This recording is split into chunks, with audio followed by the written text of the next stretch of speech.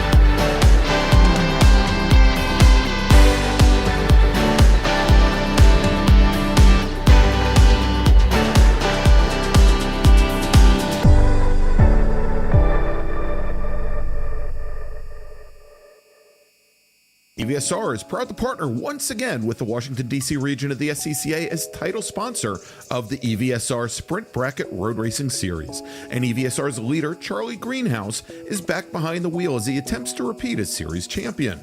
It's been a big year for EVSR, coming off their momentous victory at the 25 Hours of Thunder Hill, and they're the only fully electric racing team to compete in and complete a major endurance race against a full field of gas cars. In 2022, EVSR is going to return, building on all the experience from last year's event, and they expect an even stronger finish.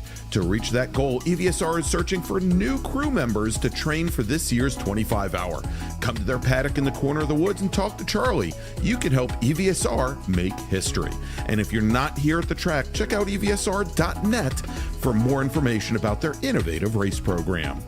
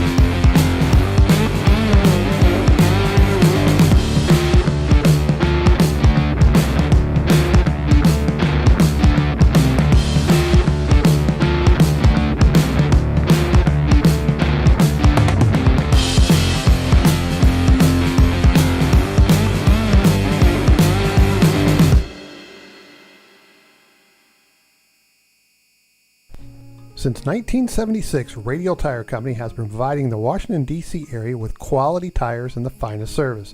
They have earned a reputation as a premier specialist in hard-to-find performance tire and wheel applications. They stock tires from all of the top manufacturers for whatever you drive, from small economy cars to SUVs to trucks. Their mission is to assist you in getting the most out of your tires and car. For more information or to schedule an appointment online, browse radialtirecompany.com or call them in Silver Spring at 301-585-2740. Again, that's 301-585-2740.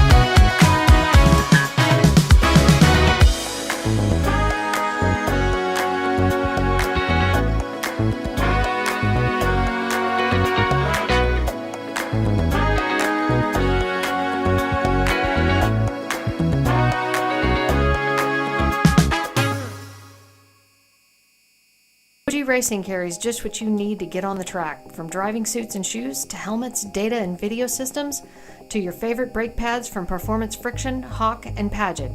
OG Racing has built its reputation during the last 22 years by providing the best customer service in the motorsports business, and their depth of inventory is second to none when it comes to safety equipment.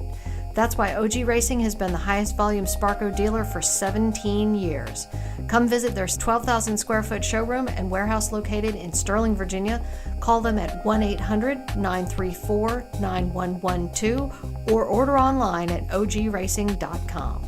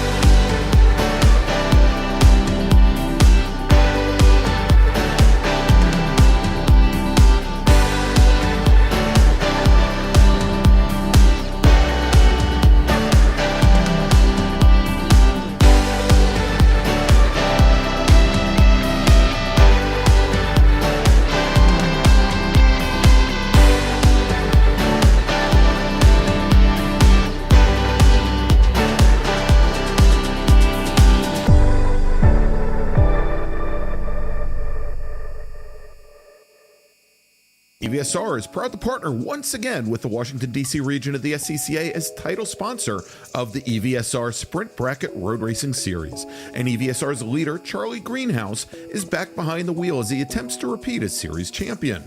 It's been a big year for EVSR, coming off their momentous victory at the 25 Hours of Thunder Hill, and they're the only fully electric racing team to compete in and complete a major endurance race against a full field of gas cars. In 2022, EVSR is going to return, building on all the experience from last year's event, and they expect an even stronger finish. To reach that goal, EVSR is searching for new crew members to train for this year's 25 Hour. Come to their paddock in the corner of the woods and talk to Charlie. You can help EVSR make history. And if you're not here at the track, check out EVSR.net for more information about their innovative race program.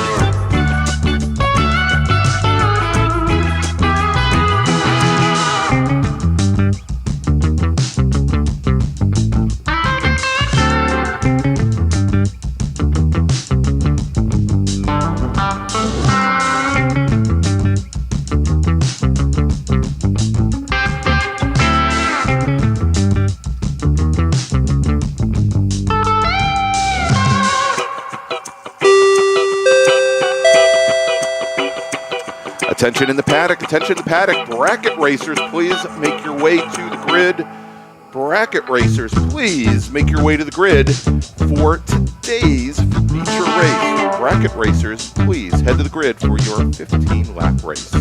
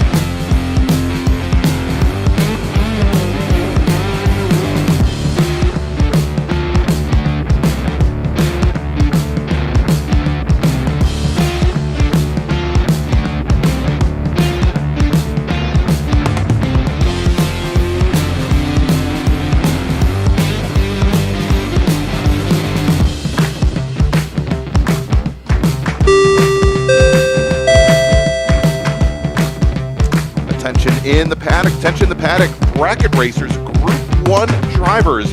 Please make your way to the grid for your feature race today. And we should have just, I believe, a single race before lunch. So again, bracket racers, please make your way to the grid.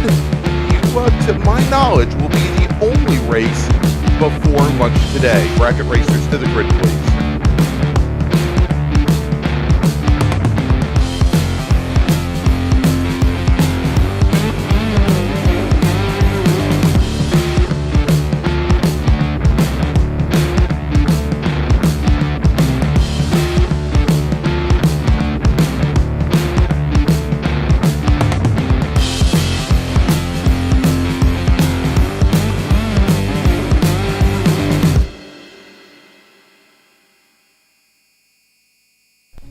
Since 1976, Radial Tire Company has been providing the Washington, D.C. area with quality tires and the finest service. They have earned a reputation as a premier specialist in hard-to-find performance tire and wheel applications. They stock tires from all of the top manufacturers for whatever you drive, from small economy cars to SUVs to trucks. Their mission is to assist you in getting the most out of your tires and car. For more information or to schedule an appointment online, browse radialtirecompany.com or call them in Silver Spring at 301-585-2740. Again, that's 301-585-2740.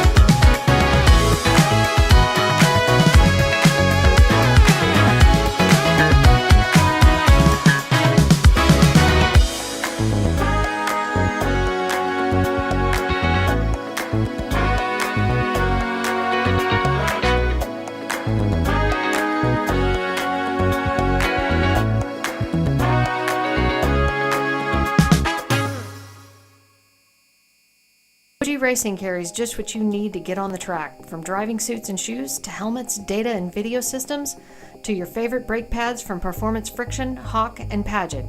OG Racing has built its reputation during the last 22 years by providing the best customer service in the motorsports business, and their depth of inventory is second to none when it comes to safety equipment. That's why OG Racing has been the highest volume Sparco dealer for 17 years. Come visit their 12,000 square foot showroom and warehouse located in Sterling, Virginia. Call them at 1-800-934-9112 or order online at ogracing.com.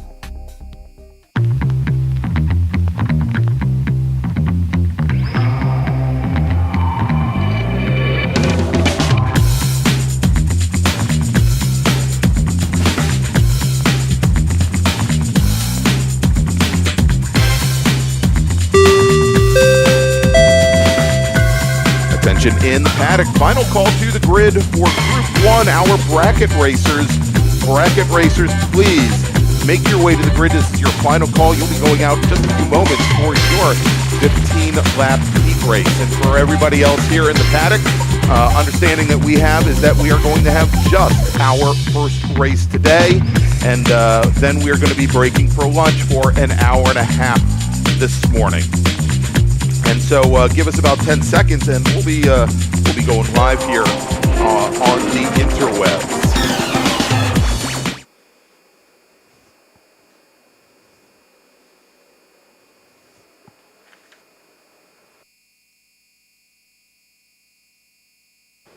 Good morning, everybody, and welcome to beautiful Summit Point Motorsports Park and Summit Point Raceway for the 2022 edition of the Labor Day MARRS Spectacular, presented by OG Racing and Radial Tire Company. I'm Greg Ginsburg along with Brian Donati. And Brian, we've got 3 days of great racing. The weather here, it looks to be rather good for racing. Across 7 different race groups each day. Some days, like tomorrow, 2 races for each one of our groups. Going to be a lot of racing action here from the point. Get me turned on. I know nobody likes to hear me talk anymore, but Sorry about that. We'll get me turned back on.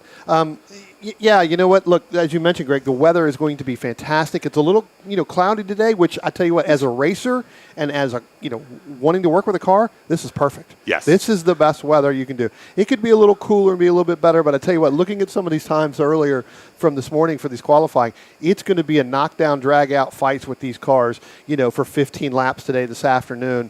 But I tell you what, I'm excited. It's going to be a great 3 days, just as you mentioned.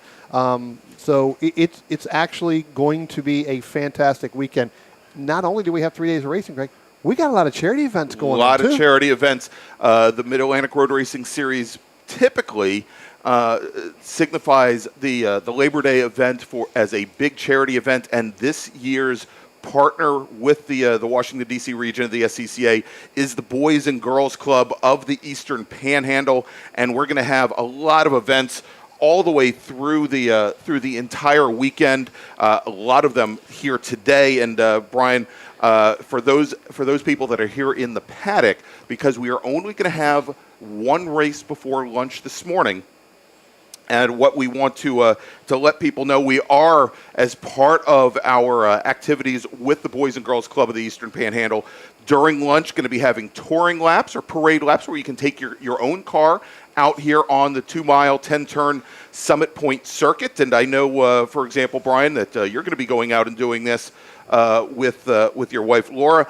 We also are going to have exotic car rides for our for people here at the at the point. And then if you really want some excitement, some of the great drivers from the Summit Point training facility here will be taking passengers out in their in the police cars. Maybe, I don't know if they're locking them into the back seat or not, but they're gonna give them some thrill rides, J-turns and spins and you name it out here at the point. It should be a real good time. But to start off the morning, what we are going to do is we're going to have, as I mentioned, a single race. We'll then take lunch for an hour and a half, and then we will come back with our remaining 6 races from to get us through the rest of the day. Now, all of these races, they are going to be, I believe, Brian, we're all 15 laps all 15 today. laps today. And our first group out is going to be our bracket group. But before we do that, we ask that all of our participants, all of the folks here in the paddock, please stand, rise, face the flag for our national anthem.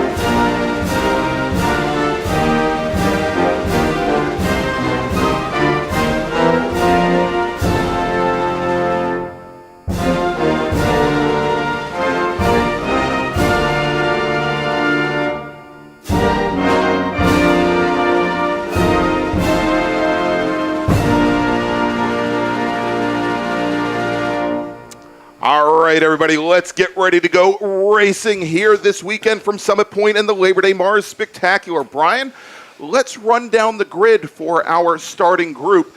We've got our bracket racers, and as the drivers are out on their pace up, we'll discuss a little bit the format of this group.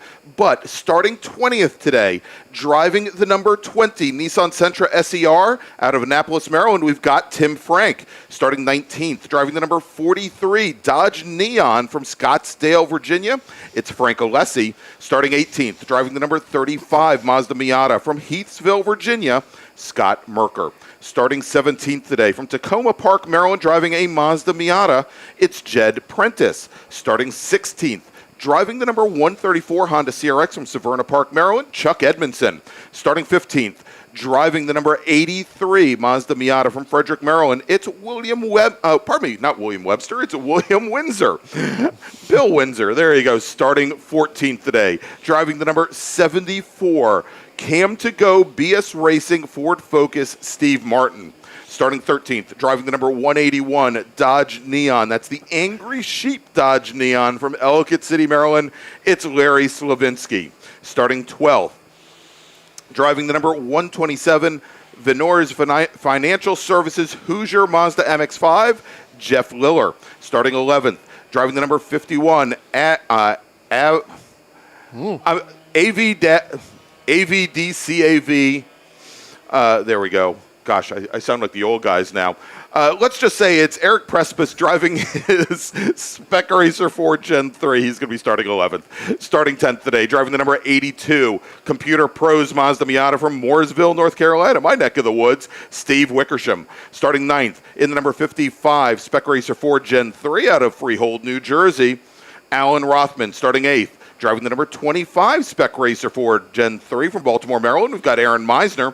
Starting 7th today, driving the number 34 Pucker Up Racing Half-Fast Motorsports Honda Prelude, it's David Alessi.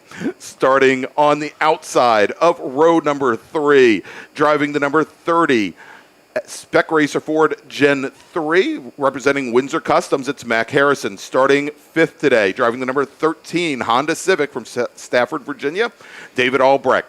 Starting on the outside of row number 2, driving his BMW 335i and hailing from Harrisburg, Pennsylvania, it's Chris Benedetto.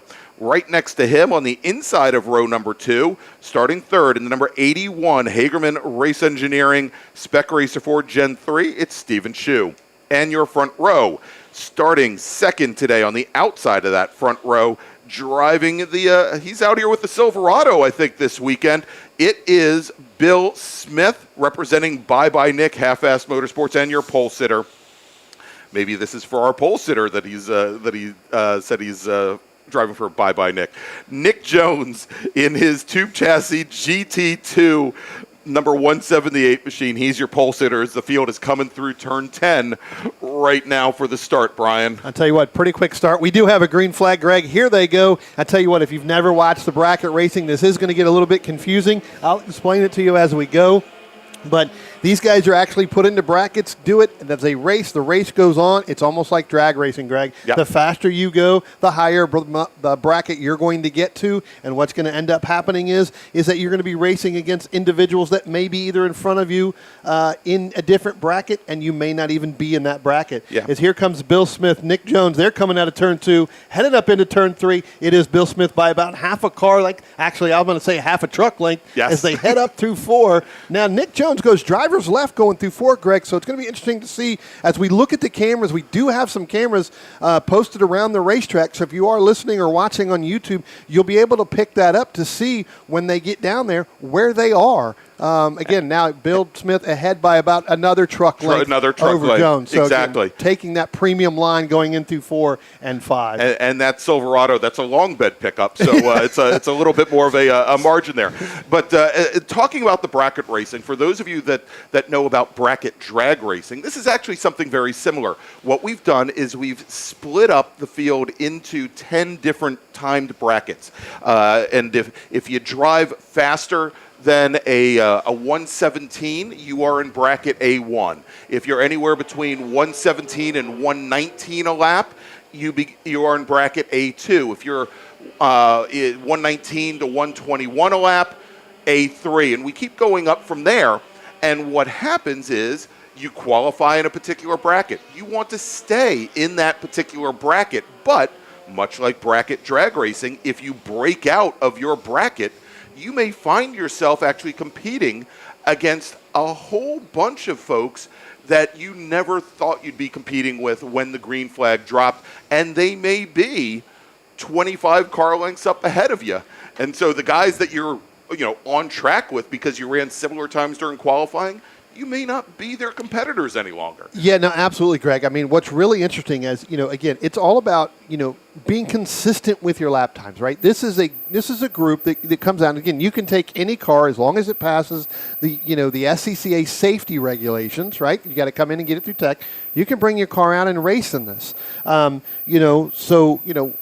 Again, you could be racing somebody that's 25, 30 car lengths ahead of you, as it looks like coming up out of 9, Greg, heading into turn 10. I'll get back to that in a minute, but it looks like Jones and Smith were side by side. Now Smith coming out of turn 10 is going to be just a little bit on driver's left of Jones. Jones gets a great run out of 10. We'll see as he goes across the start-finish line.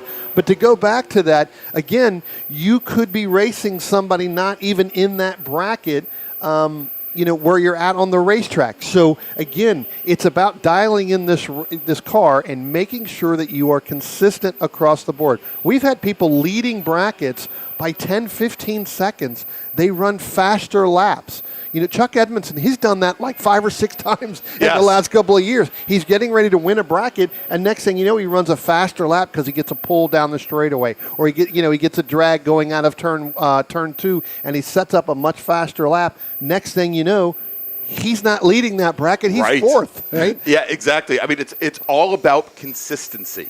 And so we've got some of the brackets coming in right now. And if we take a look at our drivers on track right now, we're in bracket. The fastest group is bracket A4. I said earlier about bracket A1 and A2. We don't have any drivers that fast in like the 16s and 1 minute 16, 117 range. Fastest group right now is in the range of 1 minute 21 to 123. That is what we call bracket A4. It is currently Bill Smith, it is Nick Jones, and it is Stephen Shue. And their fastest time so far, I'm looking to see if anybody here is in jeopardy of breaking out of that bracket. And Real quick, Greg, Yeah. I wouldn't be surprised if Steven Shue doesn't break out of that bracket and go a little bit faster. Yes. Maybe not on this lap, but within the next one. So Nick Jones has pulled away from Bill Smith, and that is now shown because he is now in that A3 bracket, which is 119 to 121. And now Shue and Smith are racing against each other. But Shue's going to start to feel that effect of that toe from that big long bed Silverado here in a minute in his Spec Racer Ford. He's probably going to get a nice little draft, especially as they come out of the carousel. They're heading up through 4 now. He's going to feel that draft, Greg. That may even actually help propel him ahead of Smith, even on the racetrack. That's right. And so if we take a look here, as you mentioned, Nick Jones has now moved up into bracket A3. He is the sole driver in that bracket currently, still in bracket A4. Bill Smith and Steve Shue. Smith with about a 1.8 second advantage on track. But as you mentioned, Stephen Shue, he's got about 75 hundredths of a second that he has to a bit of a buffer before he falls into that same bracket as Nick Jones. In bracket A5, we've got Mac Harrison in his Spec Racer Ford Gen 3 and Chris DiBenedetto in his BMW. And right now, if we take a look on track, about 2.6 seconds separating those two drivers currently. And both of them, I think, are pretty well within the margin for that particular bracket. If we jump down a little bit more, we've got Dave Alessi, Dave Albrecht, and Aaron Meisner.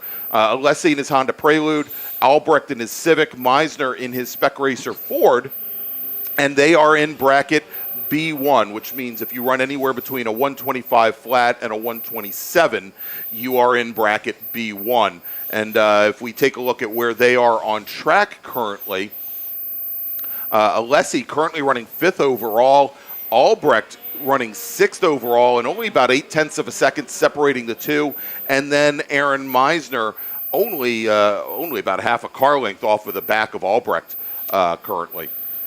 Yeah, we'll wait for our leaders to come back around again. As I said, Nick Jones has really kind of opened that up a little bit. I think, Greg, Bill Smith, I think, has dropped off or may have pulled in. I didn't see him come down pit road, I'm not seeing him anywhere on the cameras. And I didn't hear anything on the radio or whatever. Yeah, I didn't hear anything on the radio. Yeah, but he has definitely pulled off because he is dropping. I mean, he's technically 14th overall. But now he's down at the bottom end of the field. So okay, he's definitely dropped off there. Yeah, he may have come down the pit lane, and unfortunately, our camera at turn 10 has lost the feed, so we didn't have it there. We'll try and get that fixed up for when we come back from lunch. But indeed. As we have now the pack with Albrecht and Alessi and Meisner coming down the front straight here. But Nick Jones just ran his fastest lap of the race, a 1:19.980. And again, he is not only your overall leader. I mean, and this is probably the one thing in bracket racing. Or our form of bracket racing here in the MARRS series is if you're that lead car, probably doesn't matter what bracket you end up in. and so Nick continues to get quicker and quicker as this race goes on, and he's now up into that A3 bracket, which is again between a 119 and a 121, and he just put down a 119.9. So he's kind of right in the middle of that bracket. But I guess it doesn't matter if you have any other competitors if you're the lead car. Yeah, if you're up in that lead there, it's not really going to matter. I'll tell you what, I'm going to drop back here just a little bit in our B4 bracket with Steve Martin, Lawrence Levinsky, Chuck Edmondson, and then Bill Windsor. I'll tell you what, Bill Windsor and Edmondson, they were going at it coming out of turn 10. They're now coming out of turn 2, and Edmondson leads just a little bit. But I tell you what, the Martin and the Slavinsky battle, they're going to head up through turn 4, down into the bottom into turn 5. They were within half a car length, and I tell you what, Lawrence Levinsky got a great run out of turn 2 and helped him catch right back on that back bumper of the 74 of Steve Martin as we're looking at some of the cameras heading up into turn 5. But it does look like Slavinsky's still about that half a car length back. Yeah. But we'll have to see, Greg, when he comes up out of 9 and then they come up through 10 the next time by, how much of a better run Slavinsky's getting on Martin. So that car may be handling just a little bit better coming up through there and getting on the gas just ever so slightly, just a little bit faster to get down out of 10 and then down into turn 1. So They should be coming up underneath the bridge right now. As a matter of fact, here they come out of 10. Now. Here comes Martin and Slavinsky at 10. This is the battle in B4. This is for the lead. So drop back, like I said, just a little bit more. Slavinsky, again, gets another good run. He's going to sit in the draft just that much ever so slightly that Martin was able to pull off, and that could be a little bit from the horsepower getting in there. We'll see if Slavinsky is going to try to outbrake him going into turn 1. It doesn't look like this time it's going to happen, Greg. Yeah, and right now we've got a very large contingent of our field in that B4 bracket, about 15 car lengths back from that battle for the lead between Steve Martin and Larry Slavinsky. We've got Chuck Edmondson and William Windsor. They are also nose to tail. And it looks as though right now Tim Frank in the 114 machine, the yellow and black Nissan Sentra SER, is closing up onto the back of the Miata of Windsor. So that currently is for the battle for third here in bracket B4. Yeah, go a little bit further there. I'm going to go jump a little bit of ahead. We'll get to our A5 bracket as they're going down into turn 1. Mac Harrison in that 30 and Chris Benedetto in that 119. Benedetto now just cutting up through turns 1 and turns 2. In that 30 of Mac Harrison, he's got a little bit of a cushion there as they starts to come out of turn 2 and head up into turn 3. Again, the 119 here has got to go around. It looks like that's going to be the 43 machine of Frank Alessi. So again, that had to do a little bit more. Greg, I'm looking back out here over turn 3, and it looks like I got the 127 of Jeff Liller backed into the wall just outside of turn 3 there. He's out looking at the car, so he's okay. He's going to have to get up and over that wall pretty quickly and get out of the way, but he's backed in. It doesn't look like there's too much damage to that car, but he's walking away from it, trying to get away up on top. And now, Greg, the 13, I believe that is. Yeah, Albrecht. He just went through there really slow. And I think that's because he, gave way to the yellow flag. Yeah, and the large portion of the field right back behind him was coming down, at what you would expect under a yellow flag condition, maybe running about 80%, 75% pace, but Albrecht seemed to be down probably under 50%. So we'll see if there were any issues with those cars heading down to the bottom of the course, down into turn 5. Yeah, and I tell you what, Jeff Lillard did make it to the tub in turn 4, so he is now with the corner workers, but that car is backed in to the to the tire wall down there. But again, it doesn't look like there's that much damage. It looks like we may end up with some tire wall repair at lunchtime, but it doesn't look like that car is too worse for wear. So that's a good sign. And had word that we had one of our drivers roll off course. Slide off course was the comment made over on the exit of turn 8. So you may have actually seen that up the on the cameras here, and I believe that was the one actually I believe it was the 114 of Tim Frank, the Nissan Sentra. Yeah, we'll have to see here. I know we've got Albrecht on pit road now, so his morning sprint race is going to be done as Stephen Shue in that number 81. He's starting to get into the back end of our B4 bracket race here, Greg. So he's going to start to make his way through that. Nick Jones already made through there. He's out of 2, headed up into 3. Again, he's actually in his own bracket at this point. So, we'll have to see where that goes. But I'm going to look for that A5 bracket here.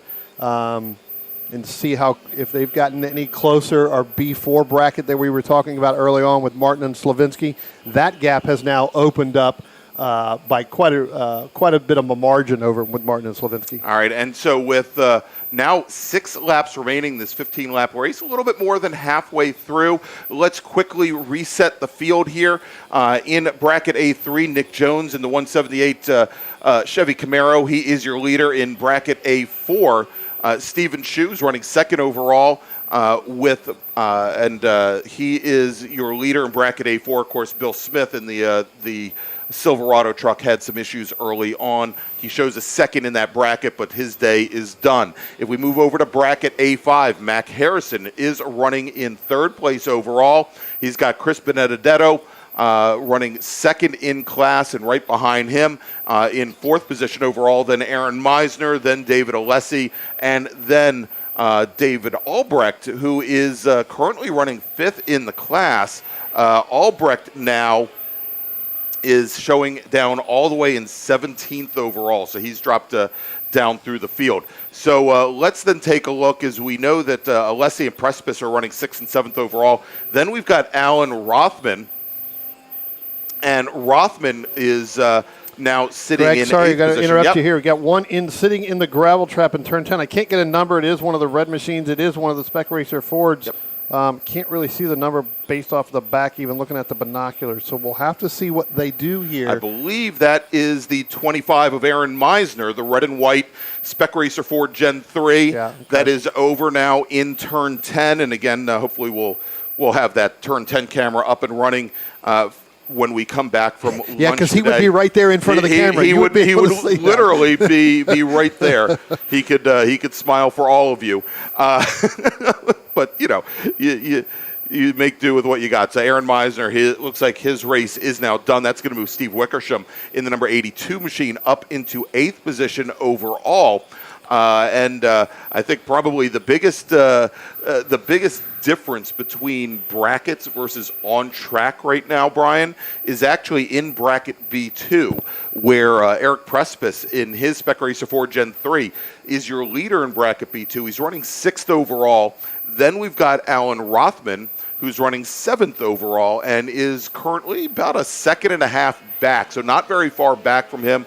Then we've got Steve Wickersham running in 8th, another 5 seconds back.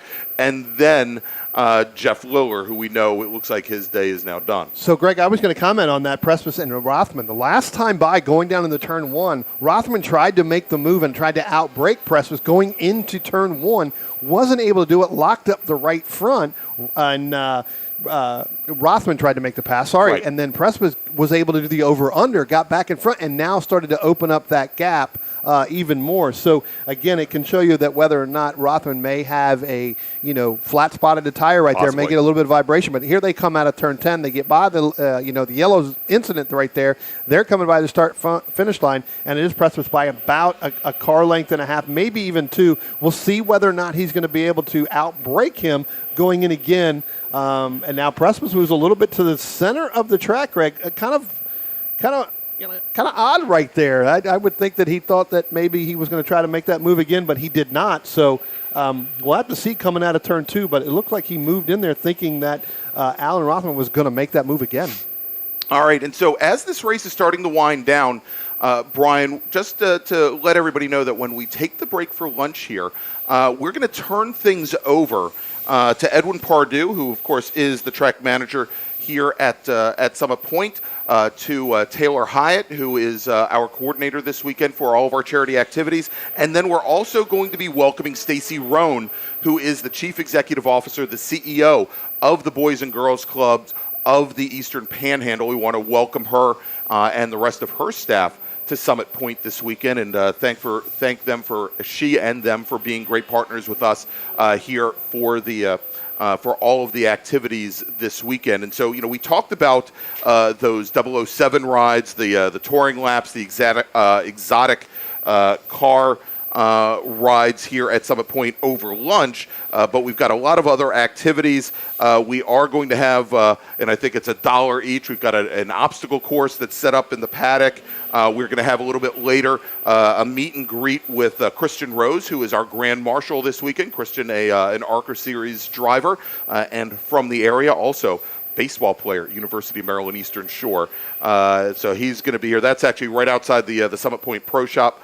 And then, of course, tonight we've got our 50-50 raffle, our 50-50 drawing, and our live raffle as well. So lots of activities here today at Summit Point, and lots more over the course of the weekend. Yeah, and if you haven't bought a 50-50 or the raffle, you need to get up here right to the Summit Point Pro Shop. They're right there on the left-hand side facing out. Get yourself some tickets in there. I know I've already gotten mine, so, especially in the 50-50. So I've already got the winning ticket, Greg, so it's really not going to matter. Probably not. At that point. So, no, I'm kidding. I wish. You know what they say, everyone's a winner, Brian. Yeah, everyone's a winner. At least that's what I say every time I wake up in the morning. That's right. All right, so just 2 laps remaining here for our last race, our first race of the day, and we've got our team right now still trying to get the Spec Racer Ford out of turn 10. They have gotten that done, so Mr. Meisner is now free. We do still have an emergency services vehicle on the outside of turn 10, so still under local caution there at turn 10. As we are... I think Nick Jones, Greg, just got the one to go, I believe. So, yeah, and I think you're right. He was coming through a bunch of traffic right there, so that's going to shake things up, quite a bit. That's right. And Stephen Shu, who's currently running second overall and is your leader in bracket A4, he crosses the stripe, so he is now working his last lap as Nick Jones just now coming out of turn 2, heading down towards turn 3. Yeah, I'm going to jump back a little bit, Greg, for that Eric Prespis and Alan Rothman. I saw Rothman go by. I have not seen Prespis go by the last lap. I believe here comes Rothman now out of turn 10, crossing the start-finish line, and I do not see the 51 of Eric Prespis. So I'm not sure where he kind of went at that point, unless my scoring monitor has really dropped up, but. Wickersham has gotten passed by both of them based off what I've shown here. So I think that Prespis is going to fall back, but I'm not seeing him, in that. Yeah, and it's hard to miss Prespius's Spec Racer Ford. It is in a bright blue, the same blue as the Corvette he owns, which happens to be known as Road America blue. But you're indeed not there. And our leader, Nick Jones, coming out of turn 10 in the 178 machine. And he crosses the stripe and takes the win, not only overall, but as the only driver in Class A3, takes the win in A3. And there is Mr. Prespis. So we must have missed him. So we apologize to all you Eric Prespis fans. He did stay on track. He did. Finished a lap down, however, as Stephen Shu crosses the stripe. He will take the win in bracket A4. His only other competitor in that class was Bill Smith, who only completed 3 laps.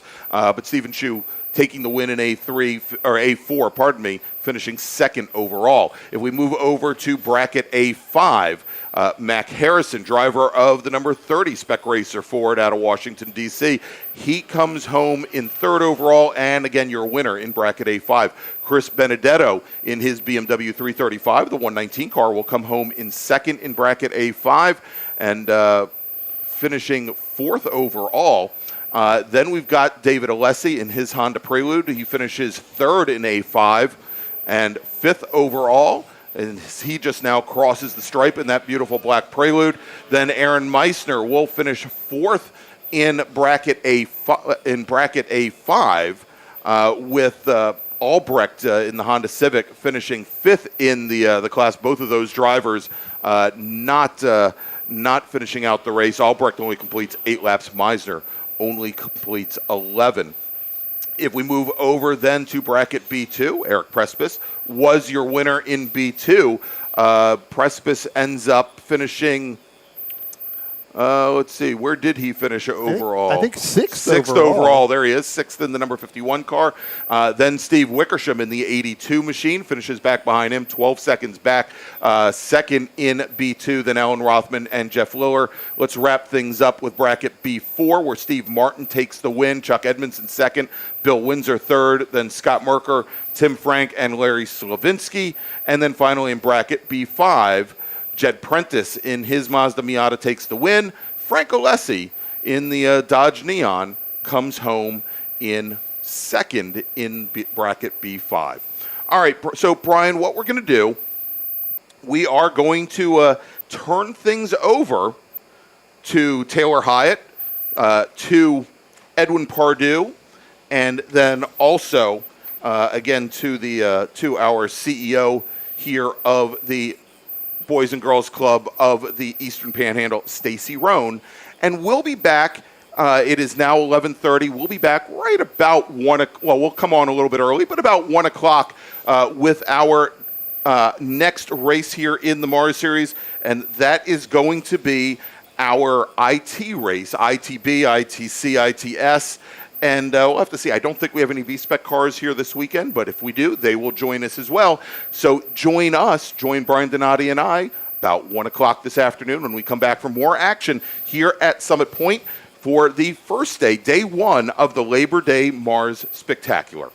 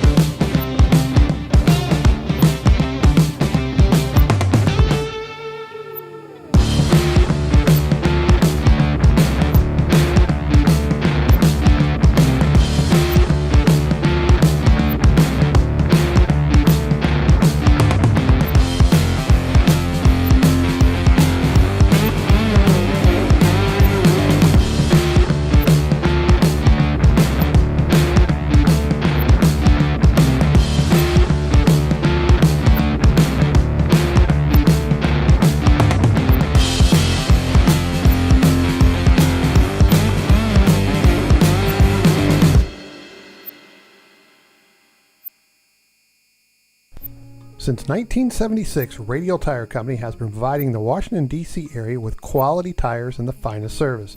They have earned a reputation as a premier specialist in hard-to-find performance tire and wheel applications. They stock tires from all of the top manufacturers for whatever you drive, from small economy cars to SUVs to trucks. Their mission is to assist you in getting the most out of your tires and car.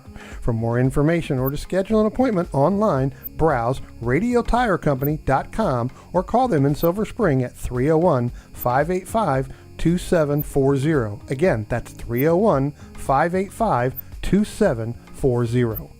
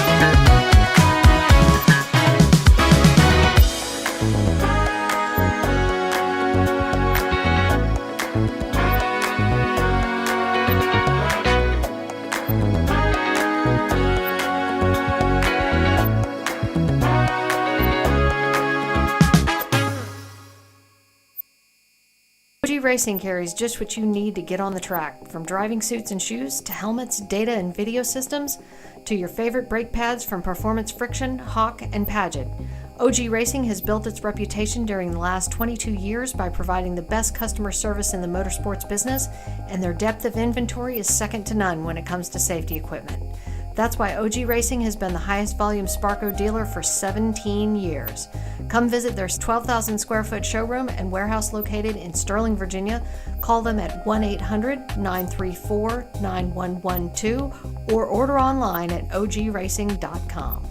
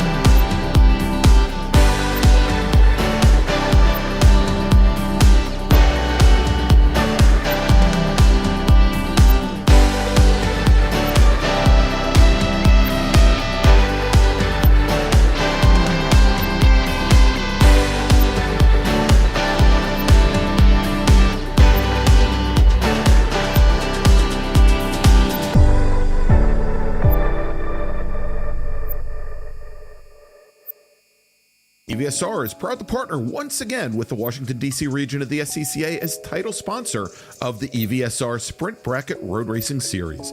And EVSR's leader, Charlie Greenhouse, is back behind the wheel as he attempts to repeat as series champion.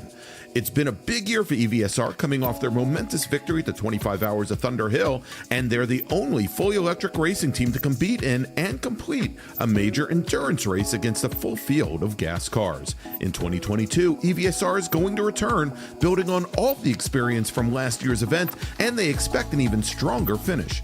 To reach that goal, EVSR is searching for new crew members to train for this year's 25 Hour. Come to their paddock in the corner of the woods and talk to Charlie. You can help EVSR make history. And if you're not here at the track, check out EVSR.net for more information about their innovative race program.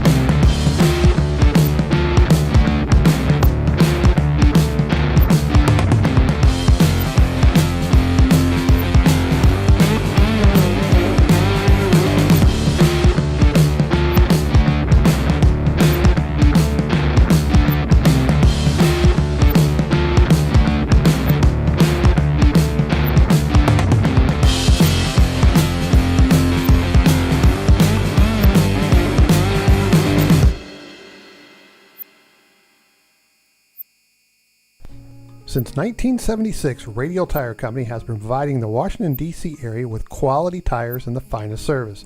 They have earned a reputation as a premier specialist in hard-to-find performance tire and wheel applications. They stock tires from all of the top manufacturers for whatever you drive, from small economy cars to SUVs to trucks. Their mission is to assist you in getting the most out of your tires and car.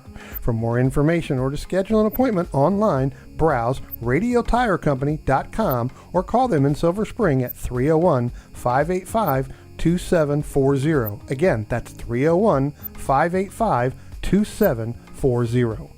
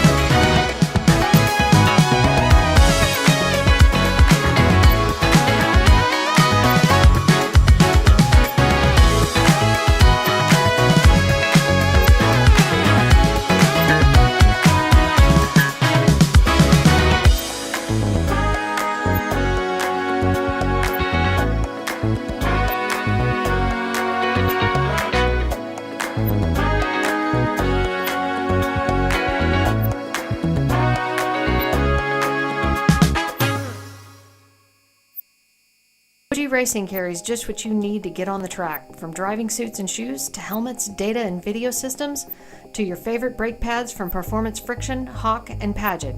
OG Racing has built its reputation during the last 22 years by providing the best customer service in the motorsports business, and their depth of inventory is second to none when it comes to safety equipment. That's why OG Racing has been the highest volume Sparco dealer for 17 years. Come visit their 12,000 square foot showroom and warehouse located in Sterling, Virginia. Call them at 1-800-934-9112 or order online at ogracing.com.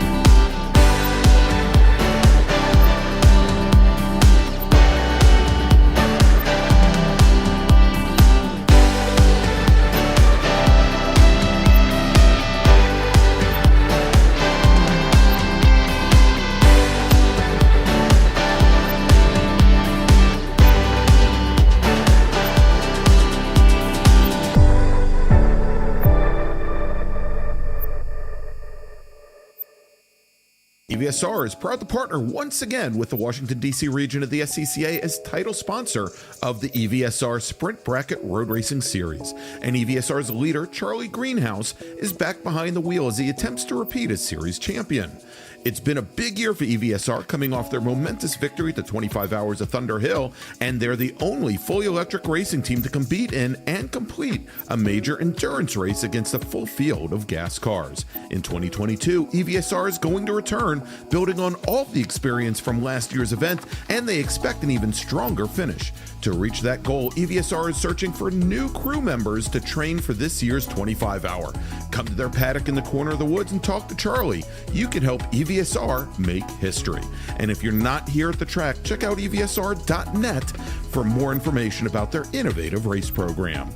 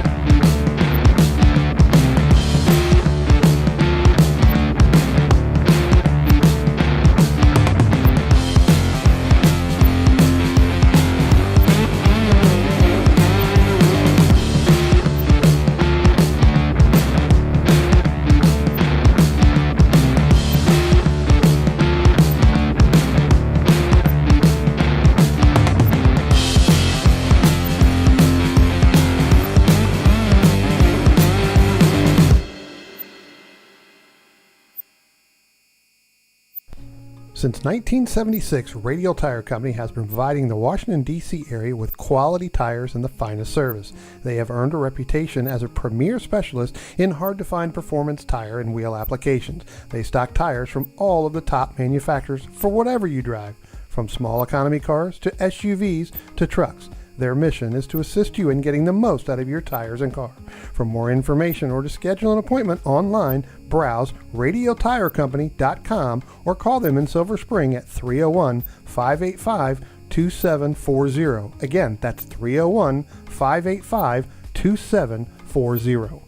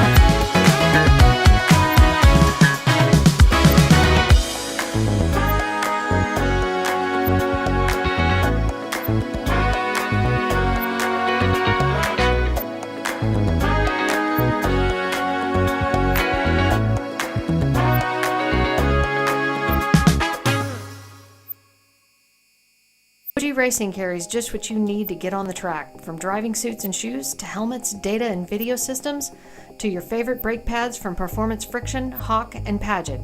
OG Racing has built its reputation during the last 22 years by providing the best customer service in the motorsports business, and their depth of inventory is second to none when it comes to safety equipment. That's why OG Racing has been the highest volume Sparco dealer for 17 years. Come visit their 12,000 square foot showroom and warehouse located in Sterling, Virginia.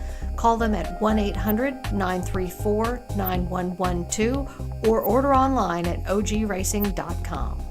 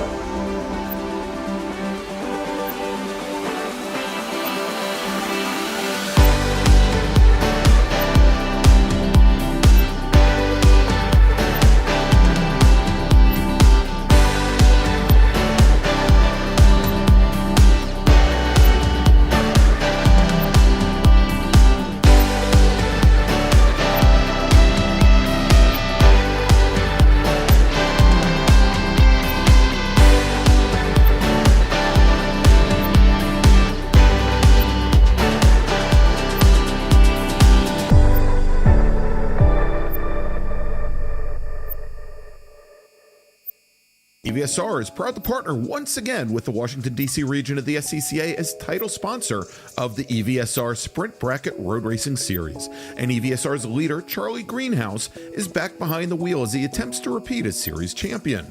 It's been a big year for EVSR, coming off their momentous victory at the 25 Hours of Thunder Hill, and they're the only fully electric racing team to compete in and complete a major endurance race against a full field of gas cars. In 2022, EVSR is going to return, building on all the experience from last year's event, and they expect an even stronger finish. To reach that goal, EVSR is searching for new crew members to train for this year's 25 Hour. Come to their paddock in the corner of the woods and talk to Charlie. You can help EVSR make history. And if you're not here at the track, check out EVSR.net for more information about their innovative race program.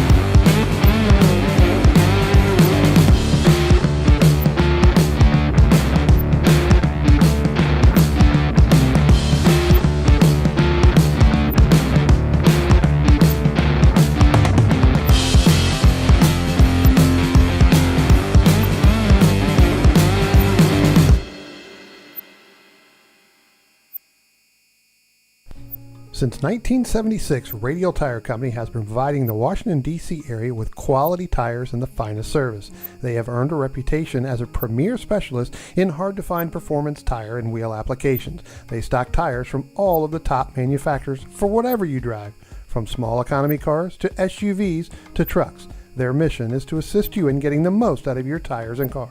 For more information or to schedule an appointment online, browse radialtirecompany.com or call them in Silver Spring at 301-585-2740. Again, that's 301-585-2740.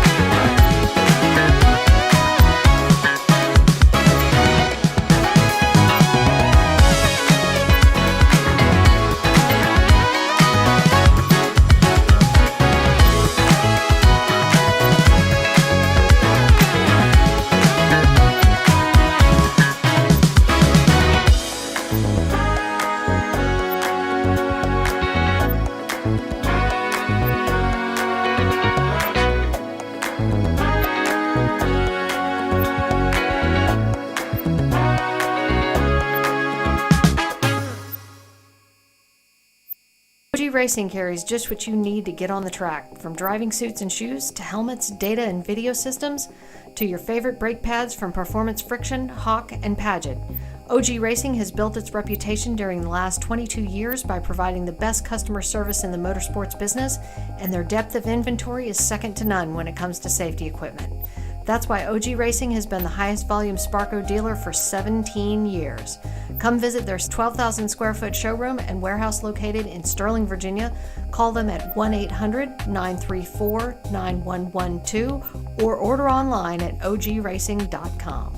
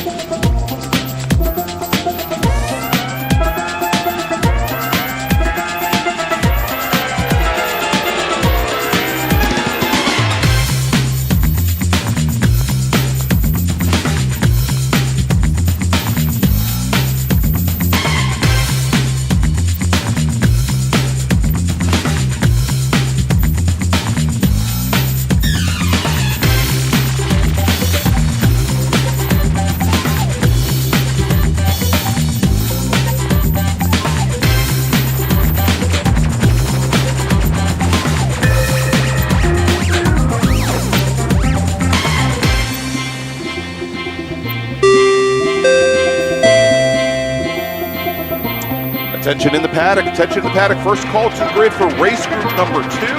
That's our IT group, ITB, ITC, ITS, as well as B-Spec. Please start making your way to the grid for your 15-lap heat race today. Again, race group number 2. You are scheduled to be on track at 1:10 today. That's about 15 minutes from now. So please make your way to the grid.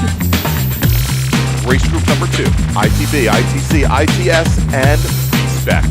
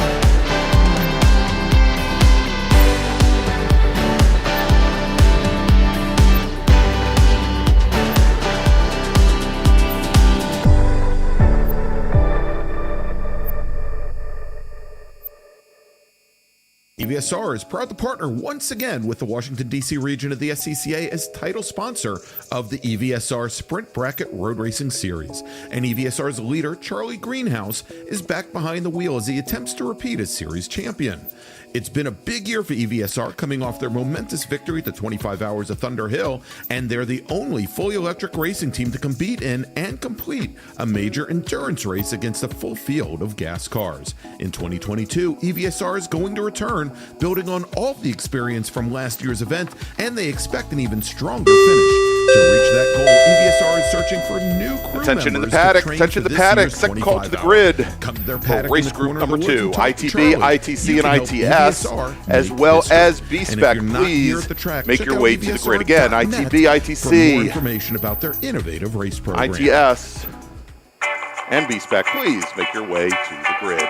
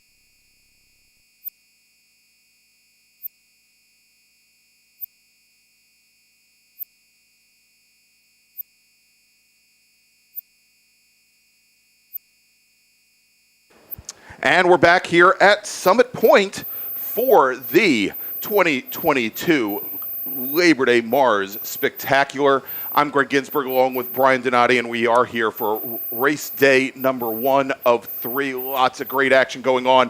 And Brian, as we went to lunch, saw a lot of people. Actually, you and your wife Laura were taking advantage. A lot of the great charity activities here that we have this weekend in support of the Boys and Girls Club of the Eastern Panhandle. We had our rides around the track here. People going out in their own street cars. We had for the touring laps. We had a whole lineup of exotic cars here. I saw Aston Martins. I saw Cobras, old Shelby Cobras. I saw BMW M8 out here. Lots of amazing hardware. And then, of course, we had the folks from the Summit Point Training Facility giving those 007 thrill rides over the course of lunch as well. And again, we've got a lot of activities here this weekend. So if you are at the track, of course, we've got our 50-50 raffle, which you've got, I think, 2 full pockets worth of tickets.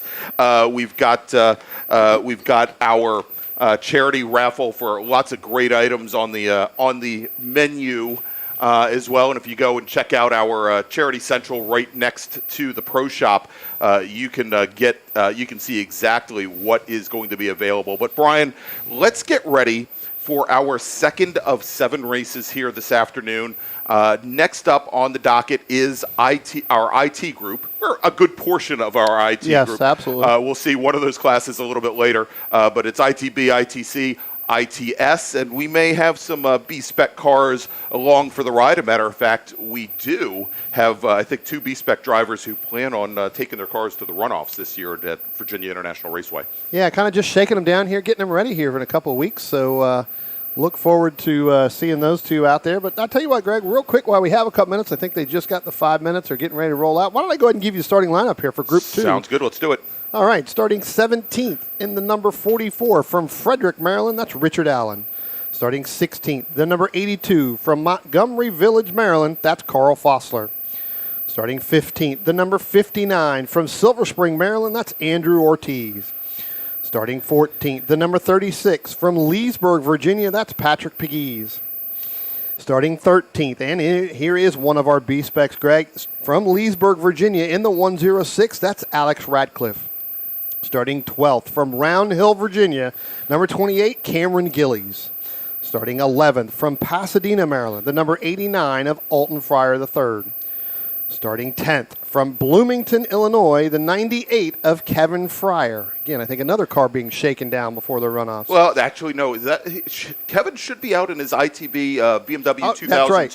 Yep. Kevin has had some hard luck, but also some very good luck, at least in national races, with his T4 Mazda MX-5. But he came across and racing, I guess, with his dad here this weekend, Alton, and heck, put the car on the grid right next to him. That's it. So get back to it. Starting 9th from Darnestown, Maryland, the 02 of Jonathan Kinberg. Starting 8th from Lyndhurst, Virginia, in our first B-Spec, the number 81 of Ryan Moran.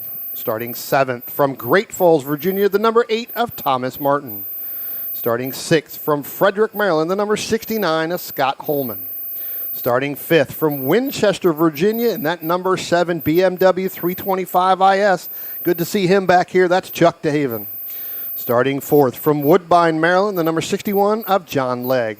Starting 3rd from Myrtle Beach, South Carolina, the 00 of Jeffrey Lucas. Starting 2nd and starting on the front row from Hedgeville, West Virginia, number 17 of Mark Johnston. And starting on the pole from Fairfax, Virginia, in that green Datsun 240, that orange Datsun 240Z. Hokey. Sorry about that, Mark. 13 of Mark Gibson. He's, Mark's probably getting into that car right now on the grid. I'm on the wrong car. I'm in the wrong car, exactly. I got to go back and find the green one. I'm sitting here looking down at pit road, the grid, getting ready to watch him, and I know it's orange and it's green. Oh, my gosh. So, we talked about some folks that have come out and are racing with us here this weekend, like Kevin Fryer, who lives outside of the Chicago area and has been out there for a number of years after having grown up here in the D.C. area and started racing with us here in the MARRS Series. We also have another returning driver, and great to see him out here this weekend. He is over with the Cop Motorsports people this week. It is the Bobby Wilson. Actually, that's not his real name. Long story going back to his driver's school here in the D.C. region. But Tom Martin starting on the outside outside pole for ITB, former American Road Race Champions winner, also former MARRS ITB champion as well in that Volkswagen Golf. So great to see Tom back out here and running with us here. Also very good to see Chuck DeHaven, driver of the number 7 BMW ITS BMW 3 Series, running with us here this weekend as well. Chuck, long time driver's rep for the ITS class and also the ITR class in the Washington, D.C. region's Club Racing Committee. So should be a great race here, Brian, as we've got the field now making their way through turn 3 and heading down the hill. Now, I'm going to bring up here, try to bring up here, the finishes that we had at New Jersey a couple weeks ago. And it may take me a couple seconds to do it, but I swear I will. As we go through here, and the IT field, at least the ITB field, I don't think was all that large for the August MARRS at Thunderbolt. But if we go ahead and take a look here, and of course I don't have them broken down by class. I have them broken down by group here. Let me see if I can pull up the correct one. While you're pulling that up, just let everybody know our cars are headed up out of turn 5 right now, so they'll be heading up through that backside of that carousel. We've got a few more cameras down there so we can see turn 5, and now they're getting ready to come up out of turn 9 now, so they'll be heading up under the bridge. So we'll be looking forward for this start here as looking up those results. Yeah, and you know what? I'm looking for ITB, and oddly enough, I don't see any ITB cars that ran in New Jersey. So there we go, and everybody's still a winner. For ITS. Yeah, exactly, and I'm still looking over at ITS. We'll grab that stuff for you here in just a few moments. As we've got the field now coming underneath the bridge here at Summit Point. You can see them there on that camera now. We actually have the camera functioning. That's good, as we have on the front row. It is Mark Gibson, our pole sitter, looking to defend from his win just a couple weeks ago here at Summit Point, about a month ago. And then a former competitor of mine on the front row, Mark Johnston in his Datsun 240 SX. Close behind, we've got Legg and Lucas in the 240Zs. And then the ITB field heading down into turn 1. It looks as though we've got Tom Martin has nosed ahead for the moment of the taxi, the Mazda protege of Scott Holman as they come round the corner and out towards turn number 3, Brian. I tell you what, still side by side, Johnson and Gibson, they're not letting it go. There was only about 2/200ths or 2/10 of a second between them two in qualifying. They head up into turn 3, give that early lead to Mark Gibson. Coming up out of turn 3, headed up into turn 4. We look into our ITB, Greg, and they are 3 wide coming out of turn 3, headed down into next to the tub in turn 4. Have to take a look at the cameras and see down into turn 5 if that still is 3 wide. But again, Gibson still leading over Johnston as they head into the carousel for the very first time. All right, and as they come now down in through the carousel, it is still those two ITS drivers, Gibson and Johnston, battling it out for the lead. We should have them coming now up through turn 8 and heading up the hill, and it is Mark Gibson, your leader, with Mark Johnston. Then it is Jeff Lucas, who's gotten around John Legg. So move Lucas now up into 3rd position as they come under the bridge and around turn 10 for the very first time. And there is a big gap now, Brian, between our top 3 drivers, Gibson, Johnston, and Lucas, back to John Legg, who's fallen off just a little bit, and Legg is now under attack by Chuck DeHaven in the BMW as they go down towards 1. Yeah, watching Chuck DeHaven come out of turn 10 last time, again sitting in 5th, as it looked like Johnston, and now it looks like Legg tried to make that move, but Johnson able to defend on driver's right, but Chuck DeHaven moving in on John Legg as they come out of turn 2. Again, good run out of 10 for DeHaven, so early on, now they're looking like they're going to go side by side through turns 2, coming up into turns 3. Again, John Legg still by half a car length over there. DeHaven gets in there, moves back in behind Jonathan Legg as they come back out of turn 3. Thought better of it. Legg had the preferred line there, Greg, so there's not really much Chuck DeHaven could really do there. All right, and as we take a look at ITB, is most of our field now, and it looks like we might have had a car at least get into the dirt a little bit coming through too, but it looks like most everybody has continued. If we take a look at ITB, Tom Martin in that black ITB Golf has now opened up about a 4-car length advantage over Scotty Holman in the 69 Mazda Protege. John Kinberg, who had some issues during qualifying this morning, he came back on a rope. He's out there. He is now up into 3rd, and he's had some very good runs of late this summer in the MARRS series. So he is sitting 3rd. Kevin Fryer about 10 car lengths back from there. Actually, about 8 car lengths back from there. He is currently sitting in 4th in ITB as our leaders now come onto the front straight. Pretty much of an even gap there, Greg, between 1st, 2nd, and 3rd of Gibson, Johnson, and Lucas. Spread out pretty evenly. Now Chuck DeHaven looking to make that move on John Legg, but I tell you what, Legg's about 3 car lengths ahead of DeHaven as they head down into turn 1. Looks like he's going to lose just a little bit of ground there to Legg as we take a little bit further back between that Thomas Martin and Scotty Holman. They start to head down into turn 1 right now. Again, it looks like that is going to be Martin. They are side by side with somebody. I couldn't see the number. We'll have to get that, Greg, but they were 2-3 wide going in there. Yeah, I think that's actually the battle for, this is now the battle for, I think, 4th in ITB. Actually, that's the B-Spec car of Ryan Moran and the 44 there of Richard Allen. So again, Allen. two different classes there. But again, side by side into turn 1, Ryan Moran, that had to give him a little bit of a little nerve-wracking there being in that B-Spec because it's all about the momentum with those cars. Exactly. And, well, the ITB cars are all about momentum as well. However, there is a bit of a difference there.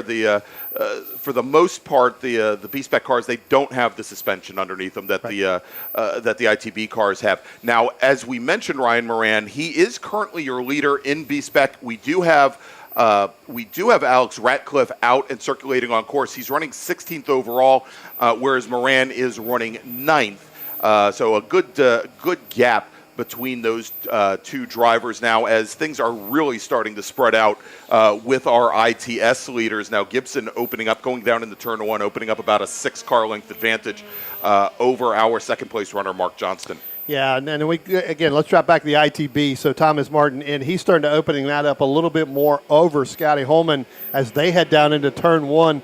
As we look back just a little bit further, Greg, we've got 3 wide here, and that is Kevin Fryer, Richard Allen, and now Douglas Kinzer as they all go down into turn 1. Again, 3 wide now, 2 wide going through there between Fryer and it looks like that may be the Cameron Gillies machine, the number 28 in Round Hill, Virginia. So again, those 2 starting to battle as they come out of turn 2. Now everybody starts to get single file heading up into turn 3. So you have the 44 there of Richard Allen, that early lead out of that group with Kevin Fryer and Douglas Kinzer. Yeah, and so speaking of Doug Kinzer did not go out for qualifying this morning. I was speaking with Doug last night, had some issues with the car. They were actually scavenging parts off a backup car early this morning in order to get things up and running. It was something that they had stumbled upon, or the car had itself stumbled upon yesterday. So he is starting to make his way through the field. Doug, again, a long-time ITA and ITB driver in that MR2. As our early leaders go by us here, Greg, I tell you what, we got 1 car coming in on pit road. Looks like they're going to go back out. Yeah, that's Carl Fossler. That's going to be Carl Fossler, yeah. Yeah, Fossler, who pitted in. He was already sitting down towards the tail end of the order, now sitting 17th, a lap down as he goes and rejoins the fray. Here comes our race here. This is going to be for I believe that may be the last podium spot. Actually, that's going to be for 4th place right now in that ITB with Richard Allen, Douglas Kinzer, and Cameron Gillies. They head down into turn 1. So, again, that's 4th, 5th, and 6th in ITB, Greg. They're headed through turn 1, but it looks like Doug Kinzer, he wants to put the move on Richard Allen going into turn 1. Tried to outbrake him, wasn't able to get that done. They're actually going to be a little bit ahead behind the Carl Fossler and the B-Spec there of Ryan Moran. So they are starting to come into that lap traffic with Fossler. but they have to get back single file quickly as they go through turn 3 and up over the hill to turn 4. All right, Brian, speaking of quickly, let's do this. We are now about 5 laps into this 15-lap race. Let me make a first call to the grid for our next group. Attention in the paddock, attention in the paddock. First call to the grid for Big Bore and ITA. Please make your way to the grid. American Sedan, GTA and GTX, GT1, 2, and 3, ITA, ITE, and ITR, Prototype X, SPO, STU, T1, T2, and T3. And I'm not going to repeat them all again, Brian. So it is Big Bore and ITA. Please make your way to the grid. Tell you what, Greg, I'm going to talk about this ITB race here again. Sure. That is for the position. Our ITS guys are starting to spread out a little bit more. But ITB, Thomas Martin, last time by, that gap was almost 2 seconds to Scotty Holman. Now it's 1.1 seconds. So Holman getting a little bit better runs here as this race is going on to the Thomas Martin machine. They're about 6-7 car lengths now in between them as they come out of turn 2, head up into turn 3. Thomas Martin getting through there kind of nice and smooth, letting it track out, going through, gets driver's right side, right rear in the gravel trap, so that's going to probably slow him down a little bit more. Just a little bit. I'll be interested to see that time if it doesn't come down a little bit further from that 1.1 seconds. So we're waiting for our leaders to come back through. Again, looking at the camera, Mark Johnston and Mark Gibson heading up out of turn 10 right now at this point.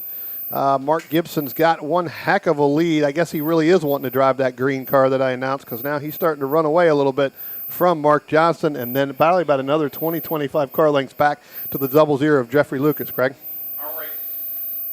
All right, Brian, real quick, we need to make a announcement here to bring somebody to the tower. This usually means that a driver is in trouble, Brian, but Taylor Hyatt, would you please report to the base of the tower? Taylor Hyatt, please report to the base of the tower. Maybe she's Mike Kelley's entrant this weekend. I don't know. That's it. She does own both cars. That's right. Again, I'll tell you what, Greg. Let's pick up this ITS battle. This is for going to be for 4th and 5th in ITS again, but it's a pretty decent battle, and we talked about it earlier on between Chuck DeHaven and John Legg. Again, the first 3 cars are really kind of out in front, but this 4th and 5th place battle between Legg and Chuck DeHaven, I tell you what, that's really getting back and forth. Chuck DeHaven really able to outbrake into turn 1, but Legg's able to pull out of turn 2. Yeah, and DeHaven just ran his fastest lap of the race at a 129.7, but you know, we'll see here. Those BMWs obviously always very strong on the brakes. The Datsun 240s and 260s, not necessarily the fastest or the best under braking. At least the 240s have solid front rotors, and they definitely have issues as a race goes on with brake fade. So we'll see how that plays out here. But as it stands, Mark Gibson, once again, really separating himself out from the rest of the ITS field now, about 2 seconds, about 12 car lengths over Mark Johnston, and then Jeff Lucas, who has for so many years been your standard bearer in ITS, running 3rd, another about 15 car lengths back from Johnson. Yeah, Chuck DeHaven, John Legg, they go down into turn 1. John Legg trying to break the draft, but now Chuck DeHaven's going to go ahead and get that run. I guarantee you it's going to be an over-under here in a moment between Legg and DeHaven. Legg ran the traditional line. Chuck DeHaven tried to go in and outbreak him, and I think that we almost had a crossover, but now we're going to go 2 wide into 3. Nope, give the spot to Chuck DeHaven. Chuck DeHaven pulls ahead of John Legg going up through 3, so we'll see whether or not Chuck DeHaven can pull away and ahead from Jonathan Legg as they start to head up into turn 4, Greg. All right, so let's take it now here as just check in very quickly with our B-Spec race. Ryan Moran, still your leader in B-Spec. He is now sitting 11th overall with Alex Ratcliffe still sitting 16th. Margin right now about 8 seconds between those two drivers as we continue, and Moran mired right in the middle of some of our mid-pack ITB traffic as it is currently. Looks like Mark Gibson, who's going down to turn 1 now, Brian, back over to ITS, just had his fastest lap of the race at a 126.126. So Alex Radcliffe is driving the Yaris. Yes. So he normally drives the Mini. the Mini. Right. Right. So again, driving this Yaris, trying to get it out, get it ready to go to runoff. So I'm sure they're doing a lot of testing because normally when he is in that Mini, he is up with Ryan running through there. But again, probably going through all the shakedowns here with this Yaris, as here comes our leaders for ITB right now, crossing the start-finish line. Yes, and Tom Martin still now with about a 7-car length advantage over Scotty Holman. As we have now, Brian, about 7 laps to go. Let's make a second call to the grid for our next group. Attention in the paddock, second call to the grid for race group number 3. That's Big Bore and ITA, American Sedan, our GT classes. ITA, of course, ITE and ITR, SPO, STU, T1, T2, and also T3. Please make your way to the grid. Again, race group number 3, Big Bore and ITA, to the grid, please. Greg, I tell you what, watching this ITB race, Jonathan Kinberg just now going through turns 3. Here comes the 103 of Douglas Kinzer, the 44 of Richard Allen, and the 28 of Cameron Gillies. They have closed the gap on that third place in ITB by about a second and a half. Those three sticking strong, getting that draft down. Jonathan Kinberg all by himself. They're going a little bit faster. So with 6 laps left to go, they could end up catching, and that could be a battle for that last podium spot in ITB today. It is definitely going to be tight there. Again, we said Kinberg had some problems in qualifying, and maybe it's not that hot. It's actually only now about 80 degrees ambient air temperature, but the car might be having some issues with the heat. But the big thing for Kinberg is for years when he built that car, it took him many years to get it to be a reliable chassis. So far this season, he has not had a DNF. It's run very well, but it's pretty clear he's starting to fall back into the grips of Kinzer. We'll see what this thing is right now. Yeah. So they go across that. So it's still 4.9 seconds, but now you've got Richard Allen and Douglas Kinzer going side by side.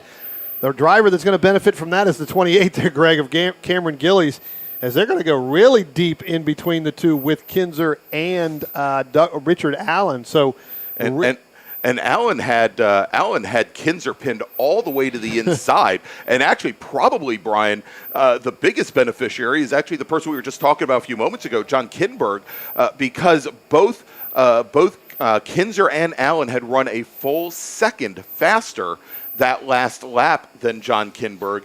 And now with the battle starting for position once again between Kinzer and Allen, with Gillies right there, it maybe gives a little bit of breathing room for at least for a couple laps to John Kinberg. Yeah, now going through turn 3, Gillies is able to make the pass on Richard Allen. So when we come back through here, depending on really what happens, I'm looking at the cameras between those two, Gillies is going to be able to make that pass over Richard Allen. That'll put him up into 5th place in ITB. So we'll wait for them to come back out of turn 10. But I tell you what, you're right. He had Kinzer pinned all the way to driver's right. With that number 44 machine, not able to hold it, and that helped Cameron Gillies. Here comes Carl Fossler back out one more time. So again, making his pit stops to try to figure out what's wrong with that car. Yeah, not an endurance. Well, it might be more of an endurance race for Fossler, but here we go. Coming down out of 10, it is now Gillies in the 28 machine and Richard Allen. And the big surprise here is Doug Kinzer has fallen back, and trying to track down where Kinzer is. He must have had an issue down in the carousel because he is now back behind our B-Spec driver, Ryan Moran. Kinzer has fallen all the way down to 12th position overall.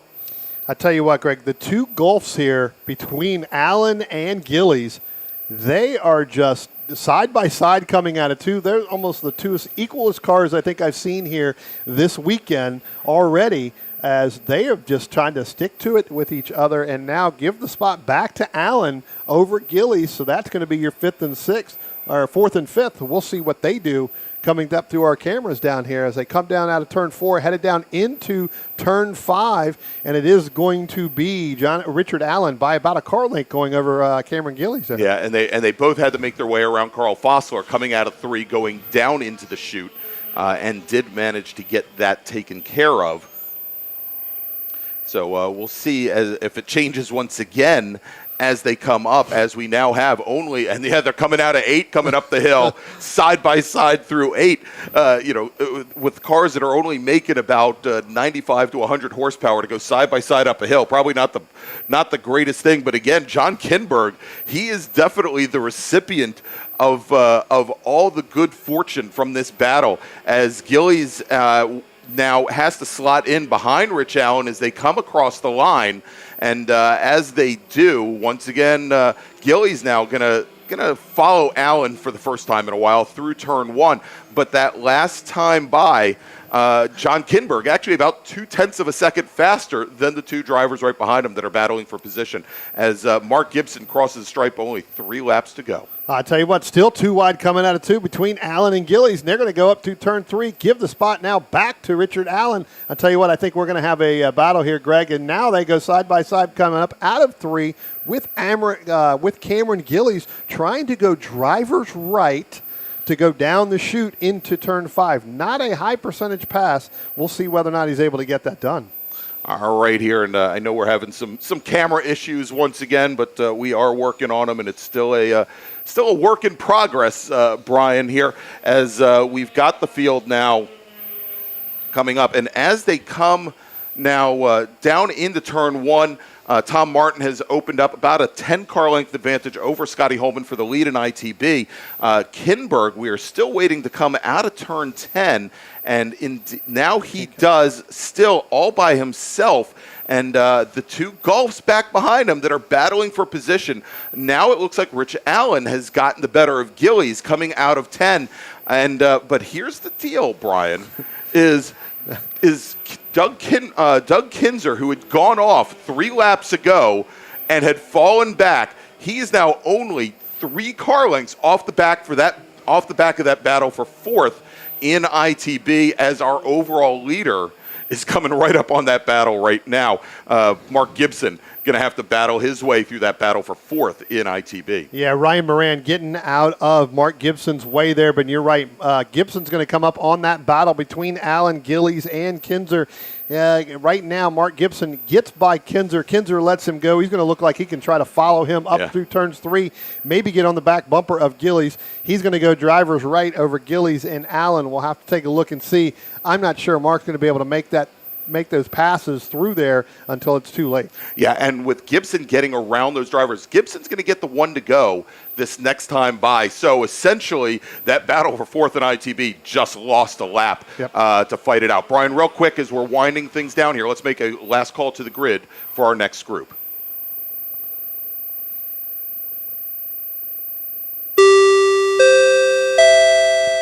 Attention in the paddock. Final call to the grid for race group number 3, Big Bore and ITA.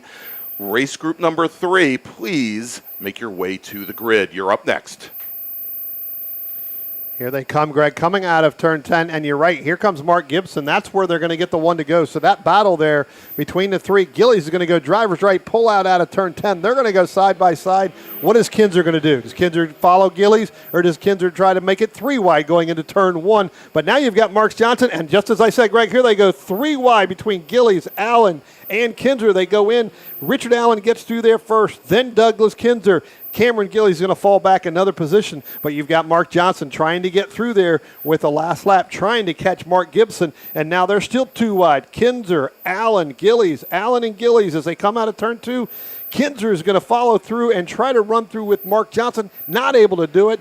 Richard Allen shuts the door as they come up through turn 3. Now Cameron Gillies is going to get a run on Kinzer coming up through the chute there between turn 3 and 4. Woo, say that quickly. Yeah, and every time, whether it be Kinzer or Gillies or Rich Allen tries to make a move and then has to back out of the move, they lose that momentum, and the car right behind then tries to take the advantage. And, I'll tell you, when they went down in the turn 1 and they made it 3 wide for a moment, Allen, Gillies, and Kinzer stuck that car to the inside. He wasn't going to to back out of it, whether it was 2 cars or 3 cars. Gillies probably smartly moved over drivers left and gave them the room. Yeah. As we've got our leader now, Mark Gibson, our leader both overall and in ITS, coming up the hill, out of turn 10, and onto the front straight.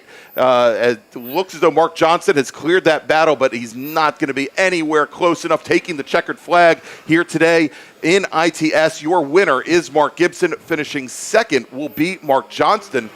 Jeff Lucas will come home in third in ITS. In ITB, taking the win is going to be Tom Martin, driver of the number 8 machine.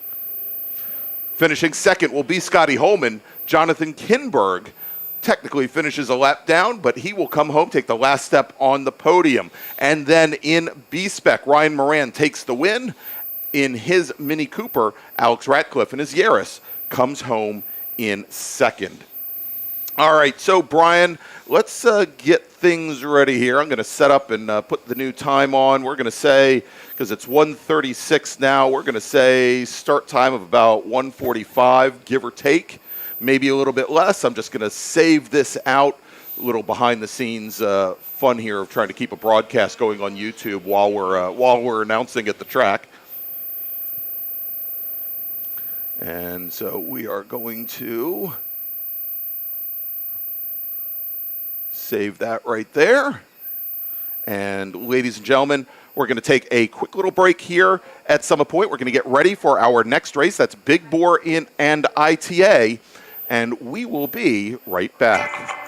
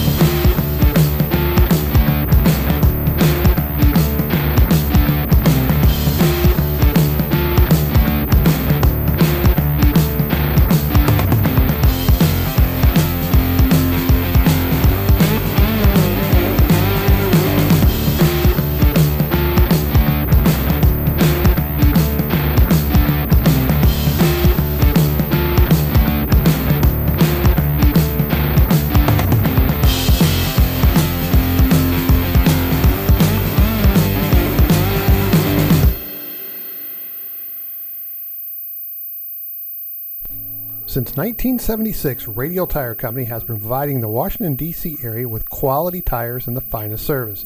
They have earned a reputation as a premier specialist in hard-to-find performance tire and wheel applications. They stock tires from all of the top manufacturers for whatever you drive, from small economy cars to SUVs to trucks. Their mission is to assist you in getting the most out of your tires and car.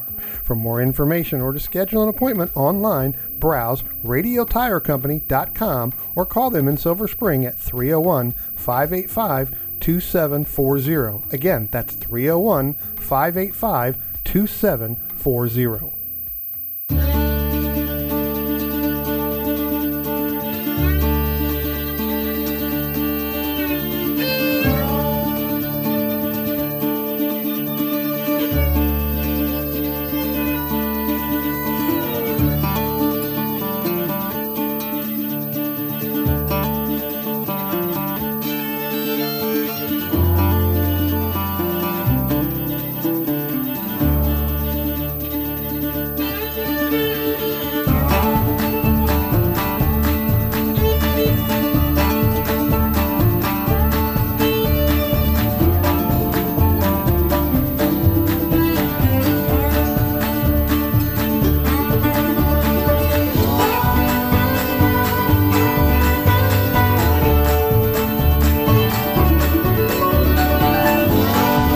Welcome back to the MARRS Labor Day Spectacular here at Summit Point Raceway. I'm Greg Ginsburg along with Brian Donati, and we are now getting ready for our next group here at the point.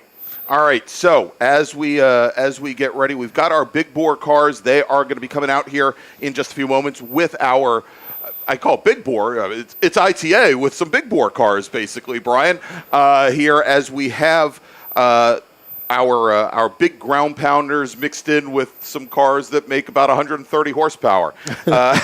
So we'll see how that plays out. But let's do this. Let's run down the starting grid, and we should have the drivers coming out for their pace lap with a beautiful little, it looks like an MGA pace car to lead them out here in just a moment. So starting 22nd today and 12th in ITA, driving the Shepherd Racing Machine. It's the 00 car, a Mazda Miata driven by Justin Shepherd.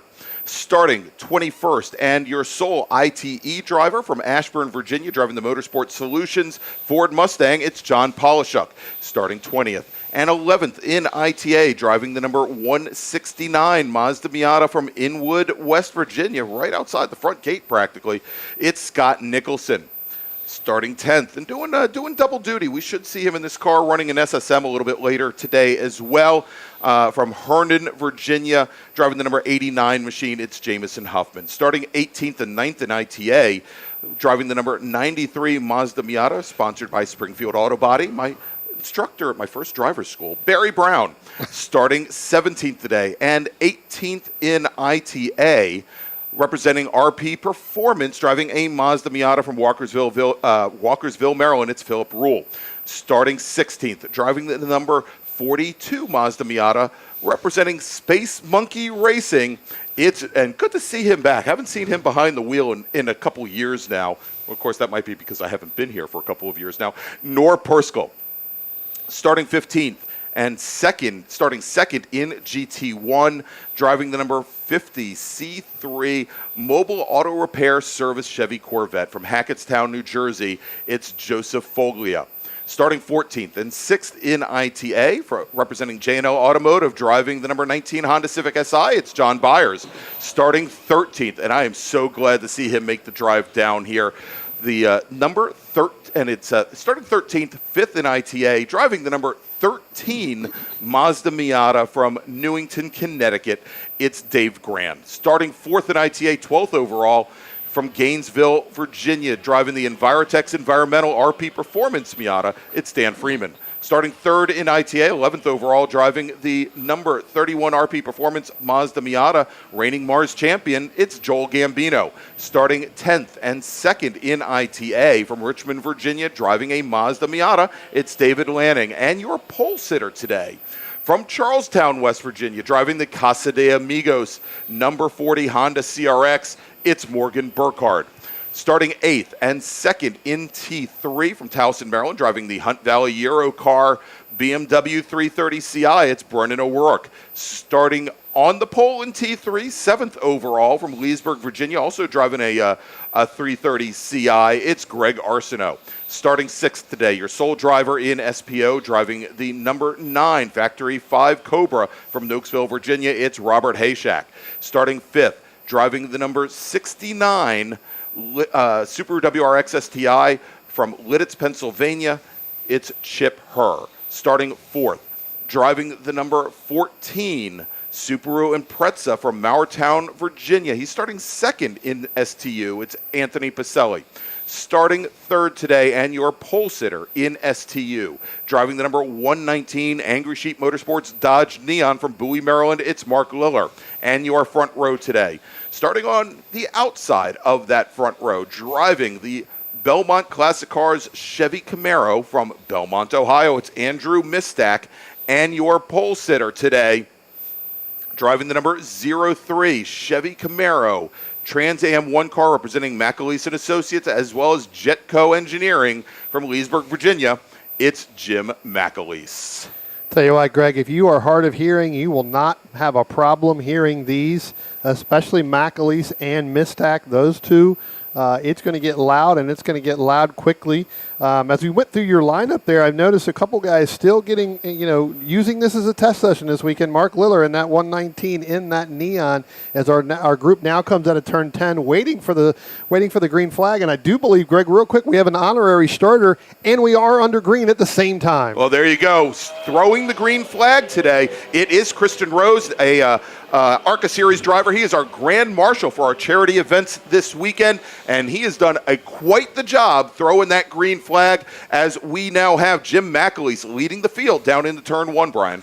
Tell you what, he gets an early great start. McAleese over Andrew Mistack. Again, that GT1 machine of James McAleese, that thing's going to take off pretty quick. But, Mistack not going away, hanging right there with them. I figured he'd pull out a little bit further back in that STU battle with Mark Liller, Anthony Pacelli, and Chip Herr. They've spread out just a little bit. Chip Herr trying to catch that Anthony Pacelli machine as they head up through turn 4, Greg. All right, Brian, and it looks like our camera at turn 5 is decided to look at something behind the guardrail, so we'll get that fixed up a little bit later, I'm sure, as our drivers now making their way down through the carousel. Now, as we mentioned, Liller led Pacelli, then Chip Herr, and Chip Herr once again driving that number 69 Subaru, and he had the Audi out here for testing yesterday. It's been under a lot of repairs, but as he was trying to get qualified for the runoffs, has decided to run that Subaru. It's the same car he had here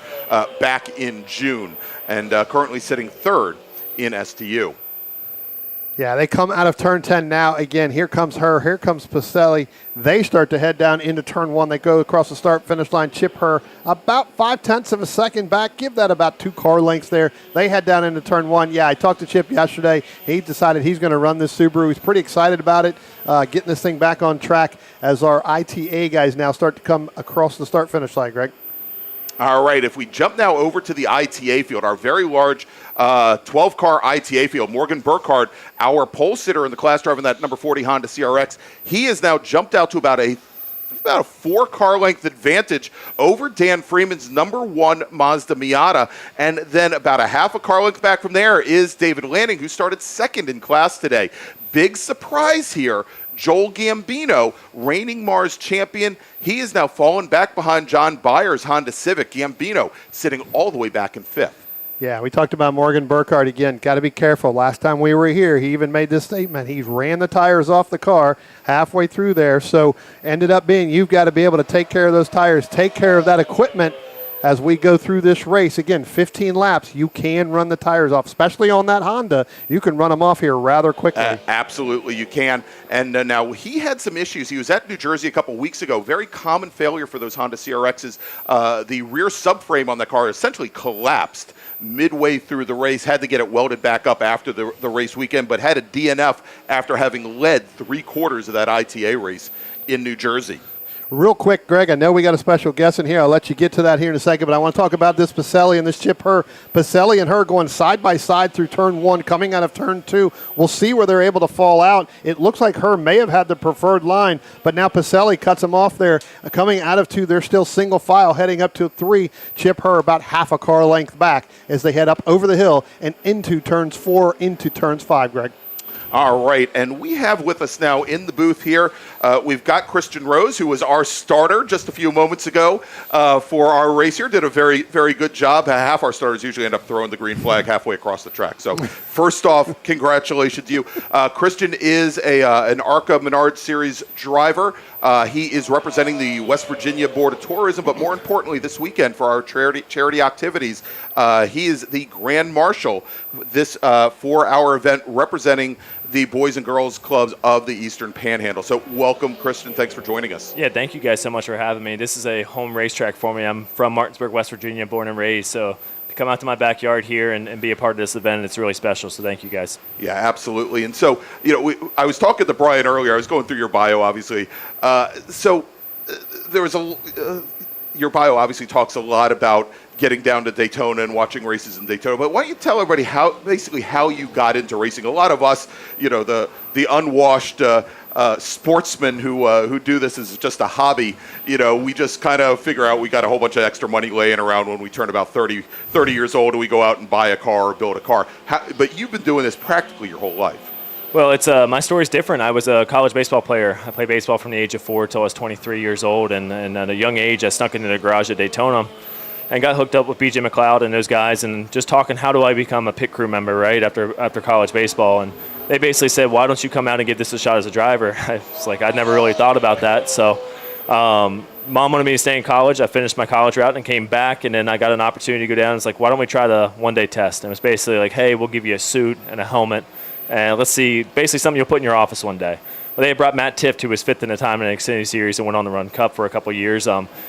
He went out. They told him to take it easy. He put the pole time down. So everybody's laughing like, come on, man, give the kid a shot. We went out and we ran a lap about 2/10 off his time there, and they pretty much ripped the window of that down. It's like, you've never been in anything before. And I was like, no. So they're like, all right, we got to go racing. Like, let's see what you can do. So been very fortunate and blessed to have the partners and the ability and the big man upstairs that have guided me through the last couple of years doing this. So tell me, how did you get involved with the Boys and Girls Club? Right, so Stacy Roan, I grew up, I've known them her my whole life, and I went to school for daughter, and it's something we've always wanted to get back to. Our biggest initiative is the Triple Play initiative, and talking to kids about staying healthy and taking care of your body and chasing a dream. If you have a dream where it's becoming a doctor or a lawyer or whatever it might be, a race car driver, that if you put the time and the effort into it, that you can make things happen. And especially from this West Virginia rooted area, we want our people to go out and be very successful in the world. So trying to get that initiative to show, tell my story, share what I've been able to do, and try to see, push as many kids as we can to do the same in whatever field they want to be in.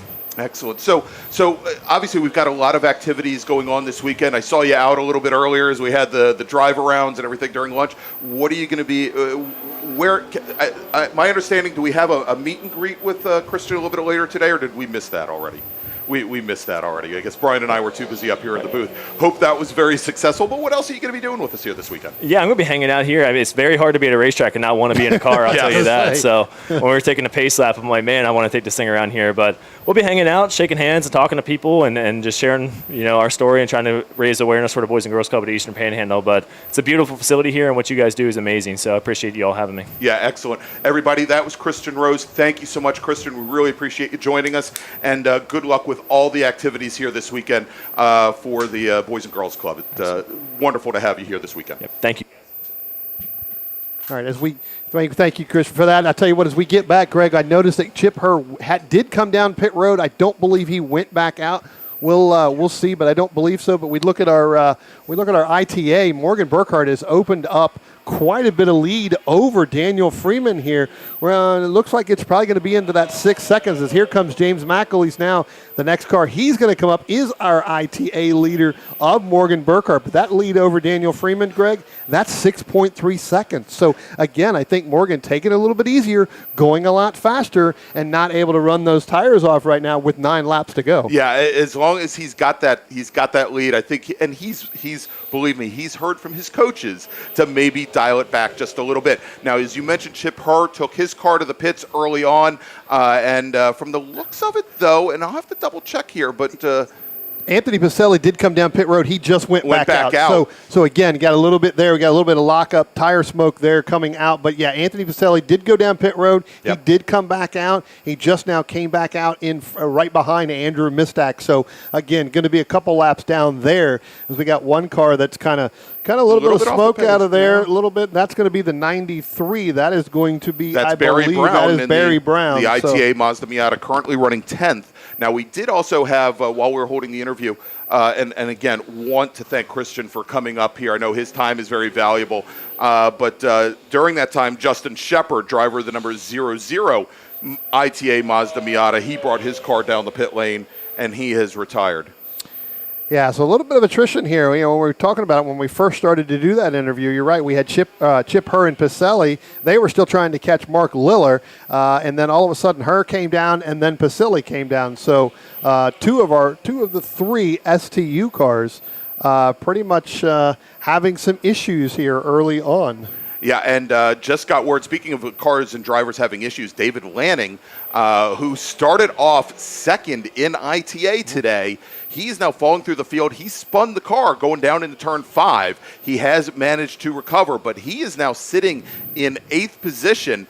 That red and white Mazda Miata only 3 car lengths ahead of Jamison Huffman in the number 89 SSM car. Now, Huffman pretty much running this race to get additional seat time. He is in a car that is prepped for SSM, which we will see a little bit later today, but quite a bit down on horsepower compared to most of the other ITA cars. Yeah, good battle here between 6th and 7th in ITA between Philip Rule and Nor Pascal. They just went up through turn 3. Again, they were almost side by side. Philip Rule having to get just a little bit harder on the binders as he had another car going around them headed up turn 3 into turn 4. So we'll have to keep an eye on that battle between Rule and Pascal.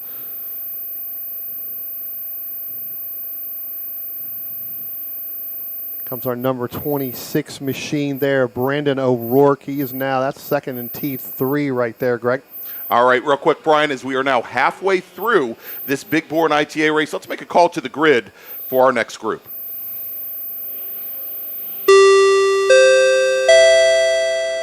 Attention in the paddock, attention in the paddock. First call to the grid for race group number 4, that's Spec Miata. Please make your way to the grid. Spec Miata drivers, please make your way to the grid. All right, so let's go quickly. We've got a lot of classes out here, Brian. Let's quickly reset the field here.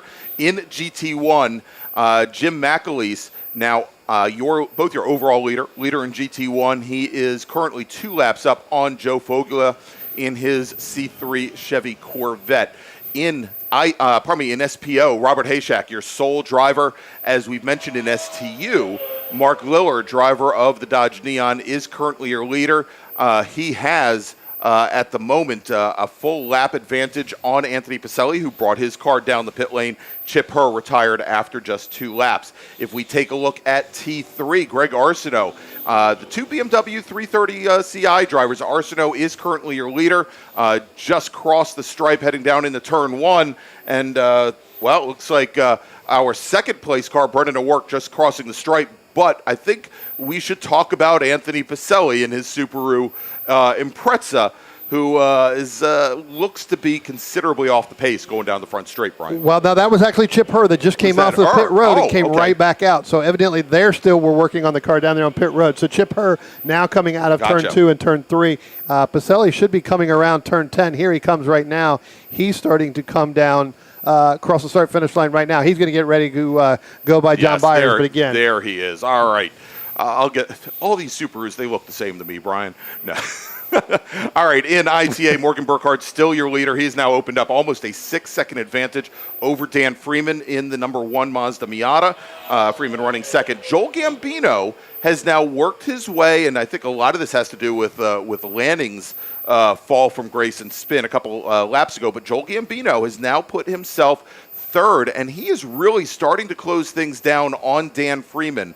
So the blue number 31 machine, definitely one to watch. Dave Gran, driver of the number 13 Mazda Miata, currently sitting fourth. And I think it's been about 10 years since Dave Gran has run here at Summit Point, Brian. Last time we saw him running down here was about 10 years ago, running an ITB Prelude. And it's great to see Dave come back for the big Labor Day festivities. Now we have another driver, it looks like, has taken his car back to the paddock as well. And we have a car putting out quite a bit of smoke now, Brian, and that is... That is the 93. That is Barry Brown. We spoke about that earlier. So, again, just trying to help with the bug population. Doesn't want anybody to get a bug on the windshield. So he's going to try to help that population a little bit. And yes. See if it gets any better for him. Well, better for him or better for the bugs, I don't know. But we'll see here as we now have just 5 laps remaining, Brian. So let's do this. Let's make another call to the grid for our next group. Attention in the paddock. Second call to the grid for Spec Miata, race group number 4. Please make your way to the grid. Spec Miata, please make your way to the grid. James McElwee's putting another lap on Anthony Pacelli as he starts to head up into turn 3. I tell you what, when you start to get with that big GT1 car, that Trans Am type car, I tell you what, you get here with 4 laps left to go, that fuel starts to burn off, it starts to get loose, it starts to get a little crazy driving that car. Well, we'll have to see. As Christian Rose was talking about, being at a racetrack and it feeling kind of strange that he wasn't behind the wheel. We'll have to see if they give any victory laps out here, whether or not he's going to eject Mr. McAleese from his car. that T8, that TA1 car, probably the closest thing to what Christian drives in the ARCA series. Maybe he has a little more horsepower actually. May be. That may be a little bit more towards Andrew Mistak's cars. Here comes our second and our third place car in ITA. That is Freeman and Gambino, along with Grant a little bit further back. But, Greg, I tell you what, Freeman and Gambino now, they're nose to tail starting to head through turn 1. Our leader in ITA, Morgan Burkhardt, he's actually coming out of turn 2 right now. So, again, still holding on to that gap. But that Daniel Freeman, Joel Gambino in that number 1 and 31 machine, they're going to get nose to tail coming out of turn 2. Yeah, and as they come out of 2 and make their way to 3, Brian, Gambino was about 4 car lengths back from Dan Freeman, made up a lot of it under the draft going down into turn 1. But I'm wondering if Gambino maybe has some brake issues with that car. He got onto the brakes maybe 100 feet before Dan Freeman going into turn 1. A lot softer on the brakes, I think carried them a lot further, but lost about a car length just under braking into 1. Yeah, we'll have to see as they go. Next time by, we'll take a look at it and see what they have as they come back through there. So we'll see whether or not it's just the same or whether or not he was trying to set up to get an easy into the corner and then a hard out of the corner. So here comes Mark Liller here. He's going to put a lap on our number 26 of Brandon O'Rourke in that BMW in that T3 machine. So again, Mark Liller. Here comes James McElweese. He comes across the start-finish line, Greg. There'll be 2 laps to go. And I'm looking at McElweese's times here just a little bit, and he is really off the pace from where he was earlier, so it's exactly what I talked about. You start getting into these 15, 16 laps, you get brake fade, everything else. As here comes 2 of our STU battles right now. And again, not a little bit of different. Chip Hurst seems to be really way off much off the pace. Off the pace there going down into turn 1 because Pacelli was able to go by him pretty quickly and pretty easy. Yeah, more or less as he was standing still there. Matter of fact, that last time by Pacelli, just to get a general idea here, actually Pacelli quite a bit off his best time, ran a 128.8 and Chip Herr at a 136 and change. So Herr right now firmly in ITC territory with that STU car, just trying to limp it home. Yep. Trying to get it there, like you said, trying to get it through. I took another look at the Barry Brown. Obviously, there's some back pulling back out of there with that smoke because it's really when he's off the gas and on the brake or getting back on the gas pretty hard. Here comes Andrew Mistak going through the start-finish line now. So he's going to go over some lap traffic there. Here comes McAleese now. He's going to get the 1-to-go board, I believe, at the line. That is absolutely correct. So we're on our final lap here, Greg. Everybody from here that crosses the start-finish line will be their last lap going through. Here comes O'Rourke. There goes Liller. Here comes Morgan Burkhart. So, again, I guess he learned very well from the last lap because he's got about a 25, almost 30 car lead over Daniel Freeman in that number 1 Miata. Yeah, and as Freeman and Joel Gambino come out of 10, Gambino about 5 car lengths back once again, and it looks as though he does, again, make it up on the straight here, but as they go down into the braking zone in the 1, can only get as close as about a car length and a half, and it looks like Freeman carrying a lot more speed to the apex of 1. That maybe Gambino over-braking just a little bit there as they make the run down to turn 3, but so far it looks like easy pickings for the CRX of Morgan Burkhart. Yeah, sure does. It looks like all he's got to do is get through turn 5 and get through the carousel without having it. It doesn't look like he has anybody in front of him, so he's got a pretty good open track right there. And so I talked about Burkhart with that rear. Well, tell you what, we'll talk about that in maybe a little bit later, because crossing the line, taking the win, taking the checkered flag, Jim McAleese, driver number 03, Trans Am 1 Chevy Camaro. Well, it's a GT1 car, and he takes the win. Finishing second is Andrew Mistak, who finishes a full lap down, as McAleese had just lapped him the previous lap. Actually, you know what? I take that back. McAleese had not lapped him. Mistak is, I believe, going to be the last driver to take the checkered flag. So let's do this, Brian, as we have now Morgan Burkhart taking the checkered flag, and look at this. You think Mom's happy? Not only is Mom happy, but Dad threw the checkered flag. Actually, Dad threw 2 checkered flags for Morgan, which Jim McAleese did not get. But Mom, Beth Burkhart, who is both John and Beth, former MARRS champions in their own right, both one in ITC, one in ITB. And actually, I believe both of them are in ITC. But Mom seeing Morgan win his very first race here at Summit Point. And so let's take a look. In ITA, it's going to be Morgan Burkhart taking the win. Dan Freeman finishes second. Joel Gambino comes home in third. Mr. Mistak just now crosses the stripe. And so let's take a look here. Taking the win in GT1, Jim McAleese. Joe Folia is going to finish 3 laps down. He just now crosses the line. In GT2, Andrew Mistak in his Chevy Camaro, a sole driver in the class, he takes the win. In SPO, Robert Hayshak, he will take the win. And in ITE, John Polishuk, your sole driver, he takes the win. In STU, 3 drivers, Mark Liller in his Dodge Neon, he is the winner. Anthony Pacelli will finish in second. Chip Herr comes home in third, 6 laps down. And then finally, taking the win in Touring 3 in his BMW 330 Ci is Greg Arsenault, with Brendan O'Rourke coming home in second. All right, so let's, Brian, try to get ready for this next race, and I'm going to set the times up here again. And actually, let's do this. Let's make a final call. Let's make a final call to the grid for our next group.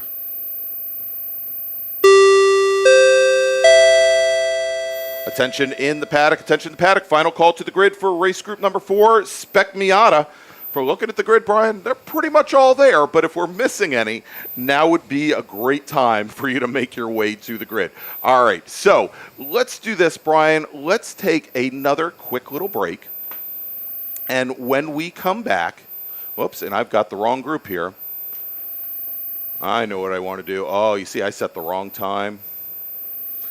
But let's do this. Let's take a quick break. When we come back, we will have our 15-lap feature race for Spec Miata here from Summit Point Raceway. You are listening to the 2022 Labor Day MARRS Spectacular, and we will be right back.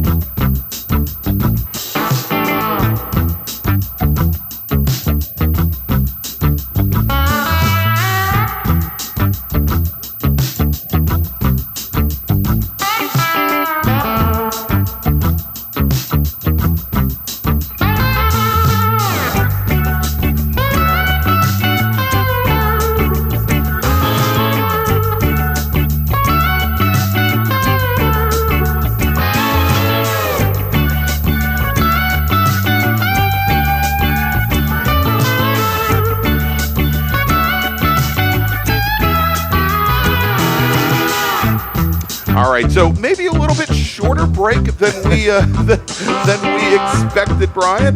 But let's do this. We're going to get ready for that next race here at some point, our Spec Miata race. But before we start running down the grid, wanted to thank one of our great partners here of the Mid-Atlantic Road Racing Series and also the Washington, D.C. region, and that is OG Racing.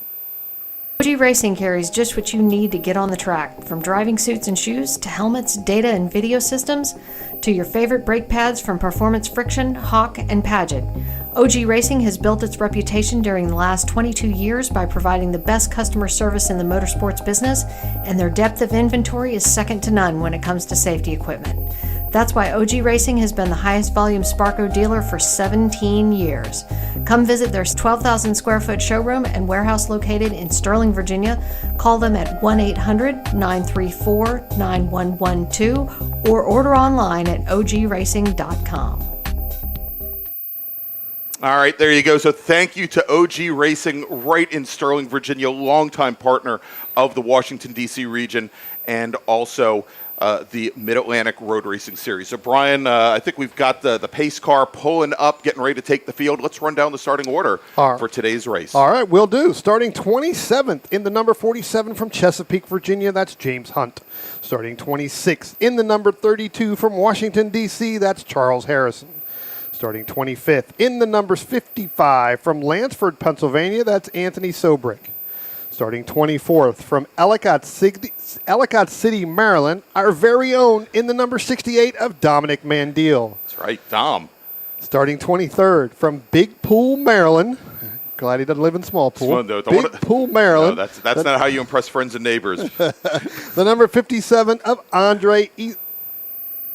I'll get this eventually for the end of the weekend. Ivanescu. I've heard that a million times, too. All right. Starting 22nd, the 02 from Amarillo Courthouse, Virginia. Wow. Of George Paul. Starting 21st, the number 81 from Indian Creek, Illinois. That's Lawrence Cahill. Starting 20th, the number 146 from Washington, D.C. That's Ryan Harrison. Starting 19th from Fairfax, Virginia, the number 61 of Richard Ura. Starting 18th from Morgantown, West Virginia, the number 70 of James Lindenthal. Starting 17th from McLean, Virginia, the number 90 of Steve Strum. Starting 16th from Mountaintop, Pennsylvania, the number 82 in the PlanetMiata.com, that's Nicole Cooper-Suffalo. Starting 15th from Cherryville, North Carolina, the 04 of Stephen Ferga. Starting 14th from Mountaintop, Pennsylvania, the number 19 of John Eyre. Starting 13th from Gurnee, Illinois, the 08 of Robert Cahill. Starting 12th from Owings Mill, Maryland, the number 54 of Michael Cohen. Starting 11th, the number 29 from Hawkinson, Delaware, that's Matthew Richard. Starting 10th from Townsend, Maryland, number 39 of Andrew Wagner. Starting 9th from Mountaintop, Pennsylvania, the number 190 of Caden Eyre. Starting 8th from Christiansburg, Virginia, the number 78 of Theodore Cahill. Starting 7th from Fredericksburg, Maryland, the 111 of David Levin. Starting 6th from Darnestown, Maryland, number 69 of Jeremy Butts. Starting 5th from Oakland, New Jersey, the number 88 of Michael Lamena. Starting 4th from Centerville, Virginia, the number 10 of Glenn Evans. Starting 3rd from Durwood, Maryland, the number 44 of Kip Gaynor.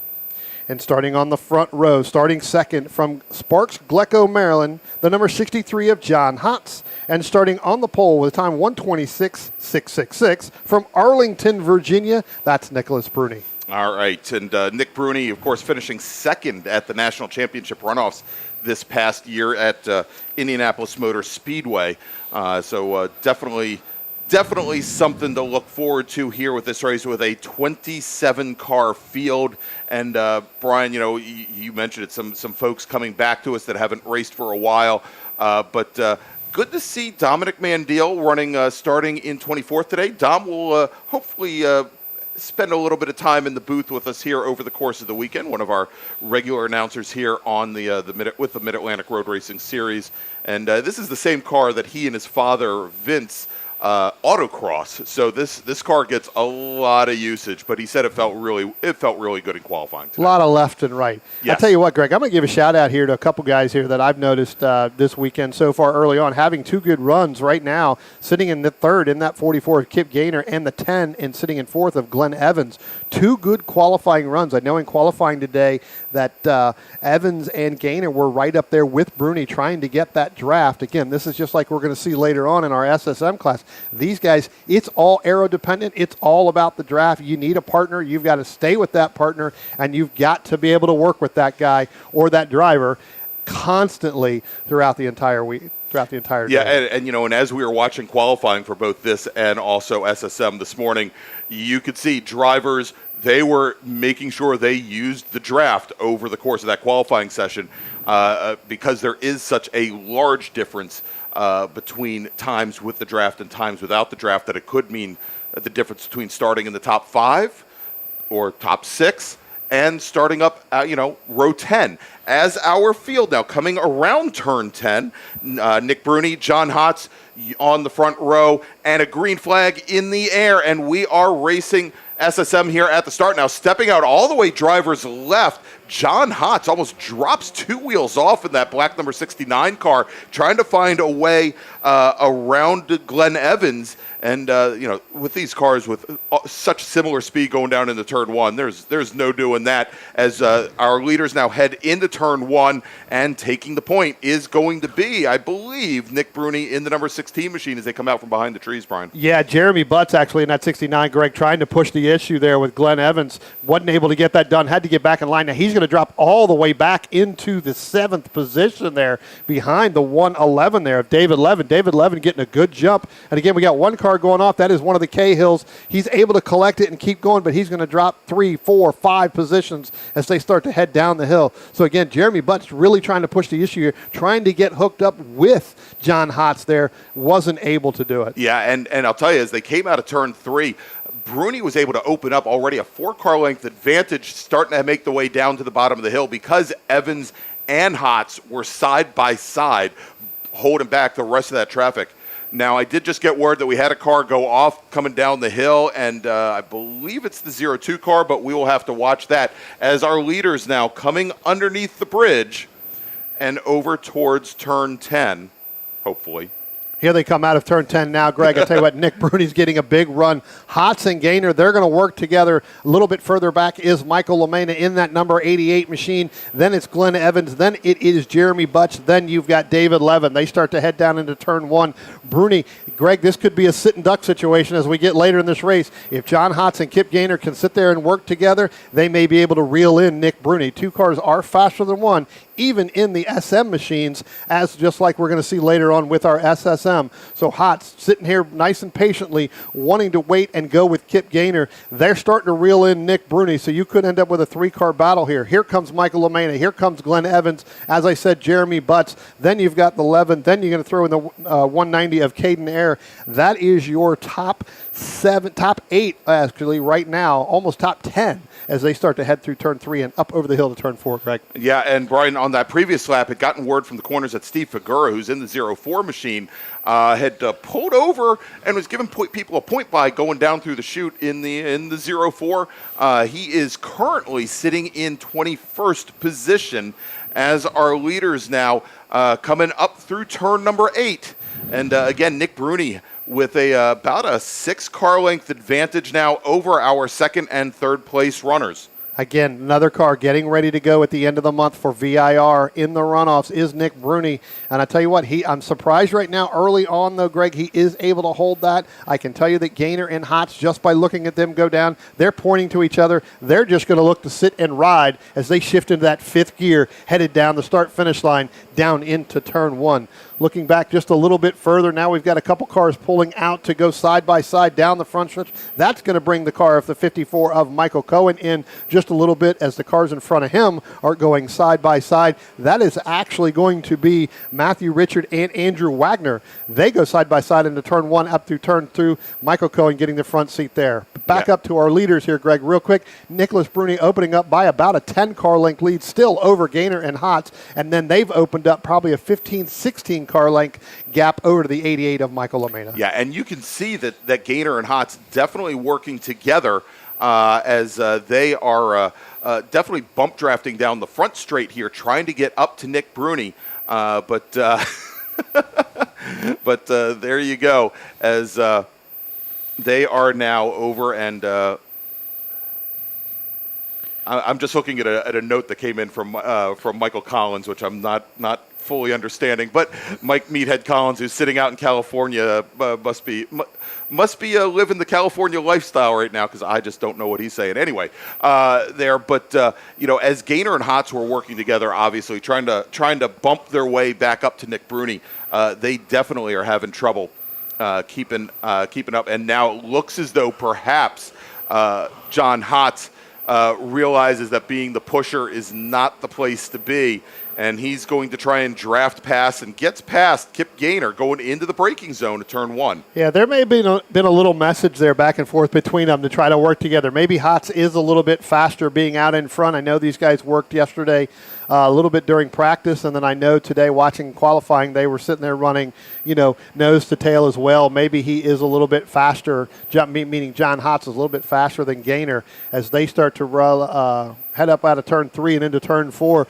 Michael Lamena and Glenn Evans, they are still, too far apart in order to get that draft to catch the Gaynor. Yeah, but I'll tell you, as they came out of 2, Evans made a move down the inside, driver's left, to see if he could find a way by the other machine, but there we go. Was not able to quite get up to the door of the 88 machine. Is going to slide in the 10th. All right, and I've just gotten clarification from Mike Meathead Collins, and he says, now I know what he's saying, because he mentioned Jim Drago, and apparently he says Jim Drago apparently doesn't build SSM motors because Bruni's qualified in working man's country in SSM. He's qualified like 16th, and we'll see him in just a couple of races. SSM is going to be race group number 7 here today, and of course, Nick having raced with Meathead Racing and done some MX5 Cup with as Mike Collins' teammate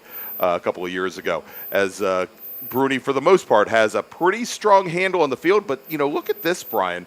As John Hotz had drafted past Gaynor a lap ago, you can see now where perhaps Gaynor might have been holding up the pace, because Hotz is on a tear. He is now still about 7, maybe 8 car lengths back from our leader Bruni, but that last time by was almost 4/10 faster than Kip Gaynor without him than with him. Yeah, and Nicholas Bruni ends up running, the fastest lap of the race on that last time by there, too, at a 1:27 flat. So, again, Bruni getting faster, John Hotz getting a little bit faster as it is. So you're right. I think Gaynor was holding him up a little bit, thought he could use him to draft. Once he got around him, he's opened that up by about 10 car lengths over Kip Gaynor. All right, so a little bit further back in the field. Great battle going on right now. Last time by, we saw between Caden Ayer and David Levin, the 190 car and the 111 car. They were locked nose to tail. That is the battle for 8th. And then we jump back, just back behind them. There's a little bit of a gap back to Matt Richard, but then we had Andrew Wagner, John Ayer, and Michael Cohen, all nose to tail as well. As we've got a huge conflagration here coming through turn 10, Brian, 3 wide through turn 10 with Butts. That's picture worthy right there, guys. That's Butts, Evans, and Lamena. And Lamena, all 3 wide coming out of 10, 3 wide going all the way down the front straight in the 1. And as they turn in at 1, that is Jeremy Butts to the inside. And we'll see here as they come out, a little bit of dirt right at the apex of 2, but as they now get single file coming into 3, and it is Butts, Lamena, And then it is Ted Cahall in the, Ted Cahall in the 78 machine. Evans got loose going in through 1 and 2 through the middle of the corner, being 3 wide there, probably overdrove it. He had to fall back. He's lost 2 positions there. So LaMena is now behind Butts. So now you can throw in LaMena. He's going to be in 4th, or Butts is going to be in 4th. LaMena is going to be in 5th. The loser there is Evans. All right, now that we are 5 laps into this Spec Miata race, let's go make a call to the grid for our next group. Attention in the paddock, attention in the paddock. First call to the grid for race group number 5, Spec Racer Ford and Spec Racer Ford Gen 3. Please make your way to the grid. Race group 5 to the grid, please. Comes our overall leader, Nick Bruni, still leading. He's opened up by about 15 car lengths now over John Hott, so where John was trying to reel him in, not able to do that. But I tell you what, Greg, I'm going to drop back here to the 4th, 5th, 6th, 7th, 8th, and 9th. That is the battle going on between Jeremy Butts, Theodore Cahill, Michael LaMena, Glenn Evans, and then Caden Ayer. That it is, and now they're going to go 2 wide going into turn 1. Looks like that's going to be, actually David Levin tried to sit there and go with Evans, wasn't able to do it, had to get hard on the brakes, locked up the right front. We'll see how far he's going to fall back. But that 4th through 9th battle, Greg, that's shaping up to be one heck of a battle, and now they're going to come out thinking about going 3 wide out of 2 into 3. David Levin's going to go side by side with Caden Ayer. He's going to be able to make that pass. He's going to jump right in behind of the 10 of Glenn Evans. All right, having more conversations with Mike Collins. I think we're going to have to get him therapy when this should have known that 10 years ago. Yeah, well, maybe. He's sounding like a jilted ex. Anyway, let's see here. As this field is now coming into turn 1, and Brian, that pack is only getting larger, I think, as they're going in side by side. As we mentioned, Cahall, LaMena, Evans, Caden Ayer, David Levin, and I think Matt Richard is into that. Actually, Richard is a little bit off of that pack, but so tightly packed right now as they run down into towards the carousel. But now Nick Bruni, driver of the number 16 machine out of Arlington, Virginia, he crosses the stripe now with just 8 laps to go in this 15-lap feature race, and it is turning into a 2-horse race with Bruni.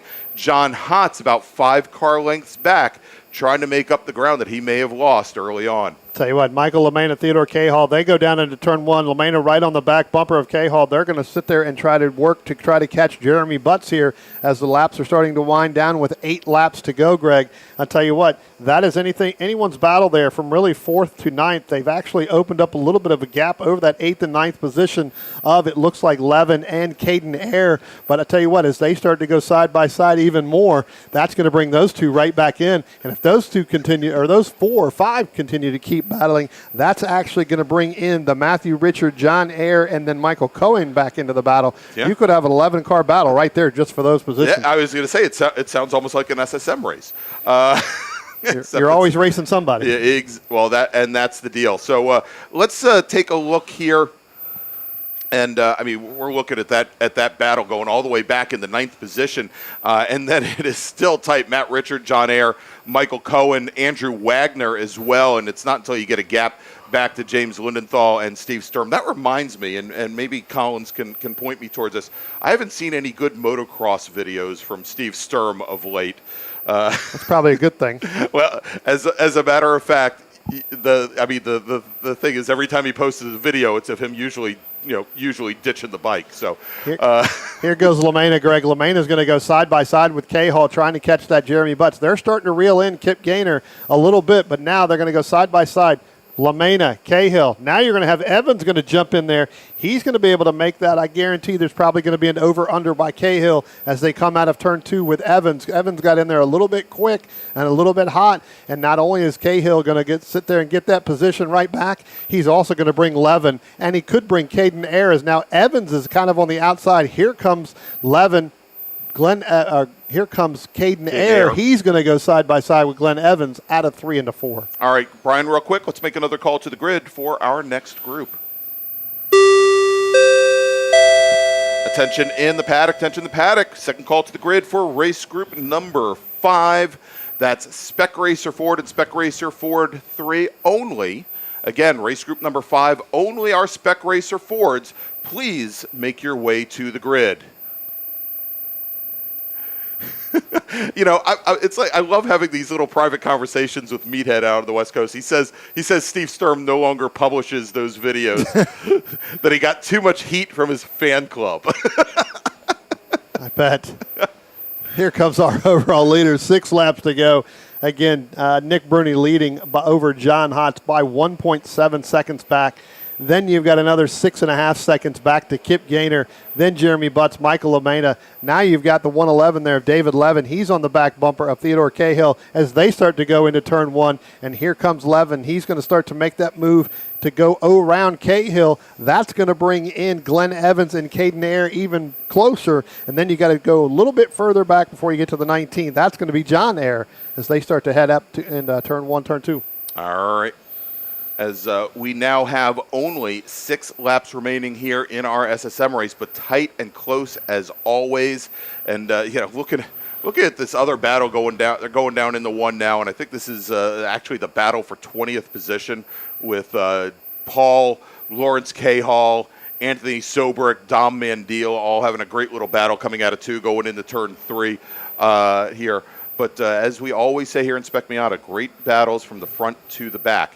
And, it's funny, Brian, as I'm having these conversations with Mike Collins, it reminds me of the inside jokes of the old guys that were here. But maybe I should stop that.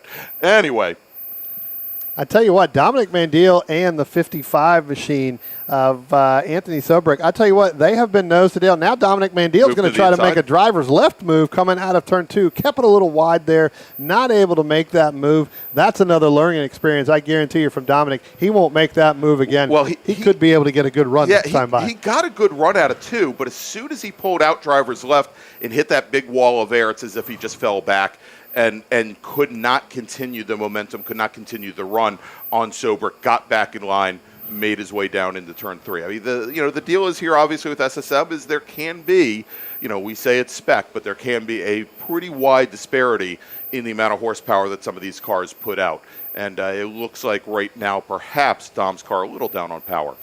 Tell you what, Greg, our leaders of Nick Bruni and John Hotz, they're going to start to come up on some lap traffic here within the next lap as they were headed up out of turn 3 and down the hill to through the chute of turn 4 into turn 5. They were starting to come back up on, I believe that may have been the, they're actually going to come up on the Charles Harrison and the Dominic Mandil machine here. So they're going to have to give way. Here comes Mandil, and now out of turn across the start-finish line, they're actually going to start to reel them in here quickly. All right, as we have now just 5 laps remaining, coming out of turn 10, coming very wide out of turn 10. Looks like dropping a left rear wheel there is Nick Bruni.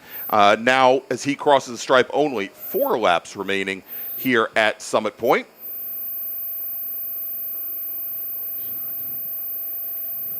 And falling, and as we look at this, Brian, John Hotz, he's not really making up any ground on Nick Bruni that last time by. Still about 1.4 seconds off of Bruni's time, starting to lose a little bit of ground. But I'll tell you, that battle for third right now with Gaynor, with Butts, Lamena, Levin, Evans, Caden Ayer is still about as tight as it can be. Yeah, they're right there. They're catching on Gaynor between Jeremy Butts and Michael Lamena. They're starting to reel Kip Gaynor in. He's got about a 6-7 car length lead now for that last podium spot. So with 4 laps left to go, we'll have to see if Butts and Lamena can work together. They should be able to reel Kip Gaynor in.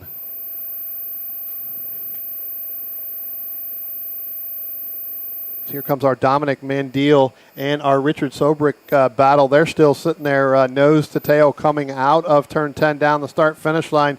They're going to sit there and battle with the 0-2. I know we talked about him earlier on. So George Paul, they're going to catch him eventually. Now Dominic Mandil goes side by side with Sobrick down into turn 1. We'll see if he can make that stick, Greg.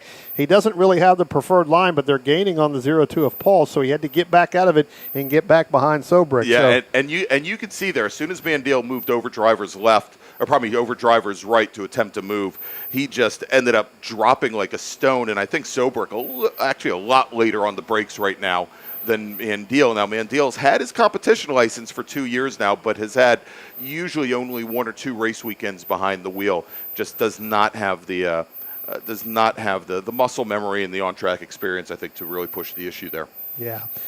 Drop back here again, our third place battle here with Gaynor, Butts, and LaMena. They are now right on the back bumper, and it looks like LaMena and Butts are going to go side by side coming out of turn 2. LaMena looks like he's going to have the preferred line going in. Jeremy Butts going to have to give it away just a little bit, but they still go too wide. Butts back into behind LaMena. Now we'll see if those two can work together. Maybe LaMena is a little bit faster. See if he can work and try to get ahead of Kip Gaynor. Kip Gaynor.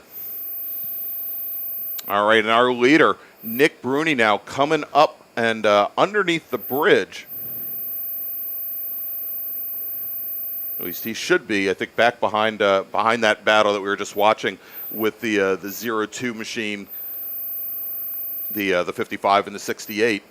Coming out of turn 10 now. So Dominic Mandiel again trying to pull out drivers right. Dominic's getting a good run out of 10, but like you said, it's just the parachute. It's a matter of how deep he wants to run it.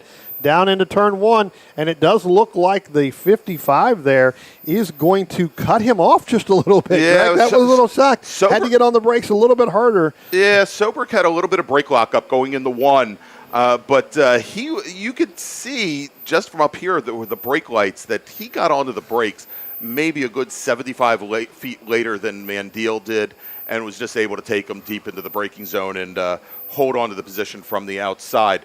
As we now have 2 laps to go. Next time our leader, Nick Bruni, or whoever may be leading the race at that time, crosses the start-finish line, we'll have 1 lap to go here. So let's make one final call to the grid for our next group.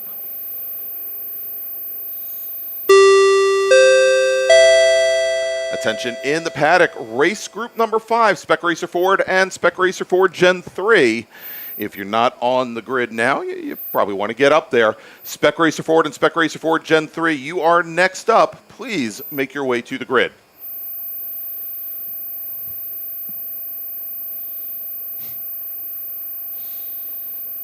All right, and Brian, now coming out of turn 10, what was a 2-car, or probably was a 3-car battle for 22nd, has now turned into a 2-car battle. It looks like Dominic Mandiel may have fallen off the course here, as it's just Paul and Sobrick. But now, and there's Mandiel. Looks like he may have had some issues down in the carousel. He's just now coming through turn 10. But our leader now, Nick Bruni, coming down into turn 1, John Hotz in the last lap has managed to knock a full second off of Bruni's lead. However, he is still about 10 car lengths back from our leader, and about another 25 car lengths back to Gaynor, LaMena, Butts, Levin, and about 5 others in that battle for the last podium position. And Greg, we may have had one car get too wide, or 2 wheels off coming out of turns 1 and 2, and I think that was Dominic trying to get out of the way of the Kip Gaynor, LaMena, and Jeremy Butts battle with the Levin and the Glenn Evans. So it looks like that he did the right thing there, got really far drivers left, let them do it, not wanting to get in the soup in that, because those guys are still going to continue to battle. We've got a waving yellow down in 1, Greg, here. Good. On the last lap, car in the gravel trap. Yeah, it looks like that is going to be, I'll pick the number. It looks like it may be one of the Cahills coming through there, so we'll have to see. Yeah, and he's gotten that car back underway, yep. It looks like, and coming around the bend out of 2 now. Yeah, we'll see, and we'll get a number on there, because as I went to go look at it with the binoculars, he was already there. All right, well, our leader, Nick Bruni, coming out of turn 10, and John Hotz tried to make a run at it, is going to finish up second behind our winner, Nick Bruni. John Hotz only 3 car lengths back at the checkered flag. Kip Gaynor, he is leading this second pack, and he is going to come home now in third in the number 44 car. Taking the last step on the podium, Mike LaMena just off that podium in the number 88 machine. He's going to finish 4th, and Jeremy Butts finishing 5th. David Levin 6th, Glenn Evans 7th, Caden Ayer 8th, Ted Cahall will finish in 9th, and John Ayer, driver of the number 19 machine, he will round out the top 10. So, Brian, as we wind things down here with Spec Miata and we get ready for our next race group, before we take a little break, let's do this. Let's thank another great sponsor of the region, longtime partner of the region, owned by a longtime racer in the region, Paul Marcones, and that is Radial Tire. Since 1976, Radial Tire Company has been providing the Washington, D.C. area with quality tires and the finest service. They have earned a reputation as a premier specialist in hard-to-find performance tire and wheel applications. They stock tires from all of the top manufacturers for whatever you drive, from small economy cars to SUVs to trucks. Their mission is to assist you in getting the most out of your tires and car. For more information or to schedule an appointment online, browse radialtirecompany.com or call them in Silver Spring at 301-585-2740. Again, that's 301-585-2740. All right, so there you go. Again, great partner of the region. That is Radial Tire Company. And so what we're going to do, we are going to take another quick break. And when we come back, it is going to be our Spec Racer Fords. And I need to get the time set up here correctly. We're going to say, just to be for the interwebs, we're going to say about 2:50 p.m. But we are going to be back here in just a few moments with our next race from Summit Point for the Labor Day MARRS Spectacular. We'll be back in just a few moments.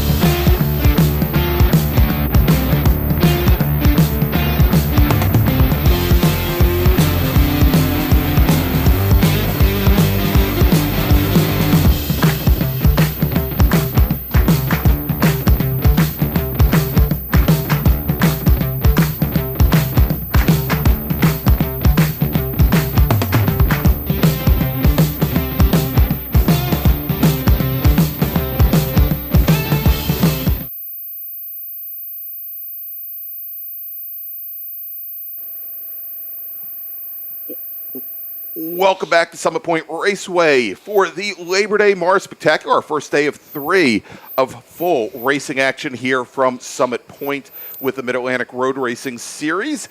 And next up is going to be our Spec Racers, our Spec Racer Fords, and I think this is all going to be Spec Racer Ford Gen 3.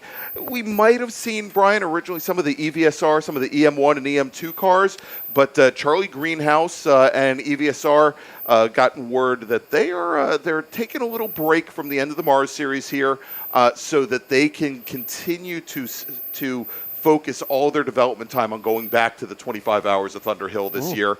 They've had some really good advancements in battery tech and getting a lot longer life out of the cars, but that is their focus right now. And we'll talk a little bit more about EVSR, I think, over the course of the weekend. But let's do this, Brian. Let's run down our starting grid for Spec Racer Ford 3. We have 17 starters in the field.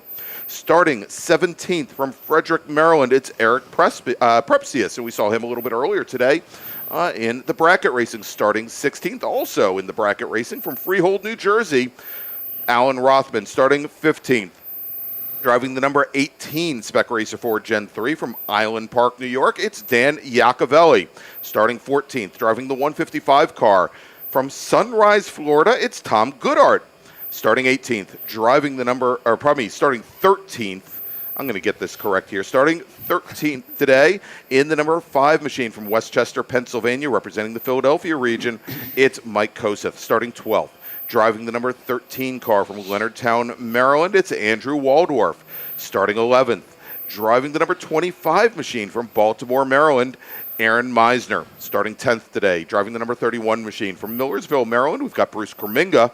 And from Washington, D.C., driving the number 30 machine and starting 9th, it's Mac Harrison. Starting 8th today, driving the number 74 Spec Racer Ford from Chesapeake, Virginia, Joe Blanks. Steve Spano from Dryden, New York, he's going to start 7th today, driving the 67 car. Sam Schechter, driving the number 50 machine, he's going to be starting 6th today. He's from Boyd's, Maryland. Starting 5th from Flemington, New Jersey, driving the number 56 car, it's Jason Pintar. And starting 4th, talk about old age over treachery.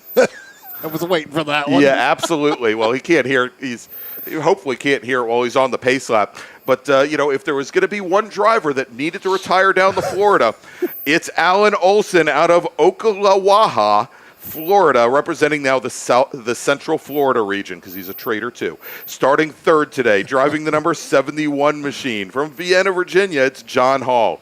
And your front row today in Spec Racer Ford Gen 3. From Broad Run, Virginia, driving the number 21 car, we've got Brian Cates, and your pole sitter from Gibson Island, Maryland, driving the number 81 machine with a pole setting time of 120.761 seconds. And by the way, that was only 0.02 of a second faster than Brian Cates. Stephen Shu is your pole sitter today, as we're getting word now that the lights are out on the pace car, and a beautiful pace car for our Spec Racer Fords, a beautiful MGA roadster coming up the hill here, Brian. I had a Lucas joke all lined up as to why the lights were out on the pace car, but we'll use that. We've got plenty of time over the course of the weekend to let that one fly. As we now have our pole sitter bringing the field around turn 10. Pace car is on the pit lane. Stephen Shu, Brian Cates lead the field onto the front straight. The entire field now on this front straight. And green flag is in the air as Josh Burkhardt delivers that green flag. It is a Burkhardt family outing there on the starter stand today, and so happy to have them all here. As heading down into turn 1 now, Brian, believe it is Brian Cates who is your leader going down into turn 1. Stephen Shu, a little bit of an issue on the start there. And is that Alan Olson sitting in second? That is Alan Olson. Yep, Stephen Shu had a little bit of a problem. It looks like on the start, Alan Olson looks like he wanted to make the shift change from 3rd gear to 4th gear for Brian Cates as they went down into turn 1. He was so far up underneath the back end of that. Looks like Alan was trying to shift for both cars. Well, maybe Alan's got that sequential state of gearbox in there, and Brian Cates doesn't. Alan it might be possible for him to shift the car remotely with that 11 $11,000 or so transmission. All right, is our field now making their way through the carousel.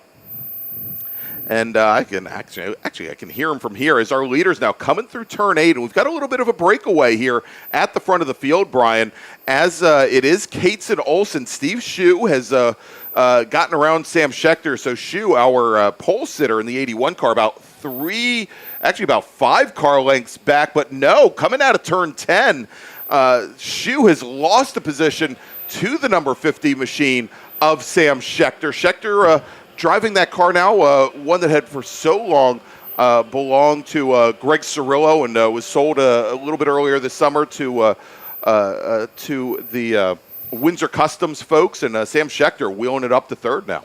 Yeah, still sitting there side by side with Shue. Shue's going to get there and make that move past Schechter. As now they come out of turn 2, heading up into turn 3. That's actually going to bring in the Jason Pintar machine as they were too wide going in. Again, Brian Cates, Alan Olson still 1-2 as they head up over the chute into turn 4 and down into turn 5. Everybody else, Greg, single file. Single file, yes, as they head down now through there. And I make jokes with Alan Olson. Alan, for years, great racer in SSM, great racer here in Spec Racer Ford Gen 3, very fast racer for the longest time, an instructor here in the DC region, former member of the board of directors of the Washington DC region. So always great to have him back here and racing with us as our leaders make their way now under the bridge and over towards turn 10. They come out of turn 10, Greg. It is Brian Cates, Alan Olson. They're opening up even more of a bigger gap over Stephen Shue, Sam Schechter, and Jason Pintar. Then you got to go back about another 15, 16 car lengths. That is going to be the 67, or that's going to be the 71 of John Hall. Then the 67 of looks like that's Steven Spano, and that they're going to go side by side as they head down into turn 1. So that's going to drop them back even further. Again, Spano and Hall still side by side going through turns 1, coming out of turn 2. We'll see whether or not they get single file. They do not.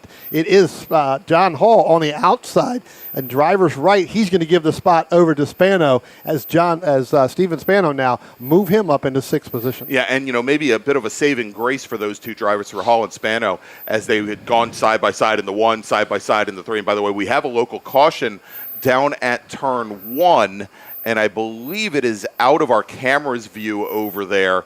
We'll try and pick that up. It might be Eric Prepsius in the 51 machine. Looks like it may be dropped now, so we'll see. Yeah, because here he comes out of turn 2. So again, maybe spun that Spec Racer Ford around, but able to continue as he now goes up into turn 3. Yeah, and we'll get back to that story back behind our leaders of Cates and Olson. But Prepsius had also just spun the car at turn 10, so he may be having he may have a tire going down possibly, and was already off the pace as our leaders now cross the start-finish line. It is Cates with Olson about 4 car lengths back, another 6 back to Stephen Shue, Sam Schechter, and Jason Pintar. And it looks as though Olson is he's certainly not gaining ground on Cates, but Sam Schechter is running 4th, was I think fastest of some of those cars there, and he, Shue, and Pintar starting to make up a little bit of ground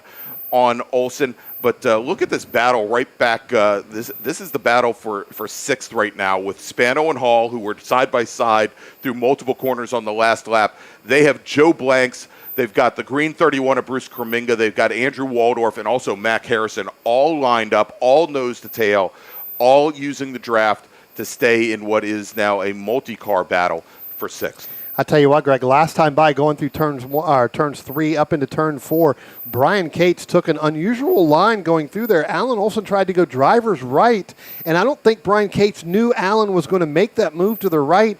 Ended up pinching Alan Olson. Alan got 2 wheels off driver's right. Now they come out of turn 10. It is Alan Olson in the lead, but Alan Olson dropped 2 right side tires into the gravel up on top of the hill, because I don't think Brian Cates knew that he was there. No, I don't think so. Kind of shocked him, and so I think that's how Alan was able to get by. But now they're going to go side by side down into turns 1 and 2. And, Greg, that's only going to bring Stephen Shue into that battle as well. That's right. As they go under braking in the turn 1, Stephen Shue, who was our pole sitter, who fell back considerably right from the drop of the green flag, is now only a car length and a half back from our 2 leaders. And Cates and Olson work it out coming out of turn 2. Brian Cates, your new leader. Olson in second, then Steve Shue. Sam Schechter in the number 50 machine.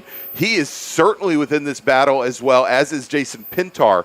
So essentially a 5-car battle for the lead right now. We'll have to see if Brian Cates, having cleared Olson, can build up that lead that he had spent the first 4 laps building. Yeah, going through turn 3, it looks like Brian Cates firmly had that lead back over Alan Olson. But like I said, Alan ended up getting 2 right side tires off of 3 up into the gravel at the top of turn 4, got it a little loose. So maybe Brian Cates, as I said, felt a little shocked there, didn't think he was going to be there, but was able to work his way back and make that pass as we saw crossing the start-finish line. We'll have to see as here they come out of turn 10 again, and it does look like Brian Cates has opened up about a car length and a half lead over the 14 of Alan Olson. It's so weird not to call the 63 car, but in the 14 machine. Then another 6-7 car lengths back to Stephen Shue, and then you got to go back a little bit further to Sam Schechter and Jason Pintar. I think Jason Pintar and Sam Schechter, eventually they will start. And we got 1 car that is spun going down into turn 1, Greg. That is Stephen Shue, and he is going to come out through the side as the whole next group starts to come in there. He's going to work to try to get back on the track as he comes through our next couple of cars going through there. He does able to get it around, but you've got that standing and waving yellow. Now it is dropped Stephen Shue back in there. So again, getting in there a little hot into turn 1, spinning that car around. So drop Stephen Shue out of that top 4 battle.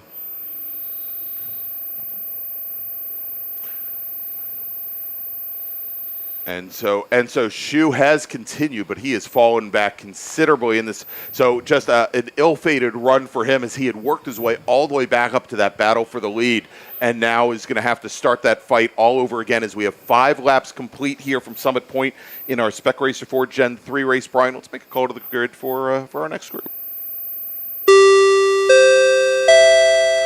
Attention in the paddock, first call to the grid for race group number 6. That's small bore, E production, F production, H production, GT Light, GT Pinto, Legends Cars, SPU, Spec Arc 7, STL, and T4. Small bore, race group number 6. Please start making your way to the grid. As our leaders go past the start-finish line, let's drop back a little bit further, Greg, and pick up that John Hall, Steven Spano, and Joe Blanks. As earlier, as they were side by side trying to come through on the last lap and the lap before that, they've kind of spread out now and got single file. As our leader, Brian Cates, goes up through turns 3, gets really, really loose there. We'll have to see how much Allen's able to gain in there. Looks like Brian Cates got really loose going up the hill to turn 3 and up to turn 4. So we'll have to see that gap. But our Spano and John Hall, Joe Blanks, and Andrew Waldorf, they're now through turns 4. And I tell you what, that is starting to open up a gap between them. It is. All right, so we'll watch here as now looks like Prepsius. I thought perhaps Prepsius had a tire go down, that he had those slow spins through turns 10 and through turn 1 just a lap ago, but it looks like he's back up to speed now. He hasn't made a run down the pit lane, and but he is currently sitting tail end of the field in 17th. He's carrying good speed. He turned in a 128 that last lap, faster than some of the drivers ahead of him. But now let's take a look at this battle for the lead again, Brian, as Brian Cates really once again starting to open up a big advantage over Alan Olson. Yeah, it's starting to get there. Alan may be just riding. I know he pushed the issue a little bit early, so he may not want to be running them tires off that machine. I'm sure with it as it's getting warmer. I mean, it's 89 in here. I know outside is probably in the mid-80s. But again, you start to get that tire degradation here as the race goes on, as we're going to talk about over the next couple of days. It could be that running it that quickly and that hard and having to go off there, he could be just settling in right now until he's able to close that gap. Yeah, exactly. And as we look a little bit further back now, and this is the battle for 5th. So I think that that Schechter and Pintar, they've started to also spread out just a little bit. But in the battle for 5th, John Hall in that orange number 71 machine, he has got quite the lineup behind him right now. He's got Spano and he's got Blanks. And he also had Bruce Kerminga in that green number 31 machine. A couple couple more car lengths back, but essentially a 4-car battle right now for 5th. And it looks as though John Hall doesn't carry a ton of speed through turn 10. We're going to get to see that in a few moments as our 2 leaders now come out of 10. But you'll watch this, Brian, and John Hall has got like a lineup of 4 cars typically right on his gearbox coming out of 10. Yeah, waiting for them to come out right now. Here they come. Again, you still got, well, now it's only 3, so evidently, Greg, something has happened back there where those cars have been able to do it. I didn't see anything on the camera at all, but now it is John Hall, Steven Spano, and now Joe Blanks. And then you've got to drop back all the way to 13 to Andrew Waldorf. Bruce Kuminga is dropping like a rock, so evidently something has happened to Bruce Kuminga. Yeah, and I'm waiting to hear what comes over the radio. But Kuminga is back underway as he now crosses the start-finish line. He's going to fall all the way back in the 13th position. So certainly not the great run that he wanted. Now a little bit further back, and we've been tracking Stephen Shue, who was our pole sitter, had that spin. Shue has just now worked his way around Mac Harrison in the number 30 machine as they were coming out of turn 2, going down to turn 3. So you can move Steve Shue up into 9th position. Again, he was our pole sitter for today's race. Yeah, still trying to get through that car, trying to get it around. Like you said, going into that gravel trap down into turn 1, that's going to take a little bit of a beating on the car. Got Brian Cates now, Alan Olson coming out of turn 10 as they start to, and they're opening up a big gap over the 50 of Sam Schechter and the 56 of Jason Pentar. So starting to pull away. They're actually going to come up on that Eric Precipice machine here probably in the next, I'd say by the time they get to turn 5 is where they're probably going to catch them. Headed up there. Here comes John Hall. Here comes Steven Spano. Here comes the 74 Joe Blanks. Again, still a car length in between each one of those machines. So we'll see whether or not Spano's going to try to outbrake John Hall going on in turn 1. Doesn't do it this time. But again, the Joe Blanks there, he's starting to gain on Steven Spano there, Greg. So interesting to see whether or not he's going to be able to make that pass. All right, Brian. So got a little update on Bruce Kuminga, spun coming out of turn 3, last lap by. Also, we've got some of our corner workers looking after the number 5 car of Mike Koseth.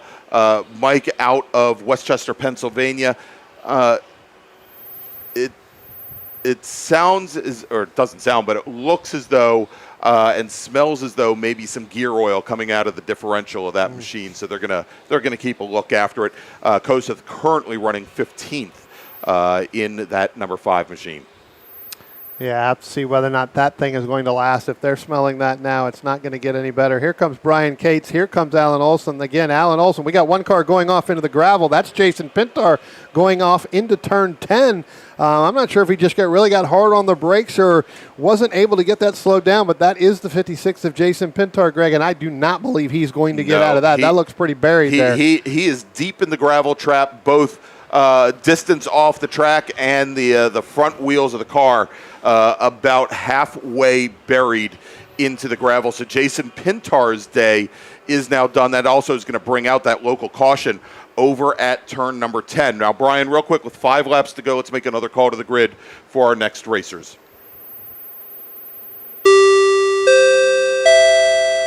Attention in the paddock, attention in the paddock. Race group number 6, that's small bore, E production, F production, H production, GT Light and GT Pinto Legends cars, SPU, Spec Arc 7, STL, and T4. Please make your way to the grid. Again, race group number 6, that's small bore. Please make your way to the grid. Last time by, Greg, give Joe Blanks the 5th position over Steven Spano. Able to make that pass going into turn 1, just to outbrake him. So again, give Joe Blanks that 5th place position coming through there. And by the way, we got a wonderful note, and it was great to see her up here. Heather Clark, she just texted us to let us know that we're the bestest, Brian.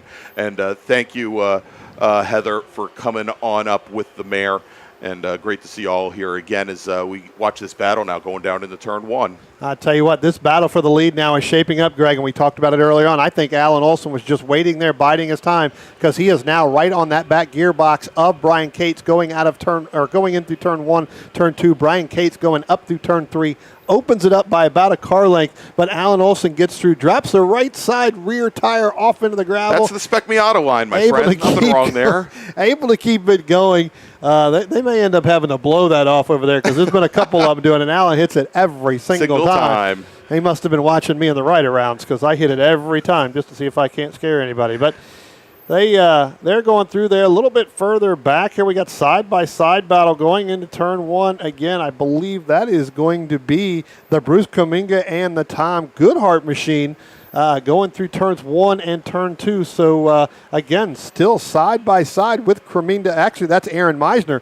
Aaron Meisner and Bruce Kuminga, as they go side-by-side out of 2, up into 3, give that position to the 31 there of. Now we got a yellow flag sitting down there, Greg, going through turn 4. All right, and it looks like we've got the car off over turn 4. That is Andrew Waldorf, driver of the number 13 machine, and he was off driver's left, came through, and he's parked right by the turn 4 flag station.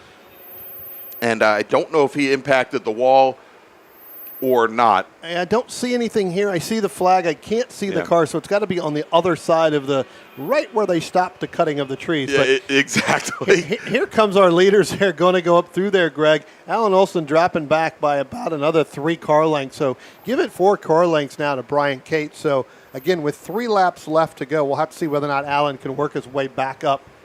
Right, and so we've got the local caution at 4, but that really shouldn't affect things all that much as we jump back to this battle now with John Hall and the battle for 4th, just off the podium, as he comes down into that caution area over by turn 4. He's got Joe Blanks, Steve Spano, as well as Stephen Shue, our pole sitter, now right on their gearboxes, is now coming down the front straight. Looks like our crack emergency services team has managed to get the 56 car of Jason Pintar out of the gravel trap. He continues on his way, but now, unfortunately for him, all the way back down. Talon Charlie, 17th position. And but only took a lap to get him out. That's amazing. Well, there's the checkered flag, Greg, so we must have missed a lap and set it for 2 to go. But so. Evidently the checkered flag has now come up, so give Brian Cates the win right there. Yeah, and I think they may have thrown the checker a lap early, knowing that they've got that car over at turn 4. But there you go. Brian Cates takes the win over Alan Olson. Margin of victory, 0.6 of a second. Sam Schechter, driver of the number 50 machine representing Windsor Customs, he comes home in 3rd. Joe Blanks in the 74 machine out of Chesapeake, Virginia, he will finish in 4th. Then we've got Stephen Shue, works his way all the way back up in the 5th position. Without a doubt, that is the driver whose video I want to see after this race. Stephen Spano, he's going to come home in 6th. John Hall finishes in 7th. Could not hold Spano off on that last lap. Mac Harrison will finish in 8th. Bruce Kuminga comes home in 9th. And Tom Goodhart rounds out the top 10. So let's do this, Brian, before we take a little break. Let's thank another one of our great sponsors of the Mid-Atlantic Road Racing Series, and that is EVSR, plugging in and kicking gas. EVSR is proud to partner once again with the Washington, D.C. region of the SCCA as title sponsor of the EVSR Sprint Bracket Road Racing Series. And EVSR's leader, Charlie Greenhouse, is back behind the wheel as he attempts to repeat as series champion. It's been a big year for EVSR, coming off their momentous victory at the 25 Hours of Thunder Hill, and they're the only fully electric racing team to compete in and complete a major endurance race against a full field of gas cars. In 2022, EVSR is going to return, building on all the experience from last year's event, and they expect an even stronger finish. To reach that goal, EVSR is searching for new crew members to train for this year's 25 Hour. Come to their paddock in the corner of the woods and talk to Charlie. You can help EVSR make history. And if you're not here at the track, check out EVSR.net for more information about their innovative race program. All right, so we're going to take a quick little break here from Summit Point, and when we come back, actually, let's do this, Brian. Before we take that break, let's make a final call to the grid for our next group, and that is small bore. Attention in the paddock, attention in the paddock. Final call to the grid for race group number 6. And I see a lot of you up there already, but a couple stragglers. Race group number 6, that's small bore, E production, F production, H production, GT Light and GT Pinto, Legends cars, SPU, Spec Arc 7, STL, and T4. Race group number 6, small bore. Please make your way to the grid. All right, so Brian and I, we are going to take that quick break. It sounds like we've got a little bit of cleanup over at Turn 4, and when we come back, we will have that 15-lap race to the checker for our small bore competitors here at Summit Point Raceway for the 2022 MARRS Labor Day Spectacular.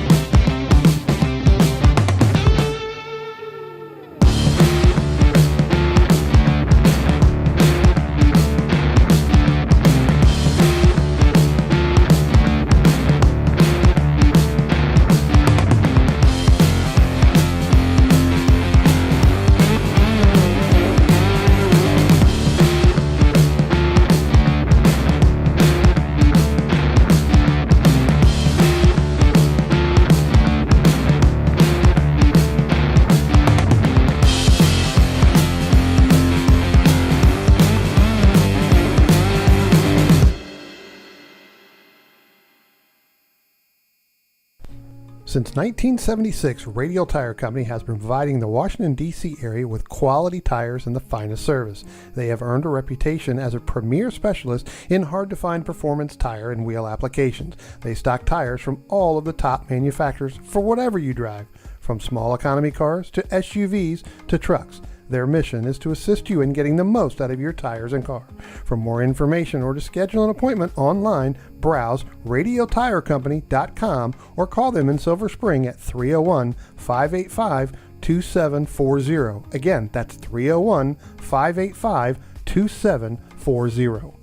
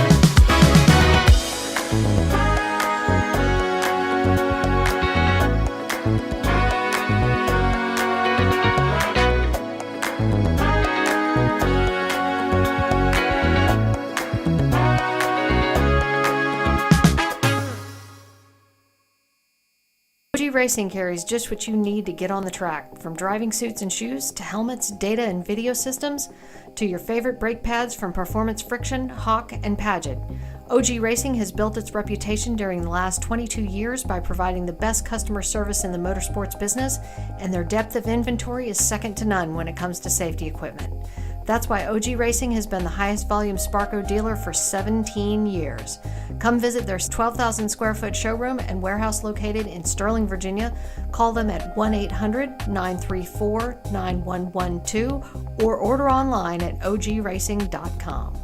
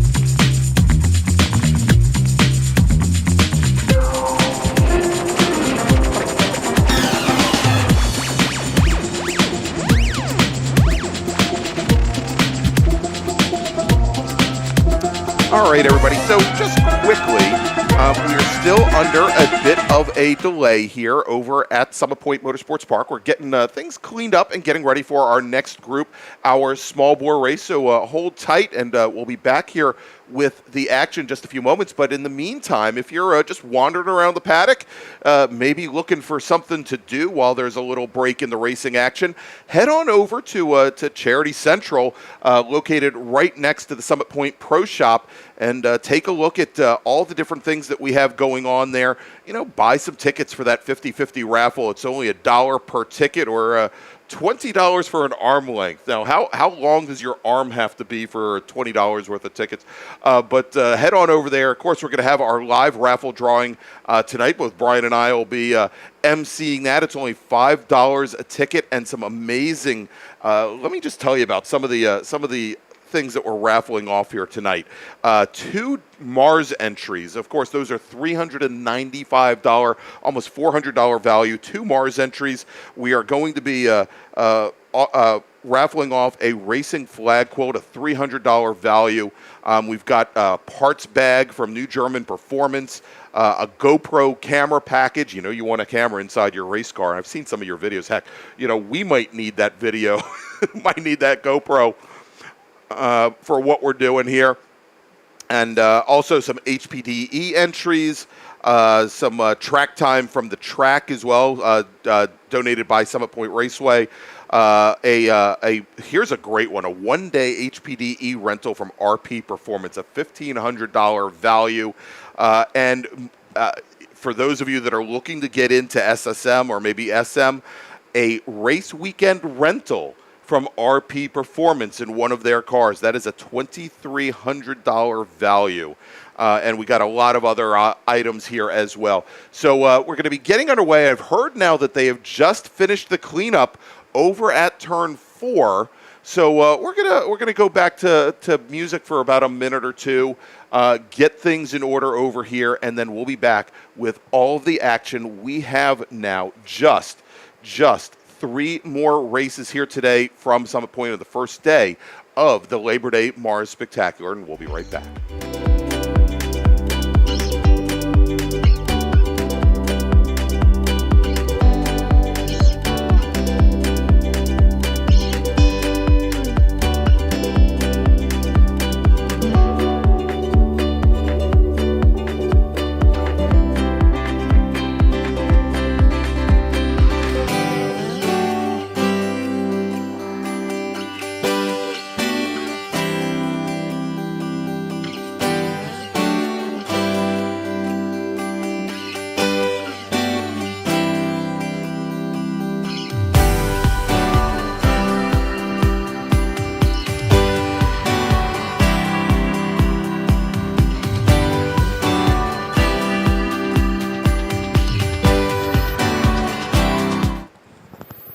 right, and we are back here at Summit Point for the Labor Day Mars Spectacular. I'm Greg Ginsberg along with Brian Donati, and want to thank, of course, our great sponsors, OG Racing and Radial Tire Company, as well as our partners for this weekend's charity events, the Boys and Girls Clubs of the Eastern Panhandle. So glad to have them here with us this weekend. And if you have a chance to meet Kristen Rose, our Grand Marshal, please do so. We had him up here in the booth earlier.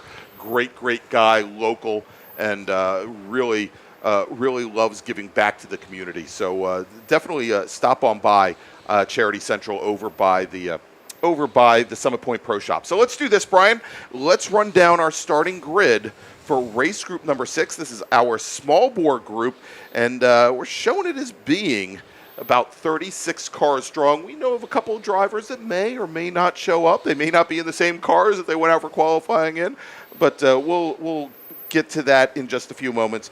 But starting 36th and second in GT Light today, driving the number 73 Toyota MR2. And this is a very interesting MR2, Brian, because as a GT Light car, it's actually a front-engined Toyota MR2. You know, these silhouette cars, you know, and I was thinking back to Frank Sanchez's years ago. Frank Sanchez used to run a rear-wheel drive Dodge Charger in, I think, like GT3, and it used to blow my mind. But there you go, Greg Hotz running his Toyota MR2 this weekend. He's starting 36th. Starting second in SPU, driving the number 112 Eagle Talon from Iron Station, North Carolina, Stephen Ryder. Starting 34th today and 9th in H Production, driving the 128 Honda CRX from Ashburn, Virginia, Ryan McBain. Starting 33rd and 8th in H Production, driving the number 43 Volkswagen Scirocco from North Versailles, Pennsylvania, Glenn Hoffman.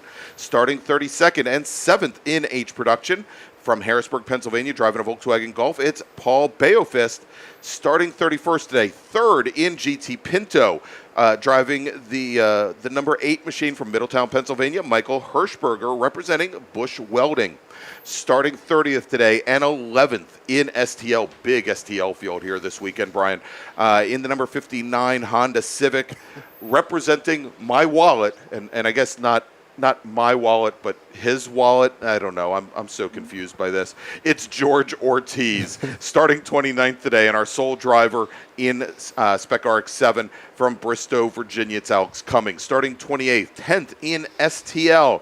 Driving a Mazda Miata from Spotsylvania, Pennsylvania, Tom Hunt. Starting 27th, 6th in H Production, driving a Toyota MR2 from Wadsworth, Ohio, it's Ken Gillette. Starting 26th today and 5th in H Production, driving her Volkswagen Golf GTI from Fayetteville, Pennsylvania, it's Taylor Hyatt. Starting 25th, and our pole sitter in GT Light from Catonsville, Maryland, in his Nissan Sentra, it's Alex Meisel.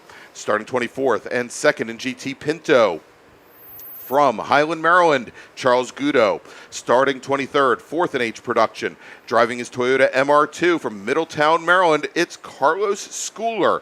And starting 2nd in F Production today, in the number 40 Volvo 142, it is Jim Stem. Starting 21st and 9th in STL, driving the number 52 Mazda Miata from Weehawken, New Jersey, representing International Bar Racing and Windsor Customs, it's Isaac Jordan. Starting 20th and your pole sitter in GT Pinto, driving the number 11 machine from Charlestown, West Virginia, Bruce Shelton.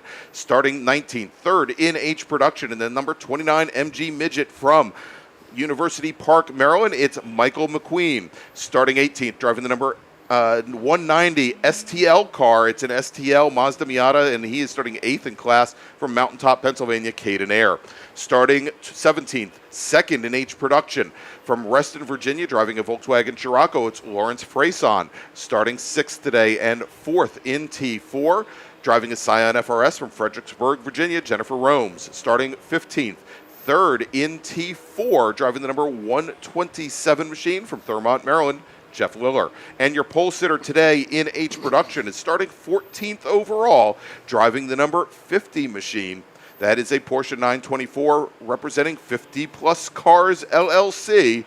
It's Chuck Allard. Starting 13th and starting 2nd in T4, driving the number 89 Mazda MX-5 representing the South Jersey region. It's Michael Amena. Starting 12th today, 2nd in E Production, driving his classic auto Mazda RX-7, it's Don Walsh. Starting 11th, 7th in STL, driving the number 63, Mazda Miata from Sparks Glencoe, Maryland. It's John Hotz representing Hot Stuff Racing. Starting 10th, 6th in STL, driving the number 19 Mazda Miata from Mountaintop, Pennsylvania, John Ayer. Starting 9th today, 5th in STL. And great to see him out here as well. And I think he may be driving the same car as Dave Grand did earlier today, representing the New England region from Bridgeport, Connecticut. So long driving a Mazda RX-7 and ITA. It's Jake Gulick. Welcome back to Summit Point, Jake. Starting on the pole in F production and 8th overall, driving the number 66 Lotus 7, it's Jerry Hinkle. Starting 7th, driving the number 4 STL Mazda Miata. From Martinsburg, West Virginia, it's Jonathan Sines. Good to see Jonathan get that car repaired after his problems at the June MARRS. Starting 6th today, 3rd in STL, driving the number 182 Mazda Miata, it's Ted Cahall. Starting 5th, 2nd in STL, in the number 82 Mazda Miata from Mooresville, North Carolina, Steve Wickersham. And your top 2 rows, starting 4th.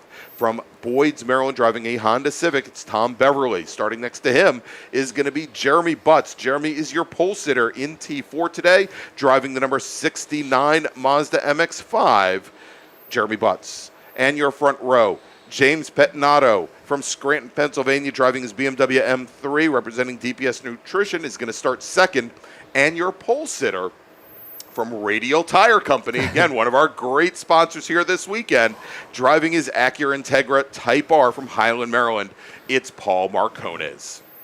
Tell you what, Greg, that's a lot of cars. That's getting back to where we used to have for small bore. I know I raced in this for several years, so it's going to be interesting to see. One of the cars I'm not seeing out there right now, I'm seeing one car not out there and one car that is out there. I'm seeing the 54 car of Michael Cohen, who is an SM car.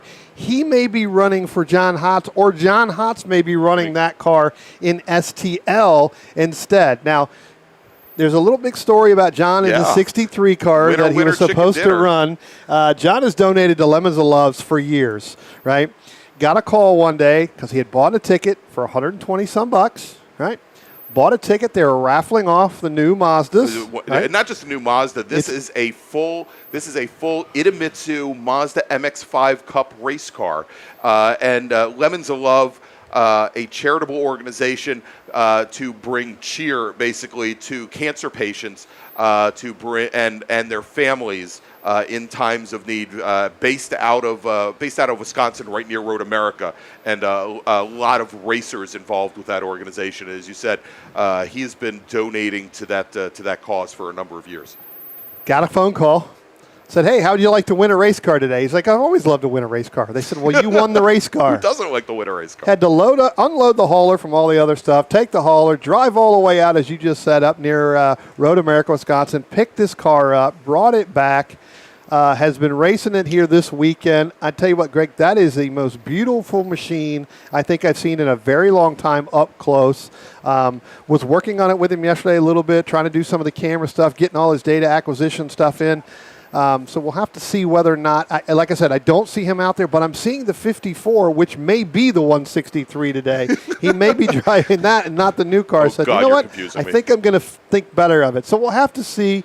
He's not showing up right now, but that doesn't mean that once we get the timing and scoring going, they did get 2 pace laps. So hopefully we are going to be seeing the pace car come in here as they're coming up underneath the bridge right now. So we'll have to get word who's in the 54, right? That's right, car 54, who are you instead of where are you? It's like Waldo, and I know it's not Chris Childs in there, and I know Waldo's here somewhere. So. All right, so pace car is on the pit lane. We've got Paul Marcones. He has the field now as our starter is looking up and down the field, and green flag is in the air before our last rows even make it around turn 10. And side by side, Jimmy Pettinato and Paul Marcones. Pettinato to driver's left, Marcones, our pole sitter, in the bright yellow Acura Integra, to driver's right, as they now both show those brake lights going down into turn 1. And Tom Beverly in his Honda Civic now slots into third place, Brian, as they come out of turn 2 and make their way to turn 3. Yeah, Morcones and Pinato, now Beverly, they're going to be your front 3. They're going to take off. They're going to open up the gap just a little bit over the 69 there of Jeremy Butts. And I just got word John Hotz is not racing in there, so somebody get me some word here as my spies around the racetrack. Who's in the 54? 54, where are you? Who are you? Who are you? That may be Michael Cohen. So Michael's the only one that drives that car, I guarantee it. But yeah, as our leaders in the rest of the field makes it up through turns 3 and turn 4, Greg, we'll find out who's in the 54. There you go. Great move on the start by Jerry Hinkle, driver of the number 66 F Production Lotus 7. And typically with those cars running either cantilevered or possibly radial slicks, but true slicks, they take a lot of time to get heat the tires. Didn't take long for that very light Lotus 7, though. He got past Ted Cahall, John Sainz, and as they were going into turn 3, he snuck right underneath Steve Wickersham. Great last-second move into turn 3 to move him up into 5th position. Here comes our leaders now. It is still Paul Morcones, then James Pinato. That's 1-2. Again, that's an E production and an SPU machine. Then Thomas Beverly. Jeremy Butts right there on the back bumper of Thomas Beverly heading into turn 1. 5th place is the 82 of Steve Wickersham. So another good run there for Steve coming up from Charlotte, North Carolina to run in this group here. The front 4, though, Greg, they've started to take away. Look a little bit further back. We've got Taylor Hyatt in that 131 machine. She is in a bunch of traffic going through, and again, I'm going to say it's Michael Cohen. Michael Cohen is definitely making his way up through the field here, Greg, in this small bore class in that STL Miata. Yeah, and we've got didn't mention it here. We'll have plenty of time to talk about this over the course of the weekend, but we have along with all of these other events going on, we also have here at the Labor Day event an H Production actually, it's a production festival going on here, and I think right now in H Production, a 9-car field would be a 10-car field. Mike Kelley, who is trying to get his car ready for the runoffs, brought a new engine out in his Volkswagen Golf yesterday, had lots of issues with it, did not go out for qualifying, did not make the grid. We'll have to see if we get that car out on track that Taylor Hyatt's going to have to basically preserve the family honor for that relationship here this weekend. Sometimes newer is not better. No, and I've been in that same boat before. As we've got our top 3 drivers now heading down into turn 1. None of these cars are in the same class. Paul Marcones, he's your E production leader. He has your lead. Jimmy Patinato, your SPU leader, running in second. Tom Beverly in what is a very large STL field. Beverly in that green Honda Civic, that EG Honda Civic hatchback. He has both Jeremy Butts and Jerry Hinkle between he and the next driver in STL, and that's Steve Wickersham in the number 82 Mazda Miata. Tell you what, got to give credit here. James Pinato only races here really once a year when he gets a chance because of his work schedules and busy. Doing quite well, hanging with Paul Morcones. I tell you what, I thought Paul would kind of run away from this, but Patinato's got a pretty quick BMW right there. That M3 is pretty quick. So. All right, we've got a car coming down the pit lane, and that is Stephen Ryder, driver of the number 112 SPU Eagle Talon.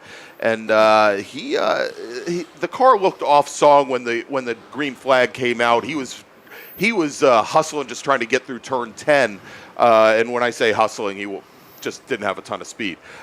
So looks like they're going to check over the car, and we'll see if he brings that car back to the paddock. Or whether or not they can get it back up and running. Also to note, as you mentioned, John Hott's not out here, or at least we don't think John Hott's is out here racing here. The 63 car obviously didn't make the grid. John Ayer in the number 19 STL Mazda Miata did not make the grid. Caden Ayer, nor did George Ortiz. So 3 cars in that STL field not taking the green flag today, which leaves us with 8 cars in STL. Yeah, here comes our car 54 again. That looks like that is Michael Cohen. I can tell by the helmet. Okay. I'll take your word for it. I don't show him unless I'm just totally missing him. I'm not seeing him. Yeah, it is Michael Cohen. Yes, he is showing up 22nd. Yep, there he is. All right. So again, another driver that normally doesn't double dip. He normally sticks strictly to SM there. So Michael getting a double dip here this weekend. Again, probably taking over for Hotz. Michael probably said, I didn't like the way you qualified your car, so I'm going to run my car. Run my car, exactly. That must have been a real comfortable conversation. Yeah. Take a little bit further back here. Look at our H production here, Greg, as we're going through here real quick. Chuck Allard, third, leading that H production. Lawrence Frazen in the 64. Michael McQueen, Carlos Schooler. That's your top four in H production as our overall leaders now head down into turn one with Paul Morcos and James Pinato. James Pinato now right on the back bumper. Look for James Pinato coming out of two, Greg. He may make that move, but Paul Morcos gets a better run out of turn two than Pinato. So into braking zone, it looks like Pinato's able to close that gap a little bit, but then Paul pulls away a little bit. And carries a ton of speed through turn three as well. You know, I was going to say, well, you know, Pinato probably has a lot more grunt coming out of corners than Marcones does, primarily because of the straight six in that BMW. But I'm looking and I forget that is an E30 M3. That's a 4-cylinder motor, if I remember correctly, not a 6-cylinder motor. But he is wheeling that thing hard, and the advantage that he has in that BMW, frankly, is the braking is going to be so much better than that Acura Integra that Marcones. Now, there's been a big change in the production field this year that for limited production cars, drivers can go to non-stock braking hardware, non-stock calipers, both front and rear. And so some of the challenges that a front-wheel drive car like that Integra might have can be mitigated. But I think still that BMW much better on the brakes as Pinato now pulls out to driver's right and is going to try to make a move on Marcones. Pinato, though, moved all the way to the inside, Brian, and really compromised his entry, I think, more than he had to going into turn one. Yeah, I wasn't sure if he thought that he could get there or not. You're right. I mean, just made that big move there. Probably wasn't the right move. I'm sure he'll think twice about it next time as it's coming up. They're coming up under some of our H production machines right now. So, again, he's got to get through traffic. All right, Brian, and I've just gotten word. I'm trying to find out what the issue is. Now, we have a car that's pulled in to pit out, but the just heard a call, I'm pretty sure, of a black flag all. And I'm not sure. We'll listen to the radio here and see exactly what the story is, but it is the 4-7 car that just pulled in to pit out, but we are under black flag conditions here, which is a little odd under race conditions here. Typically, we would think that they would be going to a full course caution, and I had not heard anything on the race net leading up to this. We have another car that is pulling into the crossover road between our position at the on the front straight and going down to turn one. That is the 46 GT Light Nissan. And so the 46 car. Yeah, we're under a black flag all, like you said. That's Alec Mizell, and we're trying. I'm getting word, Brian. I think that there's a car off course, and maybe in a position where he or she can't be cited. So as soon as we get some more information on that, we will certainly let you know, as we are under black flag condition here at Summit Point. We are bringing the cars down onto the pit lane, all 37 or so of them, or just about 32 of them. So I did see the Rescue One come out of their position here at pit out, but then went into the paddock area along with one of the other ambulances going through there. So I wasn't sure kind of really what's going on there. I see Paul Morcos now. He's making the right-hand turn, Greg. He's headed back into the paddock. So, it sounds like he's had enough.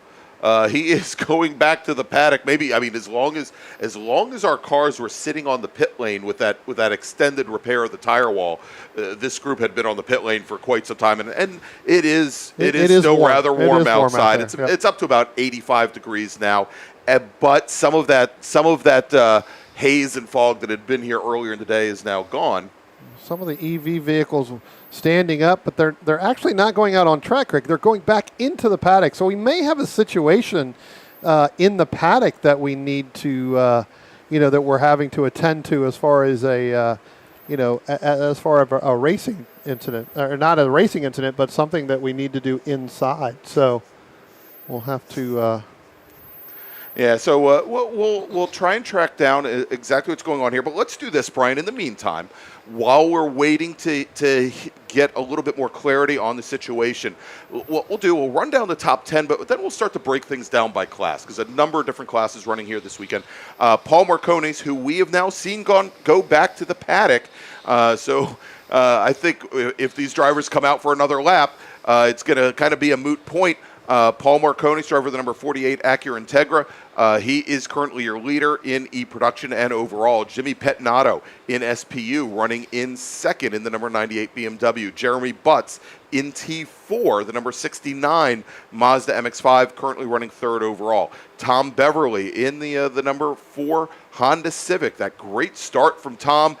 He is your STL leader. He is currently sitting in fourth. Steve Wickersham in the number 82 Mazda Miata, also an STL, running in fifth. Then we've got Michael Lamena. He's currently running second in T4. He's running sixth overall. Jerry Hinkle in his Lotus 7, sitting seventh overall, second in F Production. Then we've got Jeff Liller in the number 127 Mazda MX-5. He is sitting eighth overall, and I believe that would put him third in T4. Ted Cahall in the number 182 Mazda Miata and STL car. He is running in ninth, and then Jonathan Sainz in the number 27 STL Mazda Miata is running in 10th. If we go and take a look at this, we'll break it down by class. Let's start off with E-Production, where Paul Marcones, as we mentioned, of course, is your leader. Don Walsh in the number 47 Mazda RX-7 was running second. And so here's the thing.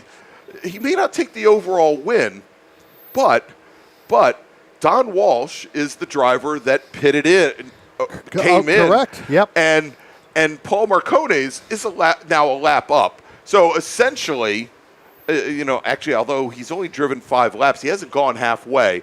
But I think technically, Paul Marcones, he's your winner in F Production, or pardon me, in E Production. So there you go. As Don Walsh only completed 4 laps, Marcones completed 5. All right, so there may be some method to Paul's madness. In F Production, Jerry Hinkle is currently your leader. Jim Stem in his Volvo 142, that white with burgundy striped number 40 machine, is running in second. Let's take a look at H Production, where Lawrence Freyson managed to get ahead of Chuck Allard. Freyson in the number 64 machine. And let me see where he is in the overall order. Freyson running 13th, Chuck Allard 14th overall. So still very close in line there, and they'll come out, assuming this race continues, they'll come out one after another for that single file restart. Michael McQueen currently running third in H Production. Carlos Schooler fourth in his Toyota MR2. Ryan McBain in his Honda CRX, who started at the tail end of the H Production field. He's now up to fifth, having started ninth in class. Let's now take a look at SPU, where Jimmy Pettinato, running second overall, now will take over the lead when we go back to racing, is your leader, and he is, the only other competitor in SPU, Steven Ryder, in the Eagle Talon, who we assume retired early after only a single lap. Spec RX-7, Alex Cumming, our sole driver in the class. In GT Light, Greg Hotz in the number 73 MR2, currently your leader. Alex Maisel, in the 46 Nissan. He's the one who pulled into the crossover road, so it looks like Maisel's day is done, pretty much gifting the win to Greg Hotz. And then finally, let's take a look at GT Pinto and Touring 4. In GT Pinto, Bruce Shelton is your leader. Charles Guto second. Michael Hirschberger currently sitting in third. And in Touring 4, Jeremy Butts is your leader, running third overall. Michael Amena running second in T4. Jeff Liller third, and I think we've mentioned all that. And sitting fourth then is Jennifer Romes, driver of the number 186 Scion FRS. And I still, Brian, haven't heard any word on when we'll be going back to action. Yeah, it looks like I'm looking down here through the binoculars. They're trying to get the cars lined up now. to go back on the racetrack. The pace car has pulled out. It looks like they are lining everybody up where they need to be and where they need to go. So it looks like something may have happened in the paddock because they had to use Rescue One and one of the trucks, one of the fire trucks there. I think to take them off station. So when that happens, I think it's best to always, again, just in case something happens on track. To have that down. So, but it does look like they are starting to put the cars back in order. So we should be getting going green here any moment, at least rolling out. It looks like we're going to get that one pace lap when we come back out. So again, some individuals are taking their cars back to the paddock at this point. See another one that is making his move. I think that's the MR2. Yeah, that's the GT Light 73 of Greg Hotz. Yeah, so he's and so. I don't know. I guess that one plays out that both Hotz and Maisel completed 4 laps. I'm not sure. Maisel pulled down through the crossover road right here, and then I didn't see where he went after that. So I thought he went back to the paddock, but we'll see when we get racing back underway whether or not he comes back out on track. It's unfortunately here, even from our position, high atop the Bill Scott announce booth here at Summit Point. Unfortunately, it's even with binoculars a little hard to see when we've got 30, 35 cars all lined up. Looks though that they're starting to bring some of the drivers down into a second lane. Well, they're lining up the top, to where you go to put you back into position. One of the cars I cannot see, so it looks like in that lane, it looks like Thomas Beverly is going to be the first car. I'm not seeing Penadato's car. Right. Yeah. Nor do I. Yeah, I don't see it. And remember, also ahead of at least last we know at the last complete lap. I guess we're showing here Tom Beverly. The previous lap, Jeremy Butts in the '69 Mazda had been running 3rd overall. Yeah, it looks like he is behind the Thomas Beverly car. I can see Jeremy out there walking around. Jeremy stands like 6 foot, 20. So he's waving now. Yes, Jeremy, we can see you. Yeah, you're like 6'9", so we know. You sit in the back. You sit in the back seat of your Mazda, so we know. Thanks, Jack. So it looks like it's still going to be a couple minutes here, Greg, as they're starting to get. But like I said, I do not see the James Peninato machine. So. No. So we do have that feel here. So we may find. The Honda Civic of Beverly will be the first car off, and given the start that he had, you don't think of Hondas as torque monsters, but when you've got a big bore Honda like a 2-liter or a 2.2 liter Honda there, and you're surrounded by a bunch of 1.8 liter or maybe 2 liter Mazdas, you get a pretty good jump, and he started down in 4th. But pretty much walked past Jeremy Butts like he was standing still on the start. Yeah. We don't need a pit reporter down there. We can tell what Jeremy's doing. He's trying to work some deals with Michael LaMena down there. He's trying to figure out how Michael can get up to him so they can push and run it out. So. Here we go. We see it as they're moving the cars now into the lane. Now, of course, when we restart from a black flag, the race gets rolled back to the previously completed lap, and the reason why they're doing this, obviously, is that some of the cars may have seen that black flag, certainly before the lead pack pitted in. They have to bring them in, but also, there's nothing to stop you from passing another car if you need to under black flag conditions. Doesn't buy you anything because again, the race gets rolled back to that last completed lap, and that's why we've got our workers now getting everything all cleared up. But Brian, in the meantime, and as we have this little bit of a break here from Summit Point Raceway, again, let me remind you of all the great charity activities that we have going on this weekend on behalf and benefiting the Boys and Girls Clubs of the Eastern Panhandle. Of course, we saw earlier today where we had those great runs on track, the 007 rides. We had the touring laps. We also had the exotic car rides as well, and I think those are going to be back tomorrow as well. I do want to mention that if you choose to make a donation to the Boys and Girls Clubs, we do take cash or check. We also take Apple Pay and credit cards. So there are no shortage of ways to help out the Boys and Girls Clubs of the Eastern Panhandle. In addition to that, we want to thank some of the great sponsors and also donors that have. I talked about all those great raffle items that we have here, Brian. Let's talk about some of the donors this weekend that have put up some prizes, and I think you're on that list, by the way. I am on that list. We have of course, the Washington D.C. Region Road Racing Program and the HPDE program. Trevor Carmody, Alonia Liller, New German Performance, Bill Stoller, great photographer, Bill. Please send word. Amanda Laserchak, Hyatt Auto Racing Team, Half-Assed Motorsports, and that's half-fast, not half-assed. Sorry, Bill. Of course, we know that's why, whatever. Of course, Summit Point Motorsports Park, John's Towing and Recovery, J&L Automotive.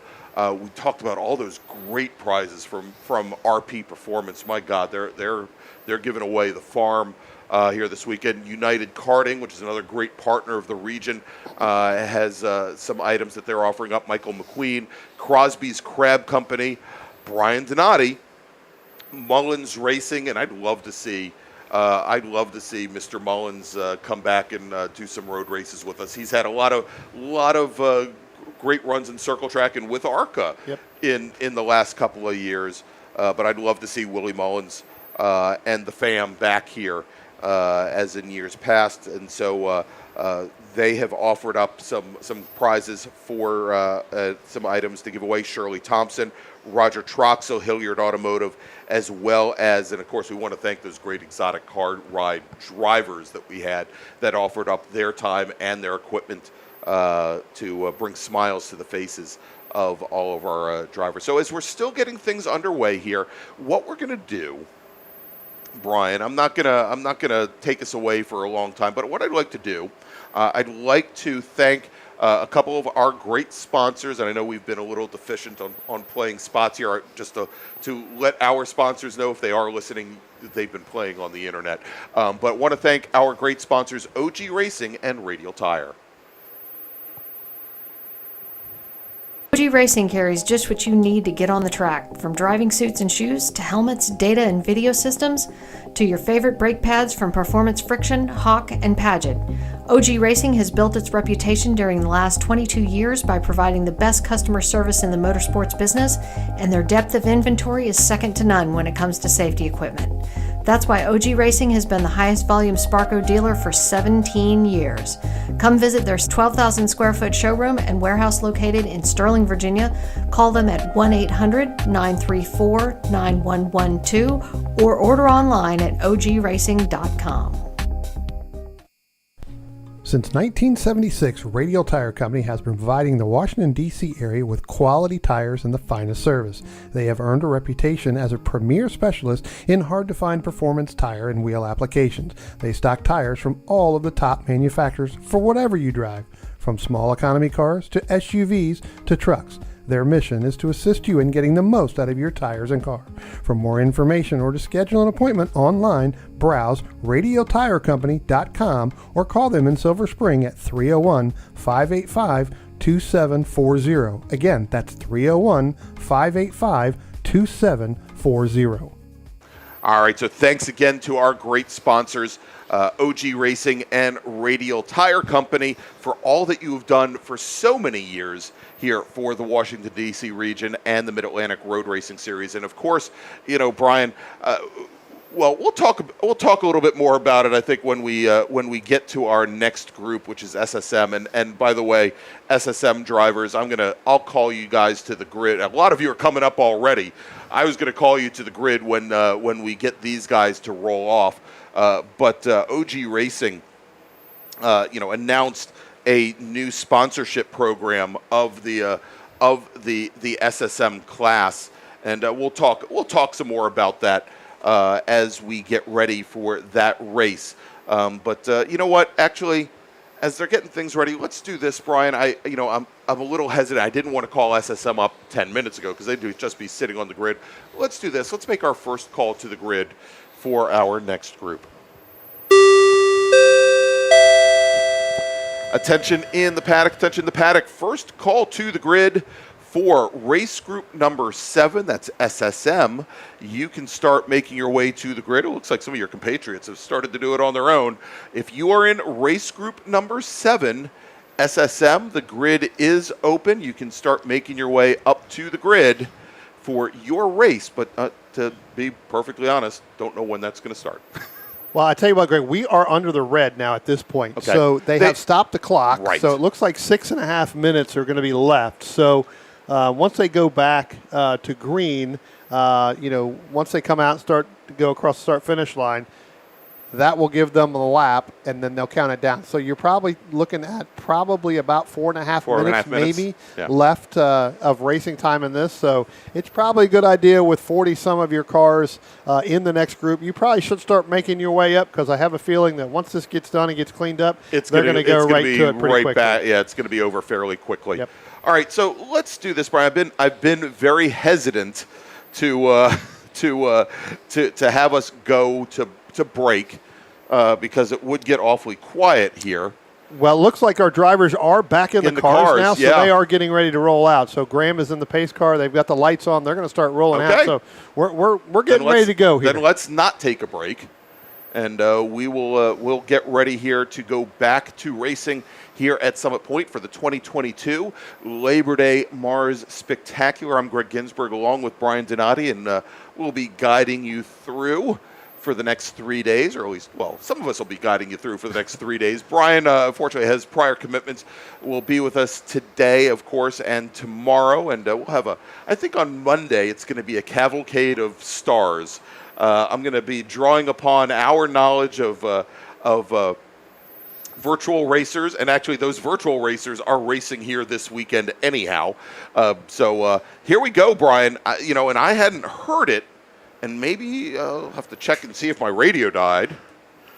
Yeah, like I said, I'm not seeing. Obviously we saw Marcones go back to the paddock. I'm not seeing James Pinato, so he may have snuck out, back in there before. So I'll get my spies down in there and into the paddock at some point to fill us in on what happened with James, as here comes the rest of our field. We got a big gap here coming between the 186 here and Michael McQueen. So Michael McQueen probably having some trouble getting his car started, but rolling out here, rest of our field. Here comes some of the rest of the Miatas here, and we should be getting here going racing. Again, if you haven't been here before and you're not familiar with the SCCA and you're not sure how they start, after a restart like this, Greg, it's single file. It's single file, exactly. The pace car bringing the field around, and also, as opposed to pro racing, Brian, when they have a start like this, you don't have to wait until the start-finish line in order to make a pass. You could be, and this is still a 30-plus car group, even with some of the retirements that we've had, you can be all the way towards the rear end of the field. As soon as that green flag comes out at the start-finish line, the yellow flags will come down at all of the corners. And as soon as you see those yellow flags, you can start passing, and it is not uncommon to have people kind of literally asleep at the wheel and not realize that even though they're halfway back in the pack, that we've gone to green flag racing. I always find it a great opportunity to pick up free positions, essentially. Yeah, no, absolutely. And Greg, again, I'm looking at Race Monitor here, and eventually the green flag. Now it looks like Race Monitor's been put back to 10 minutes. 10 minutes. So it may be that's when they stopped it. That's when they went red, didn't really stop the time on it. So looks like we may get 10 minutes left of racing here. So should be a pretty good battle. I think that, as I said, Jeremy Butt's down there talking to Michael LaMena. He's got to get through the Steve Wickersham and Jerome Hinkle machines in order to get back. That's going to be your battle for T4. That's right. We saw it last time. And LaMena, I think he's got a good, as the field is now coming through turn 8 and starting to make their way up the hill towards the bridge, I think LaMena's got a chance there with Hinkle still, again, needing to get heat in the tires of that very light car. But he was able to light him up pretty quickly on the start. So we'll see. It may still be a challenge for Lamena, but Lamena's got to get around Hinkle and Wickersham to get up to Jeremy Here Butts. we are, Greg. We are green right now. Jeremy Butts gets a great run, and we just talked about it. Here comes Michael Lamena. Hinkle pointed him by to let him go, so he knew that it's going to take a lap or two. So now put Wickersham in between Lamena and Butts. That's for T4. But as we go through, again, Thomas Beverly, Jeremy Butts, Steve Wickersham, that's your top three as they head down into turn one.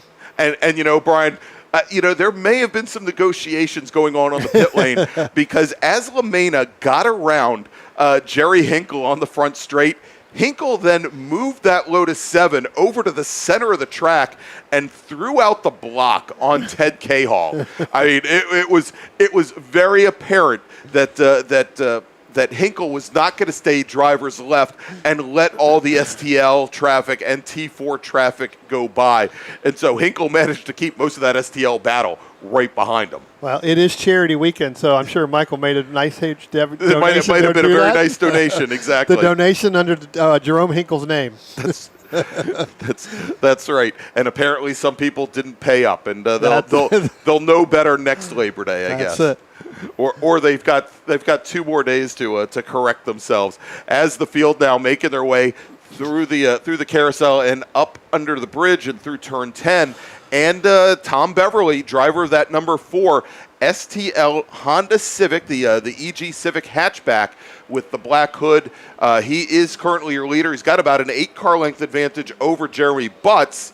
But the big deal is Mike Lamena has gotten around now Steve Wickersham, and Wickersham has got Jerry Hinkle to contend with.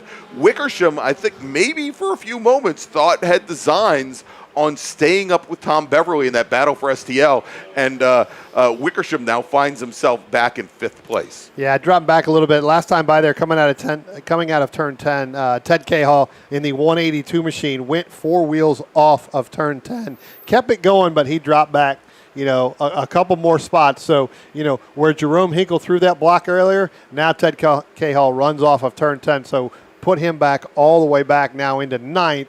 And as far as STL, that's really going to drop him back pretty much 4. All right, so let's talk a little bit about H production because Chuck Allard, when we went to the black flag and then red flag, Chuck Allard was just ahead of Lawrence Freyson, and that is how it still stands. But Michael McQueen, who was running 3rd in H production, was 2 cars back from Freyson when they went to the black flag, and he is now right behind Freyson. And when we saw them come through turn 3, that little MG midget was all over the back of the Volkswagen Scirocco. We'll have to see if he can have any designs there on 2nd place as our leaders now going down into turn 1. And we should see that H production race now coming out of turn 10. And there is the blue and white Porsche of Allard.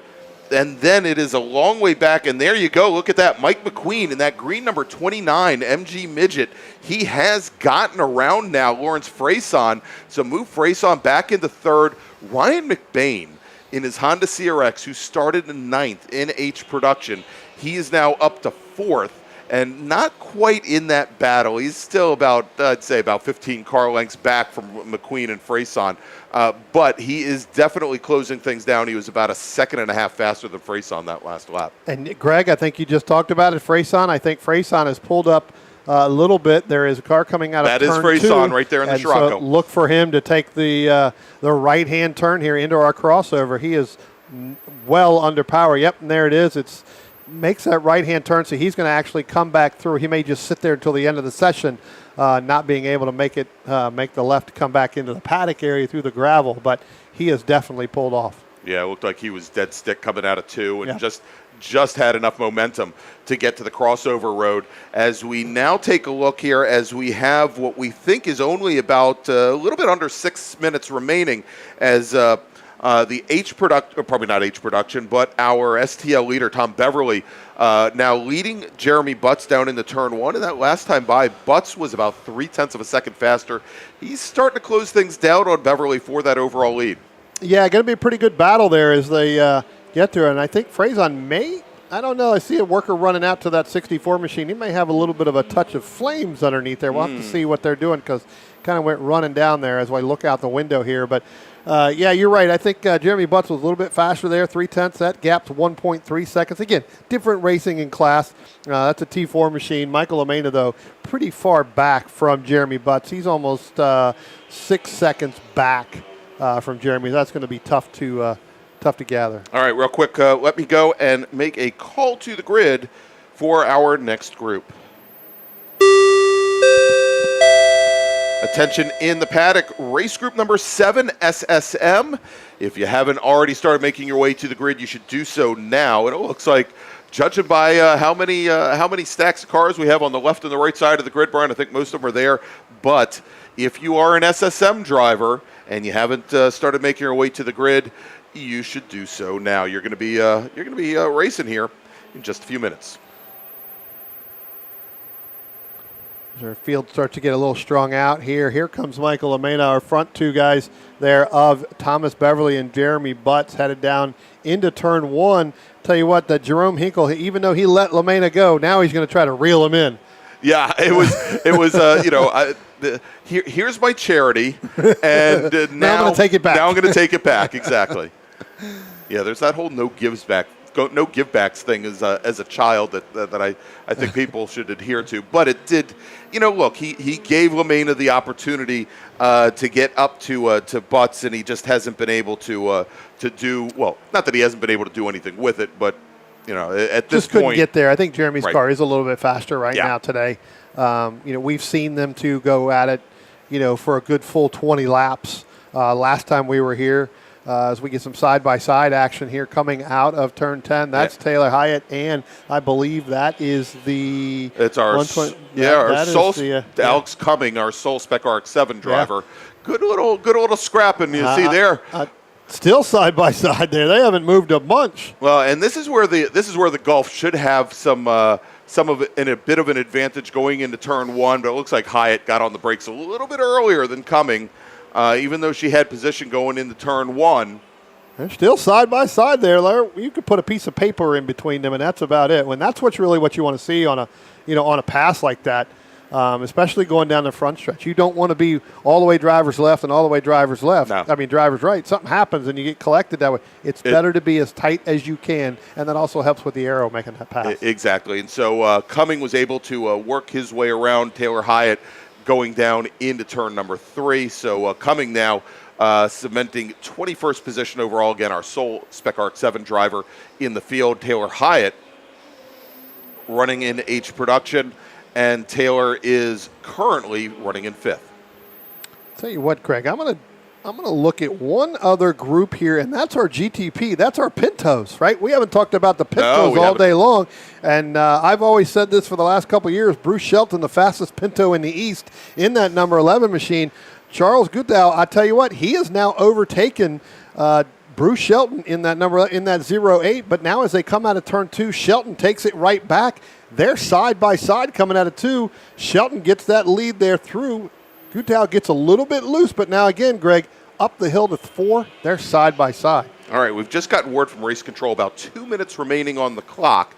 We're showing 1:35 on the clock, but again, the word is 2 minutes from race control. So with our fastest drivers here running only, I say only 124s, probably 2 more laps. But actually, just saw the word there from start that probably the next time by our leaders will get 1 to go. Yeah, so our leader, Thomas Beverly, now is coming out of turn 2, getting ready to head up into turn 3. So the next time by, he should get that 1 to go. So again, Thomas Beverly coming up through turn 3 now, heading up over the hill, going to be going down into turn 4. His next car he's going to come up is going to be that 131 of Taylor Hyatt.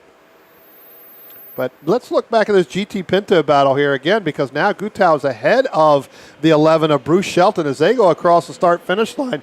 So again, they're going to have about a full, almost 2 laps, if you think about it, to get this battle done. They go down in. Bruce Shelton side by side in that number 11 machine over the other 8 of Gutau. He's able to get that and make that pass. But let's see if Gutau in that 0-8 is able to do a crossover move. As we've seen it here many, many times. Coming out of turn 2, Gutau goes driver's left, not able to make the crossover. He's going to have to tuck back in behind Bruce Shelton. Bruce Shelton on the gas right there, going through turn 3, opens up about a half a car length lead.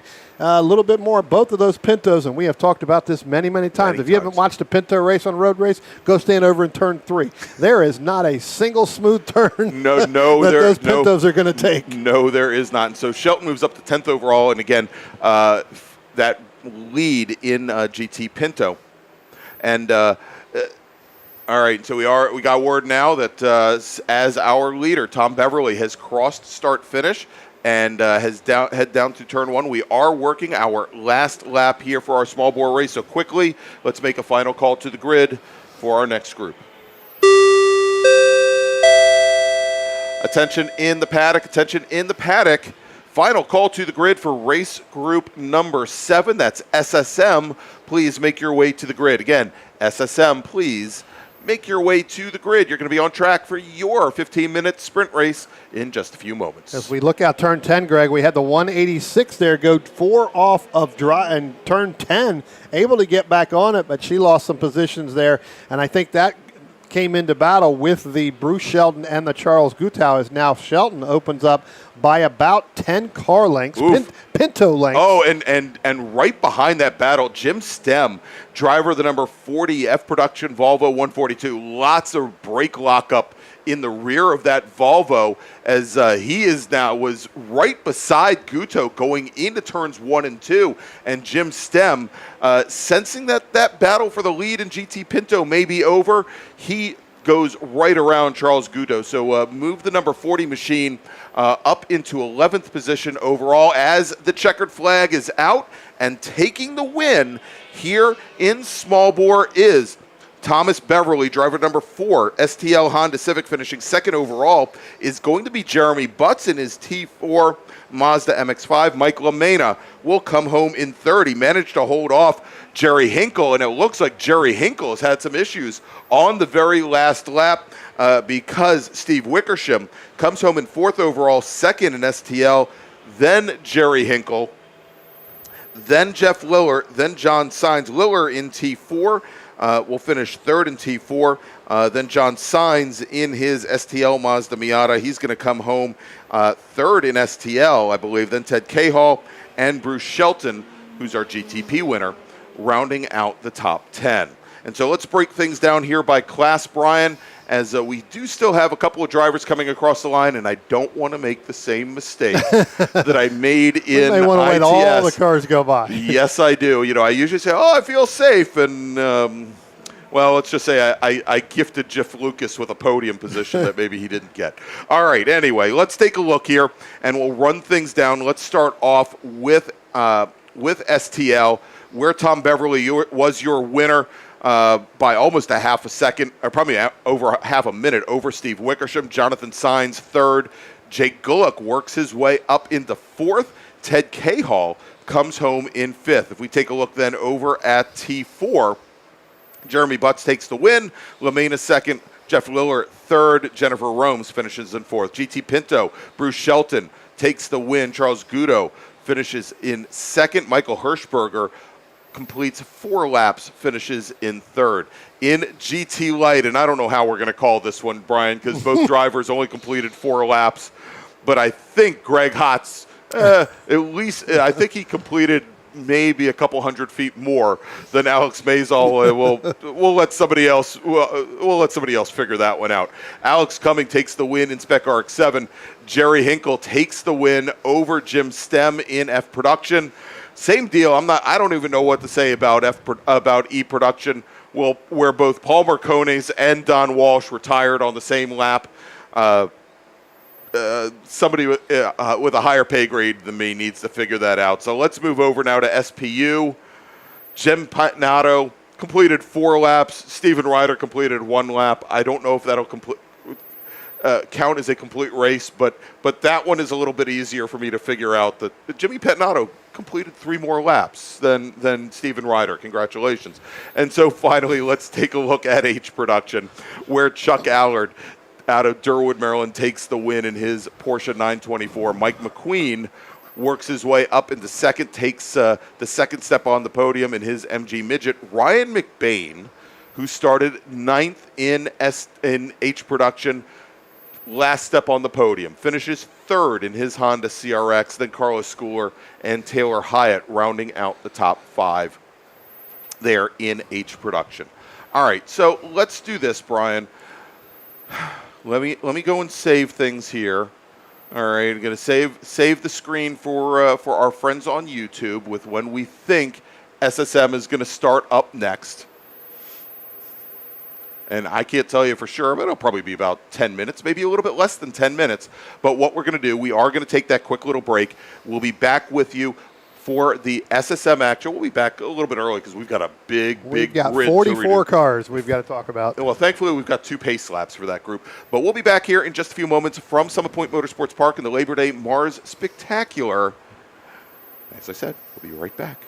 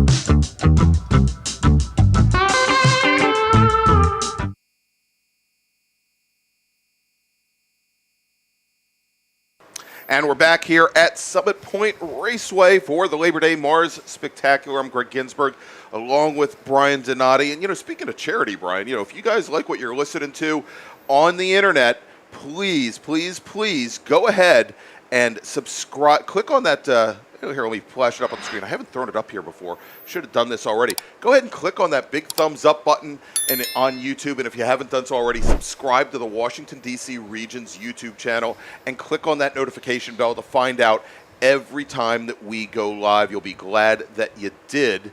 Well, or maybe you won't be glad, I don't know, but it'll certainly help the region and help us spread the word about the Mid-Atlantic Road Racing Series, which is good for us all. So, Brian, next up, we've got SSM. It is our largest field, I believe, of the weekend, and they're going to give them 2 pace laps, but why don't we do this? Why don't we start by running down the starting grid, and then we'll talk a little bit about it as we have some time afterwards. There we go. All right. As Greg said, we got 44 cars strong. Starting 44th In the number 40 from Ashburn, Virginia, that's John Gayer. Starting 43rd from Cliffwood, New Jersey, the number 72 of Robert Ahern Jr. Starting 42nd from Mountjoy, Pennsylvania, in the number 6, that's James Roberts. Starting 41st from Charlestown, West Virginia, the number 39 of Jack Kellum. Starting 40th from Knoxville, Tennessee, the 05 of Steve Bindrum. Starting 39th from McLean, Virginia, in the 01 is James Smith. Starting 38th from Frederick, Maryland, in the number 12, that's J.D. Brunk. Starting 37th from Leesburg, Virginia, the number 24 of Steve Wolfson. Starting in 36th position from Haymarket, Virginia, the number 92 of Victor Bruni. Starting 35th from Mechanicsville, Virginia, that's the number 9 of Raymond Heath. Starting 34th from Weehawken, New Jersey, the number 52 of Isaac Jordan. Starting 33rd from Boonesboro, Maryland, the number 82 of Stuart Smith. Starting 32nd from Herndon, Virginia, in the number 123, that's Kalen Crocker. Starting 31st from Fairfax, Virginia, in the number 65, that's Brooks Hunt. Starting 30th from Sykesville, Maryland, in the 04, that's Adam Viatel. Starting 29th from Ellicott City, Maryland, in the 51, that's John Maslin. Starting 28th from Millersville, Maryland, in the number 199, that's Ben Sarley. Starting 27th from Potomac, Maryland, the number 99 of Peter Kaufman. Starting 26th from Berryville, Virginia, the number 2 of Mark Philcroft. Starting 25th from Birdsboro, Pennsylvania, the number 113 of John Moyer. Starting 24th from Herndon, Virginia, the number 89 of Jamison Huffman. Starting 23rd in the 146 from Washington, D.C., that's Ryan Harrison. Starting 22nd from Midlothian, Virginia, the number 91 of Scott Christak. Starting 21st from Nokesville, Virginia, the 88 of Jay Bindrum. Starting 20th from Rising Sun, Maryland, it's good to have Sam back, and the number 85 is Samuel Scott. Starting in the 19th position from Arlington, Virginia, and Michael Collins says he's not very good engine builder here in the SSM. That's the number 95 of Nicholas Burney. In working man's country, our SM winner. Starting 18th from Midlothian, Virginia, or from Silver Spring, Maryland, the number 67 of Nathan Lucas. Starting 17th from Midlothian, Virginia, the number 10 of Benjamin Jones. Starting 16th from Warrenton, Virginia, the number 1 of David Bygert. Starting 15th from Sterling, Virginia, the number 33 of Tristan Herbert. Starting 14th from Silver Spring, Maryland, the number 121 of Frank Taberzi. Starting 13th from Winchester, Virginia, the number 14 of Andy O'Brien. Starting 12th from Frederick, Maryland, the number 73 of Scott Brunk. Starting 11th from Sparks, Glencoe, Maryland, the number 63, the King, John Hotz. Starting in the top 10, starting in 10th position from Great Falls, Virginia, the number 66 of Kevin Kopp. Starting 9th, the number 75 from Bristow, Virginia, that's Deacon Greenfield. Starting 8th from Wallingford, Pennsylvania, the number 18 of David Weibel. Starting 7th from Baltimore, Maryland, in the number 32 of Scott O'Rourke. Starting 6th from Baltimore, Maryland, the 06, his brother Neil O'Rourke. Starting 5th from Winchester, Virginia, the number 70 of Camden Gruber. Starting 4th, the number 07 from Springfield, Virginia, that's David Stern. Starting 3rd from Dayton, Maryland, the number 15 of Ryan Maloney. And starting on the front row and starting in the second position from Leesburg, Virginia, the number 42 of John Evans. And starting on the pole from Stroudsburg, Pennsylvania, the number 11 of Richard Roman. Richard Roman, there you go. So there is your field, 46 or so cars deep. We'll have to see if we have all 46. We may be down to 45 by the time the race starts here. Steve Bindrum, driver of the white 05 machine, I think he just killed half of the mosquitoes in Jefferson County pulling out onto the track. That car, to say that the rings might be a little loose on that motor, wow. All right, so I talked about this, Brian, a little bit earlier. OG Racing always has been a great partner of the Washington, D.C. region. Well, they are a great partner of the SSM class as well, as was announced a little bit earlier this summer. OG Racing is going to be supporting the SSM class by providing end-of-year awards to the first and last place finishers by points in SSM. And what they're going to be awarding are a mid-range driver suit, shoes, and gloves as well. If you finish second in the class, a $1,000 OG Racing gift certificate. If you finish third, a $750 OG Racing gift certificate. And so the lights are out on the pace car. You can thank Mr. Lucas for that. And I might add, oh my gosh, I was going to say not Jeff Lucas or his son Nate Lucas, and Nate, of course, out racing here today. But the Prince of Darkness, you can thank for the lights being out on that MGA pace car, and the pace car now on the pit road. And so our pole sitter now has the field, Brian, as they are making their way down the front straight. Green flag is in the air as Rich Roman on the inside lane doesn't get the best jump. Our outside road, John Evans in the white number 42, getting the push from David Stern and from Neil O'Rourke as they come down into turn number 1.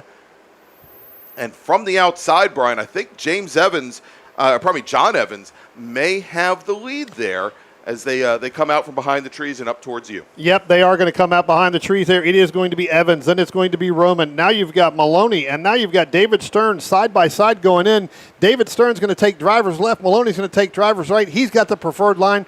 O'Rourke is right behind David Stern. I'm not sure whether they're going to be able to push him in there as everybody gets through turns 1 and 2 nice and clean. Everybody gets through turns 3 up through turn 4. We'll have to look and see when they come back through the carousel whether or not they're able to continue that pace. That's right. And a little bit further back in the battle for 9th and 10th, we had both Kevin Kopp, who is an SSM race winner here in the MARRS series, and Deacon Greenfield, a rookie this season, who has done quite a bit of racing in the Washington, D.C. region and some of the SCCA virtual racing as well. Well, he was my student at driver school, so if he can finish ahead of Kevin Kopp, good on him. But they were side by side going into 3 as the front end of the field had all straightened out, and now it looks as though Kevin Kopp has taken over that 9th position. Now, I got word from Mike Collins, from Meathead Mike Collins.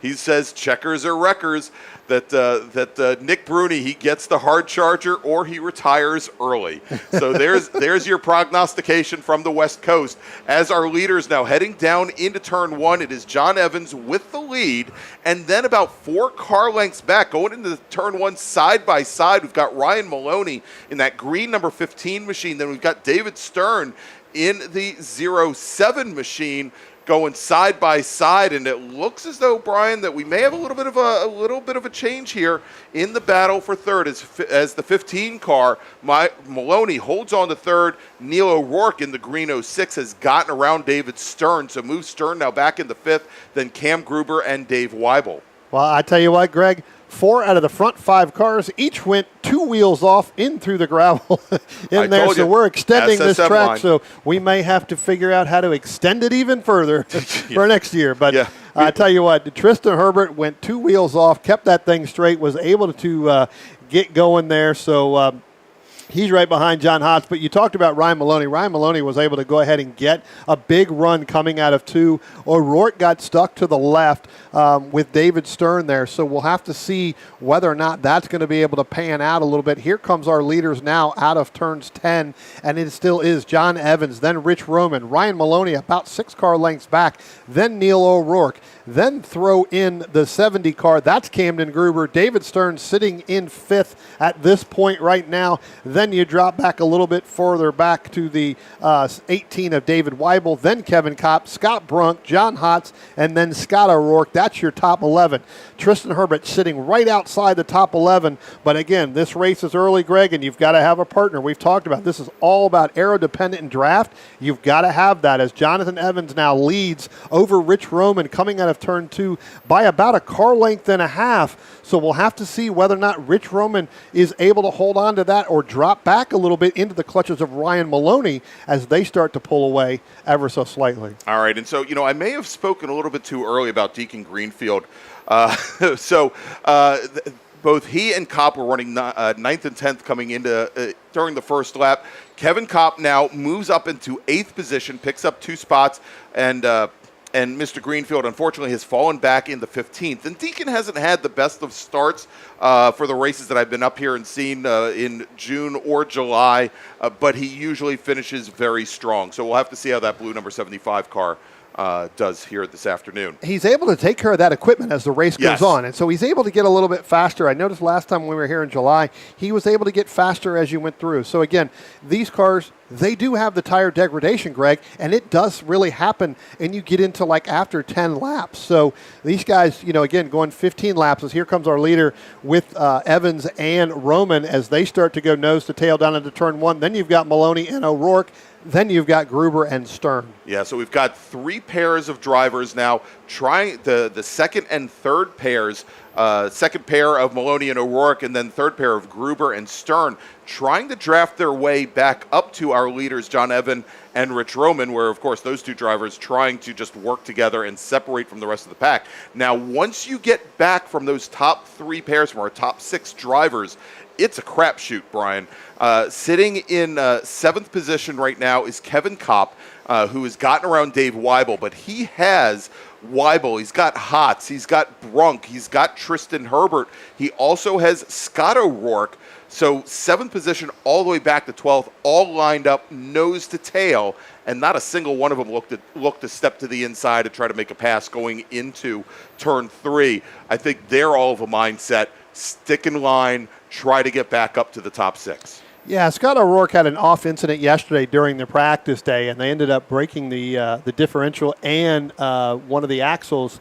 So they had to have that replaced last night. So he could still be having to fill that car out just a little bit to get it back to where it needs to be. As here comes our leaders out of turn 10. Again, still leading John Evans, Richard Roman. They've opened up probably a 5-6 car length lead over Ryan Maloney and Neil O'Rourke. Look for Maloney and O'Rourke to just stay pat right there until they catch it. Now Rich Roman goes all the way to far driver's right, coming out of turn 10, just past the start-finish line. He's going to take the lead over Evans. But, Greg, what does that do? That brings in Maloney and O'Rourke as they head through turn 1 and turn 2. So I'm not sure if that was a game plan or that was a strategy. Yeah, I mean, it may have been the game plan so that Roman doesn't overheat the motor there, but just that little bit of time where they were side by side in the braking zone going into turn 1 allowed both Maloney and O'Rourke, by the way, having run the fastest lap of the race this past lap, allowed them to make up almost 2.5 car lengths on our leaders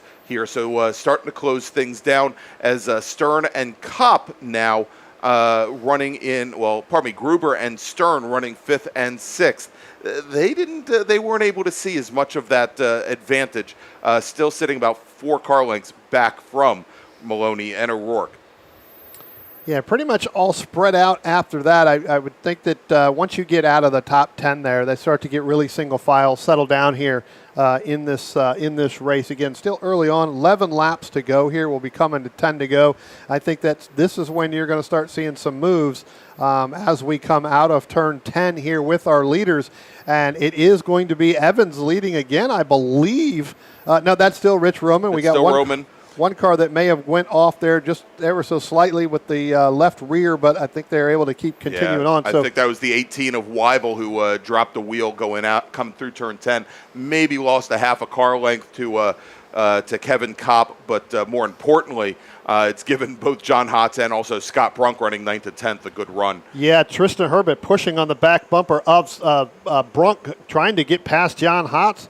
As Brunk was able to make that pass, Hotz was able to shut the door on Herbert. Now coming out of turn 2, it is Hotz and Herbert. They're side by side. Little bit of a head gap there with John Hotz. Tristan's going to go wide. Coming out of the turn 3 and headed up, he's going to bring Scott O'Rourke with them as they head up through turn 4 and down into turn 5. Yeah, I don't want to say it was a brave move by Herbert, but Herbert tried to make the outside pass through turn 3, and Brunk was not making it easy on him as Brunk didn't even go down to the apex. He gave Herbert basically the outside lane through turn 3, and that was it. Yeah. All right, as we now have 10 laps remaining, Brian, let me make a first call to the grid for our final race group of the day.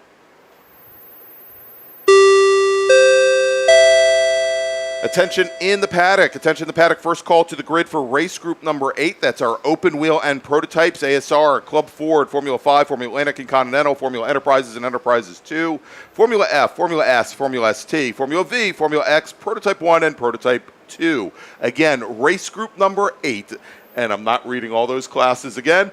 Our open wheel class, open wheel group, Group 8. Please make your way to the grid for your 15-lap race. As our leaders head down into turn 1, into turn 2. Again, you still got that 2x2x2. Now it looks like Neil O'Rourke's going to try to pull out, coming out of turn 2, try to make that move on Maloney. Not able to get that done.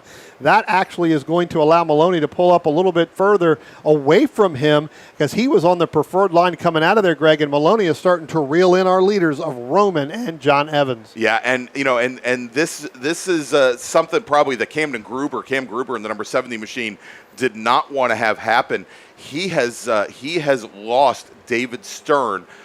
Stern now sitting in 6th position, about 8 car lengths back from Cam Gruber. So Gruber sitting all by himself there with no drafting partner to try to get up into that battle for 3rd with Maloney and O'Rourke. All right, it sounds like we might have a car off there. And we've got multiple cars off, Brian, over at turn 10. And standing up the safety car right now, we're going to be going to a full course caution here at Summit Point. That is Adam Viatel in the 4 and Stu Smith in the 82. In the 82. And they are now sitting driver's left past the gravel trap, but not in a good position. And so we are going to a full course caution. Looks as though there was contact between those two drivers. Admittedly, Brian, I was not watching there as it was happening, but we may have, some of our viewers on YouTube may have been able to see more than us there with our turn 10 camera. But again, we are under full course caution here at Summit Point in our SSM race, with just about 19 minutes remaining on the clock, or 8 laps, whichever comes first. Let's go. We'll reset the field. Your leader right now, Rich Roman out of Stroudsburg, Pennsylvania, in the number 11 car. John Evans in the number 42 machine, sitting in 2nd. Ryan Maloney 3rd. Neil O'Rourke 4th. Camden Gruber in the number 70 car. He is 5th currently, with David Stern in the 07 6th. Then Kevin Kopp, Dave Weibel, Scott Brunk, Tristan Herbert, rounding out your top 10. And since I know on YouTube, I think we can only go 15 cars deep on the screen there, Brian, I'll give a few more. 11th, John Hotz, currently in the number 63 car. Deacon Greenfield, Scott O'Rourke in the number 32 machine, 12th. Deacon Greenfield, 13th. Andy O'Brien, 14th. Dave Biegert, 15th. Nate Lucas in the 67 machine. And I should mention Nate and Frank Taberzi, who's currently running 17th, had a little bit of a coming together on the opening lap. But Lucas is 16th, Taberzi is 17th. Nick Bruni currently sitting 18th in the number 95 machine. Sam Scott, 19th, and Ryan Harrison is running in 20th. Another comment from Meathead Mike Collins. He said, since we only go 15 cars deep on the YouTube feed, he has to keep looking at Race Hero to see how far back Nick Bruni is. Very, very brutal comments from Meathead Mike Collins.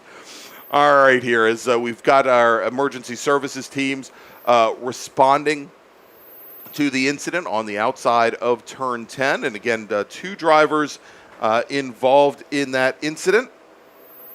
And as we mentioned, the 04 machine of Adam Volatile out of Sykesville, Maryland. Stuart Smith in the 82 machine out of Boonesboro, Maryland.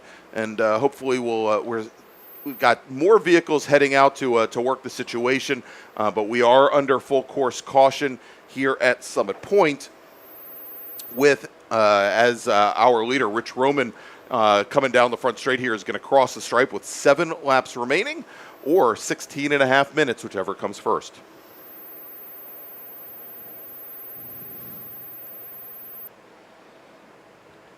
have to see. I will tell you that both drivers did get out of their car. Yeah. So they are out and walking around at that point. I see Stu Smith walking around now. So when I look up at the racetrack, Greg, I can see it looks like the right rear of the 04 car is in the grass with a bumper to the driver's right coming out of turn 10. And that wheel, and it looks like it's the whole hub base. I can't see now. The ambulance is in front of the 04, but that whole, maybe that axle and that hub and everything is sitting in the grass, like stuck in the grass. When I look down at the racetrack, I can see some skid marks going right there. Maybe had a hub that failure. Right rear, so maybe something may have come off that car. All right, so Brian, I'm getting word now that we are going to a black flag condition here at Summit, so we're going to bring all the cars down the pit lane. And I think that was brought upon. There's a lot of there are a lot of vehicles on the outside of turn 10, and I realize actually that it's just out of our camera's view. So the viewers at home cannot see this, but they may have been able to see the accordion effect we had with our drivers coming through turn 10, and I don't think they want to risk, our race officials don't want to risk that next time. So we're going to be black flagging, going to be bringing all of our drivers down the pit lane where they will stage. Looks like we're also going to have some cleanup there on the track too, Greg, because we've got a lot of the sand trap there is kind of out on the outskirts of turn 10, right on the heaviest part of the exit there. Yes. So you don't want to have a driver with their car getting there, because especially with these Miatas coming out of turn 10, they use that entire road right there and pretty much straddle the rumble strips as you get to the end part there before the grass hits. So you definitely won't want to have that, and it's going to be kind of hard for them to change that line. So we'll bring them down pit road, black flag all, just as you said. They'll do some cleanup there, get them cars removed, and hopefully we can go back to racing here momentarily. That's right. We'll see, and we'll let you know if we go to a red flag condition, which would stop the clock. But for the time being, the clock continues to run as we are now about 14 minutes or 7 laps remaining here at Summit Point. And here, Brian, real quick, why don't we do this? I'm going to make another call to the grid for our next group, and then we're going to talk a little bit more about our great partner of the SSM class, OG Racing. Attention in the paddock, attention in the paddock. Second call to the grid for race group number 8. That is our open wheel group. Please start making your way to the grid. Again, race group 8, that's ASR, that's Club Ford and Formula 5, Formula Atlantic and Continental, Formula Enterprises and Enterprises 2, Formula S and Formula ST, Formula V and Formula X, Prototype 1 and Prototype 2, and I'm sure there are a couple classes that I didn't read, but most importantly, I'm not going to read them again. So race group number 8, our open wheel and prototype racers, please start making your way to the grid. And so, yeah, Brian, this is going to take a few minutes. It looks like, as you mentioned, for at least the 04 car of Volatile, they are going to need to get that machine up onto a rollback, and it looks like both cars likely are going to need the same help. And you're right, we can see now as that one emergency services vehicle that was right on the quarter panel of the 04 has moved the right rear of the 04 car on the ground, no rear tire. So, and again, did not see the incident, but it could have been a broken hub, or it could have been, frankly, you go through the gravel trap sideways, it could be the load exerted on that hub as the rear wheel digs in. Looks like we got a little bit of tire wall repair there, right at the very end of the tire wall as well. So, right at the end of that, right before it gets to the woods, and then before the next tire wall. So looks like they've got all that taken care of. They are loading both of those cars up on the rollback. So hopefully not going to take too much longer, and we'll be able to go get back. We look down the pit road here. We got some of our drivers have their doors open, getting some water back in there. Like I said, it's 91 up here. It's, probably in the mid 80s out there, but you get in a race car, especially even in these Miatas. It's a lot more than 91. Yeah, probably 191. So, Exactly. Now the big thing, we didn't talk about this when the small bore group had their black flag, is that when we are under black flag conditions, there is not any work that can be done on the race cars themselves. I mean, certainly they can bring water to the drivers. The drivers can get out. They can check tire pressures, but they cannot do any kind of work on the race car. They can't pop the hoods open in the hopes of cooling down the motors any. Yeah, can't really do anything to the car. The only thing you can do is driver comfort, right? Water, get a fan over there if you have to. But for the most cases, for the most part, you really can't do any work. You can't make any adjustments on the car. And I think with these Mazda Miatas, there's really not much adjustments you're going to make, on the fly. You may do a tire pressure or whatever, but I don't think you're going to do really too much. As that's our West Coast guy. He's been drinking that for years. I know. Well, so getting some photos back from Meathead Mike Collins out on the West Coast, drinking in an off-priced adult beverage, watching the video stream today. And so, you know what, Brian, that is, I think, as great a time as any for us to ask once again, if you are watching us on YouTube, please go ahead, click on that thumbs up button, and tell your friends to subscribe to the Washington, D.C. Region SCCA YouTube channel, and click on that notification button so you can find out all the times that we go live with action. And right now, it's all MARRS series all the time on the YouTube channel, but the hope going into 2023 is that we're going to have a lot of solo events up and running as well. So definitely look for that, and heck, we may put some of the time trials up on YouTube as well. Lots and lots of opportunities to spread the word about all of the great motorsports action and the love of motorsports here in the Washington D.C. region of the SCCA. As we now have the 04 machine of Volatile up on the rollback and heading back into the paddock, and it looks like, Brian, they've gotten the 82 machine up on the second rollback. I think they're just getting it tightened down, and it is now on its way as well. So as you mentioned, we've got a lot of gravel, I think, to sweep off the track. And while this has all been going on and they've been extricating these cars, the tire wall repair has been underway, and I don't think it's going to take all that long. It looks like they're all done there. They're loading everything they got back up. Like I said, I don't know whether or not they're going to sweep the gravel that has come back over the outside there on driver's left out of 10, whether or not they're going to sweep up the rest of that. If they don't, that is going to really play challenge and havoc with these cars as they go through once we go back to green. I haven't been looking at the chat on YouTube, but I swear I hope that Meathead is putting some of these one-liners into the chat that he's sending me via text message.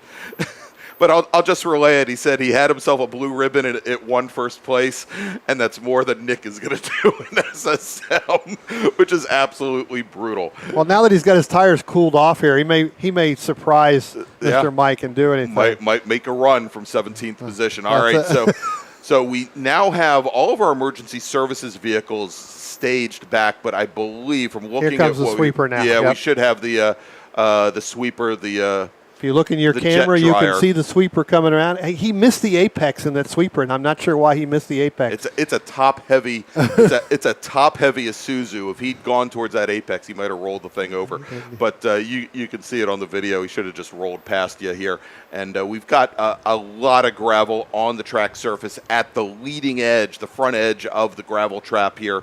And they are going to get that off the pavement right now. So hopefully we'll go back to green flag racing here in just a few moments. If we take a look at the clock, 7.5 minutes remaining or 7 laps, whichever comes first. And I think it's pretty safe to assume, Brian, that this one's going to end on time. Tell you what, Greg, why don't we go ahead and let's recap here what we had in the first, couple of minutes of this race, and then we'll give you the top 10 of where they sit right now when they come back up. So, obviously the early battle was between Roman and Evans. John Evans was able to get out in the lead. Rich was able to pass him, I think, like 2 laps ago before this incident. Maloney and Neil O'Rourke, they've been tucked nose to tail the entire time trying to catch those two. And then you got a little bit further back with Camden Gruber and David Stern. You talked about it earlier. Camden Gruber started to pull away from David Stern. Now we go back to this restart, and now David Stern's going to be able to get right back on that bumper of Camden Gruber. So look for O'Rourke, Maloney, Gruber, and David Stern. And, don't count out Kevin Kopp there, too, as these tires start to cool off and they go back out there. But let's give you your top 10 rundown. Sitting right now, number 11 of Richard Roman. He's your leader. Second is the 42 of John Evans. Third is the 15 of Ryan Maloney. Fourth is the 06 of Neil O'Rourke. Fifth is the 70 of Camden Gruber. Sixth is the 07 of David Stern. Seventh is the 66 of Kevin Kopp. Eighth is the 18 of David Weibel. Ninth is the 73 of Scott Brunk. 10th is the 33 of Tristan Herbert. Just outside the top 10 is in 11th, the 63 of John Hotz. Scott O'Rourke in the 32 machine, he's 12th. And Deacon Greenfield, we talked about him earlier on, in the 75 is 13th.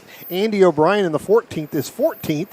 And the number 1 is in 15th, and that is David Bygert. So that's your top 15. That's your top 15. All right, Brian here. And I think we're going to be bringing the cars back out on track here in just a few moments. We've got the street sweeper now off the track and heading back behind the wall. We've got the lights on the pace car. Let's do this. I said it a couple of moments ago. Let's thank our great sponsor of SSM and the Washington, D.C. region, OG Racing, and we'll be back with more action, well, in about 35 seconds. OG Racing carries just what you need to get on the track, from driving suits and shoes to helmets, data and video systems, to your favorite brake pads from Performance Friction, Hawk, and Paget. OG Racing has built its reputation during the last 22 years by providing the best customer service in the motorsports business, and their depth of inventory is second to none when it comes to safety equipment. That's why OG Racing has been the highest volume Sparco dealer for 17 years. Come visit their 12,000 square foot showroom and warehouse located in Sterling, Virginia. Call them at 1-800-934-9112 or order online at ogracing.com.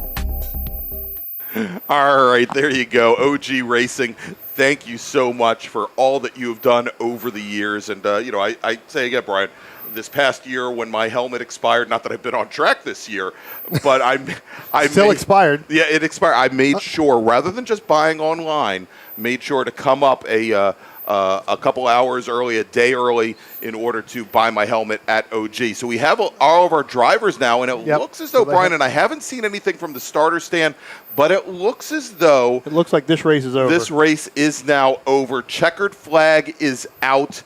The field is being sent now back to the paddock and to impound for our top finishers. And so Rich Roman is our winner. In the number 11 machine out of Stroudsburg, Pennsylvania. Fast lap today for Rich, a 1:29.263. John Evans will finish in second. Ryan Maloney will take the last step on the podium, finishes in third. Neil O'Rourke will finish fourth. Cam Gruber fifth. David Stern will finish sixth. Kevin Kopp seventh. Dave Weibel eighth. Scott Brunk ninth. Tristan Herbert in the number 33 machine rounds out the top 10. So let's do this.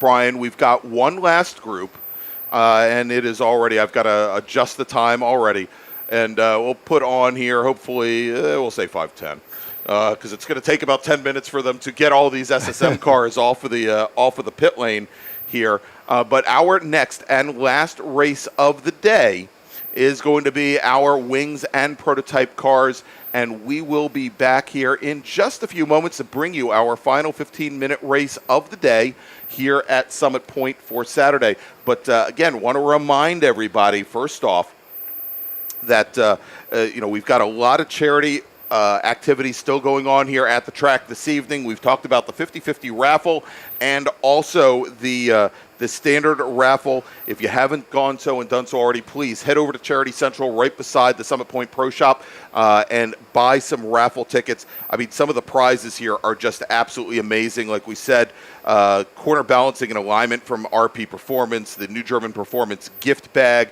a GoPro package worth $300, an HPDE entry worth $400, or a $1,500 value HPDE rental with an RP Performance car. There are actually two of those that RP is giving away, as well as a full race rental for a MARRS race, a $2,300 value. We also have MARRS entries. We've got and actually two different MARRS entries that are being given away, a $400 value. And so, I mean, great opportunities here. to help support the Boys and Girls Club of the Eastern Panhandle. Also wanted to remind you and let you all know, if you're listening on the stream, that we will be going live. Cars are on course tomorrow morning at 8:15 a.m., so we're probably going to be starting, Brian, I'd say around 8 a.m., to bring all the action and get everybody back up to speed of what's going on here, both 8 a.m. tomorrow and 8 a.m. Monday as well. So let's go, Brian, we're going to take that quick little break here, and we'll be back with the last race of the day from Summit Point Raceway in just a few moments.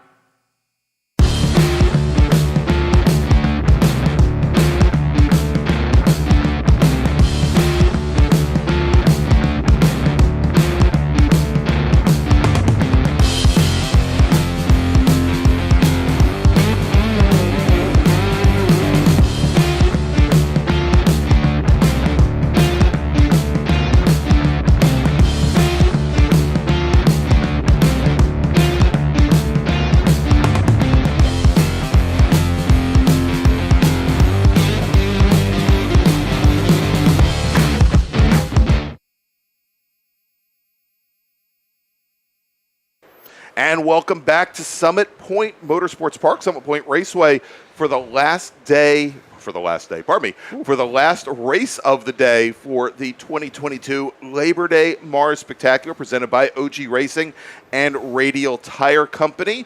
And Brian, we've been just given word that the 1 minute warning has been given on the grid for our open wheel group, where we have 5 racers scheduled to appear that have gone out for qualifying. Let's run down the starting grid. I'll tell you what, I'll go ahead and do that.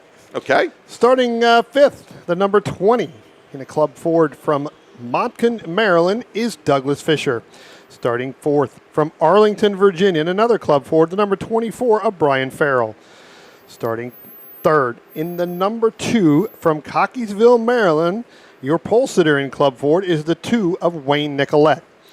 Starting outside of row 1 from right here in Ranson, West Virginia, in an FE2 machine, the number 10 of Keith McDonald. And starting on the pole in that Formula Atlantic from Harleysville, Pennsylvania, the number 77 of Alex Mayer. So Brian, we were talking during the break here that we've broken out. We've had the MGA Roadster pace a lot of our races today, but very rarely have we had this Ford Mustang pace car go out. And I said, well, what, did they send the Mustang out because it's got the lights on the roof and Alex Mayer and the rest of the field can actually see that? And the answer was no. You were saying that Alex needs to keep a particular pace up, otherwise, basically the car can stumble and not necessarily die, but it'll stall out. It'll stall out. And so the Mustang obviously it's a 5-liter Mustang with I think a Coyote motor, and it's got a ton of horsepower to bring around the field. Whereas we had concerns about the MGA here, and you can see that Mustang. It's got a pretty good pace rolling as it brings this field up through turn 8. And up towards the bridge. Now, interesting to note here that both in Club Ford, both Brian Farrell and Doug Fisher, they're both running Zinc Z10s, whereas Wayne Nicolette, longtime racer here in the MARRS Series, has brought out his Lola T340. As the green flag is now in the air, racing is underway, and as you would expect, Alex Mayer jumping out to a very early start, and great to see Alex with that machine out again. Now, he had this out in June, and actually, before we talk about that, let's talk about the 3-wide the 3-wide Club Ford entry down into turn 1, as I believe as they come out of turn number 2. And I think this is obviously going to be the battle to watch right now. I think Wayne Nicolette holds on to the lead here as they come into turn 3, just ahead of the 24 of Farrell and then Doug Fisher slotting into 3rd place in Club Ford. But, Mayer bringing out that Formula B machine, which is now technically a Formula Atlantic car, that he hadn't run for a couple of years. When he was here with us a couple, I guess a month or so ago, he had an issue, actually lost a wheel going into turn 8, lost some titanium wheel studs, and the wheel, I guess it was the wheel nut, the central wheel nut came off, but they've gotten that car repaired now, and obviously he's back out here. But, good getting seat time. I don't know if his plan is to run at the runoffs, but he had in this chassis, but he's been getting a lot of tin top experience also for the past season, running in some TCR Audis. Looks like we have Douglas Fisher pulling in on pit road now, so your Club Ford now is going to be down to two with Brian Farrell and Wayne Nicolette. And as they should be coming out through turn 2 here in just a few moments. Again, Wayne Nicolette opening up by about, I'd say in these kind of cars, Club Ford, that's probably 4 car lengths right there. Yeah, it's much longer than like a Chevy Silverado NASCAR truck bed car length that we opened the day with. So Mayer's been getting a lot of seat time in some tin top cars, running with the World Racing League, for example. And so I don't know when and if the plan is for him to bring this car out for the runoffs this year at Virginia International Raceway. But a lot of Wayne Nicolette, for example, Chuck Van Nostrand, who typically races in the MARRS Series, were out here just a few weeks ago with FRP, with Formula Race Productions, that is sanctioned by SCCA Pro. And I think you were here that same weekend with the Woodbridge Kart Club, but Yep. a lot of great Club Ford racing that weekend. Yeah, pretty good. I mean, they had the whole left side of the paddock all, kind of all the way down, and it was interesting to see, watching them come out and watching some open wheel racing, having the ability to come out and really pay attention. Because from the announcing side, you don't really get to watch a lot of it. But during that weekend, I was able to, had some time and was able to come up, to the wall or go, back on the backside there in the carousel and watch. It's kind of interesting to watch. Kind of learned a little bit. I talked to a few of the guys during the weekend, that were right across from me, and the Rices and Rice Racing. They were there, and so really got to talk to them a little bit, and again, learn a little bit more, about these, especially with these Club Fords. And I got to tell you, it was just interesting. I'd like to give that a shot one time. Yeah. Oh, I would. And we had Rice Racing here. Pelfrey Motorsports had a very big contingent as well. Pelfrey always fielding a number of cars on the club racing side, but they've had some great drivers like Max Esterson, who is really shown his mettle in the UK of late in Formula F, as well as he's like a phenom when it comes to iRacing as well. And I mean, great to see them out here at the point. And and frankly, even though we are down now to 4 drivers out on course, 2 Club Fords, our Formula Enterprises driver Keith McDonald and Alex Mayer, our leader here,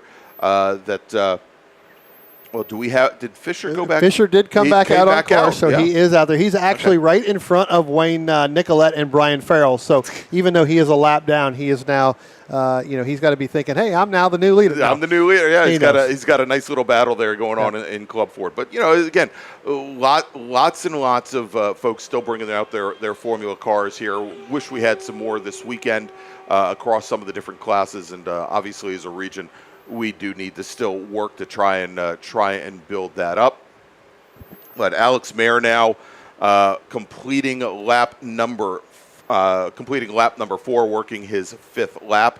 That this may be a very, in the whole scheme of things, Brian, as Mr. Mayer is now down into the 109s, might be a very quick race. Yeah, pretty quick lap. I'm looking, even Keith McDonald just went to a 1:16.1. So again, times are pretty quick here early on. We'll see how much fall off they have. Again, we talked about it, in certain classes, that we had out here all day long, and it really does happen in these cars, and that is the tire degradation just goes away, pretty quickly. With this, you can have it one lap, and the next lap you just don't, right? I mean, it happens, and that's one of the conversations I had, with Rice Racing, and they even asked me if I wanted to sit in one of the cars, and I was like, we'd have to bring back a Crisco sponsorship or a PAM sponsorship, because that's the only way I'm getting in and out. Harbor Freight crowbars or something, to get you out. And certainly when you think of, especially the Club Fords or the Formula Fs, Formula Fords, that do not, they are like the Formula Vs, Formula cars that do not rely on wings and downforce, and that it is all about mechanical grip. And in the whole scheme of things, even though they are very light cars, the width of the tires that those cars are forced to compete on, they're very narrow. They do not have a very large contact patch. And I believe, and Brian, correct me if I'm wrong on the Club Fords, and I may be completely off base, I thought that the Club Fords were running not tire compounds, but with a tread pattern very similar to the early 70s cars, where there may be even less of a contact patch because there's like an actual tread pattern there. Yeah, I haven't asked that question. I was thinking the same thing too, when I was kind of, again, over there with Rice during that weekend during the FRP. Here comes Alex Mayer again. He's going to complete lap 6 here. 15, so 9 to go. He's still in that 109 range. He's getting ready to come back on the back end of Brian Farrell here in a minute in that Club Ford. But yeah, I never really got to look to ask what tires do they go to a new tire, what are they running. But they did tell me, like I said, the degradation just goes away quickly. Yeah. it's one lap in, one lap gone, and right. And then you've got to fight it because it is all about the handling and making sure that, obviously it's all about corners and it's about corner speed. I mean, that's really what how you want to keep that up. It's Keith McDonald here. Keith McDonald ran his fastest lap last time by there too. Doesn't reset at that time, but puts in a 1:15.630, or probably a 1:15.683, which is only 0.03 of a second, or 33 thousandths off of his fast time so far today. So definitely picking up speed, and I would suspect that this is a good test and tune weekend for Keith to get the car ready for the runoffs this fall. And talk about one of the hardest working men in motorsports, Brian. Keith McDonald, who works grid religiously here, as Alex Mayer coming up on the back of our Club 4 drivers, and he follows. He's following Wayne Nicolette down into turn 1. I don't know if Nicolette knew he was there or not. Nicolette was all the way driver's right, working on Brian Farrell there, and Mayer just stayed on his gearbox all the way into 1. Now works his way clear coming out of 2. Well, he was putting Douglas Fisher another lap down and went too wide, and Alex literally had zero where to go. Yeah, and basically was on the brakes. Well before the 500 foot. If not, he would have ran right up on the back of him. So, obviously that is going to kill this lap, which, again, I don't think Alex is really trying to, obviously set the world on fire here. Again, this could just be a shakedown coming back through, getting a run out here today. But, again, it really nowhere to go. And there is such a speed differential, in that Formula Atlantic versus those Club Fords. Yeah, there's huge difference there. Somewhat like the GT1 cars and the ITA cars earlier today. Go figure. Yeah, with McAleese and the ITA group, I mean, it's, you get to a certain part. The difference with that is that, when Alex comes by you, it's a high-pitched, whistle. And when McAleese goes by, it just beats in your chest. Chest, yes. Exactly. So there's a little bit of a difference there. That's right. Which part of your body do you want to be in pain? Yeah. Which one's going to last longer, the high pitch whistle or the pounding of the chest from the big V8? All right. Well, it looks like unfortunately we've got a little bit of a focus issue over at turn 8. Hopefully we can get that cleared up.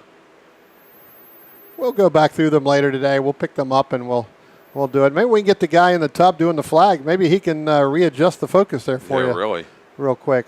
I mean, we know he was eating a couple energy bars earlier today. If you were watching the YouTube video, you saw that he definitely had his power bars. You know what I should do is I should set it up. I could actually have the front and the rear camera running at the same time.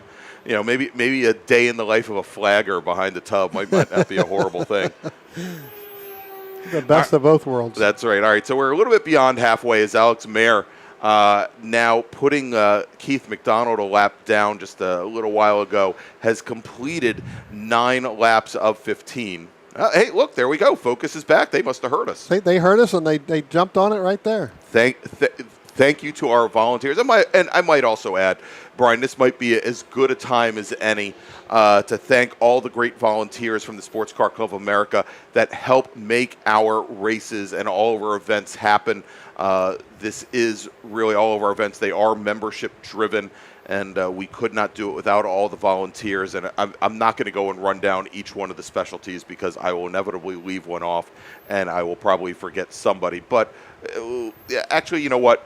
Let's thank our flagging communications crew, our starter crew, our folks over in timing and scoring. Let's thank the stewards. Believe it or not, they are volunteers as well. I want to thank all the great folks in registration, our emergency services folks, of course, all the great folks that have put in so many steps and so many miles over the course of a day, working the pit lane, working on the grid as well. I mean, you can't thank them all enough here. Who else am I forgetting, Brian? Well, we're forgetting. I'm going to give another shout out here. Let's talk about who's on pit road, and that is Alex Mayer in that 77. Yeah, look at that. So it looks like they may be coming down and do a little bit of adjustments. Again, probably using this as a test. Right. Just to try to get things over again. Pretty much lap the field, so he's got a full lap. Keith McDonald just went past the start-finish line, so unless Mayer can get back out there, it looks like that, Keith McDonald will, move up in that FE2 machine. But, we're waiting to see what Alex does here. I definitely want to give a shout-out to Taylor Hyatt, doing this whole charity thing for this whole weekend. If you're walking around and you see her, just say thank you. This is a fantastic, and for the Boys and Girls Club of the Eastern Panhandle, this is a fantastic, and here comes Alex Mayer out now. So we'll have to pick up where Keith McDonald is. Because, again, that's going to be, even though he had a lap ahead, he just now completes 10 laps. So we'll do that. Here comes Keith McDonald now out of turn 10. So pretty much on the front straightaway between those two. But, again, give Taylor Hyatt a big thank you. This is a lot of work that I know that she has put in. Yes. She probably hasn't slept in probably the last 3 months. And she's been she's racing this weekend, so she's had to get all of that program together as well, and it has been running incredibly smoothly here this weekend. And absolutely thank her. And and again, you said it. Go on over to Charity Central, right beside the pro shop here, and thank the folks from the Boys and Girls Clubs of the Eastern Panhandle. Take some time. Don't just donate money. Ask them about some of their programs. When we had our Grand Marshal Christian Rose up here earlier, he started to talk a little bit about them, and unfortunately, we didn't have a lot of time to discuss. But I know that they're going to be opening up the show after the show when we have our charity activities here a little bit later this evening. And but spend some time, find out what the group is about and what they do for kids to make sure that they can succeed in today's society. Really a great series of programs. And I might also add that the Boys and Girls Club, they've got some great corporate sponsors behind them as well, which of course I had listed out here for me, and I think I put away here. Actually, here we go. Let's some of their corporate sponsors that also contribute. Let's see. Here, United Bank, Best Buy, the City of Martinsburg, Argos, the Martinsburg Sunrise Rotary, Comcast, Reed's Pharmacy, Berkeley County, the Berkeley County Council, Lowe's, Procter & Gamble, as well as the CNB Bank. But don't let those corporate sponsors take all the credit. You can by opening up your wallet and being charitable. Help this great program out. Yeah. Let's take a look here what's going on out here on the racetrack. So, we talked about Alex Mayer. Alex is back out. So, again, went out, made some adjustments, 12 laps in. You got 3 laps left to go. Keith McDonald in that FE2 machine. He's sitting there in second. Wayne Nicolette is leading your club forward in that number 2 machine. Brian Farrell's closed up just a little bit on Wayne Nicolette there, where there was a bigger gap earlier. Now Wayne Nicolette coming up through turns 3, and then you've got Brian Farrell. He's coming up through turn 3 right now, and then behind him, although he is a lap down after coming into pits to make an adjustment there, is the 20 of Douglas Fisher. So, again, getting a little bit closer between Nicolette and Farrell, but, again, with 3 laps left to go, and we should be seeing Alex Mayer again coming down here through turn 10 any moment. Coming up, that'll complete lap 13, so he'll have 2 to go here in this. But, yeah, what a fantastic, and, you couldn't ask for better weather. I know it is a little warm out there, but it's not as warm as what it was here in July. And fantastic weekend it's going to be. May get a little bit of weather come Monday, off and on. But, again, we were supposed to get weather here 2 weeks ago when we were here for FRP, and basically we had zero. It went all around us. It stayed to the west of us. It stayed to the east of us, per se. Or I guess that would be kind of the north and the south at that point is where it went. And it went east, but it went all around the racetrack. So I guess me, standing up there dancing and doing all that good stuff that made it go either way.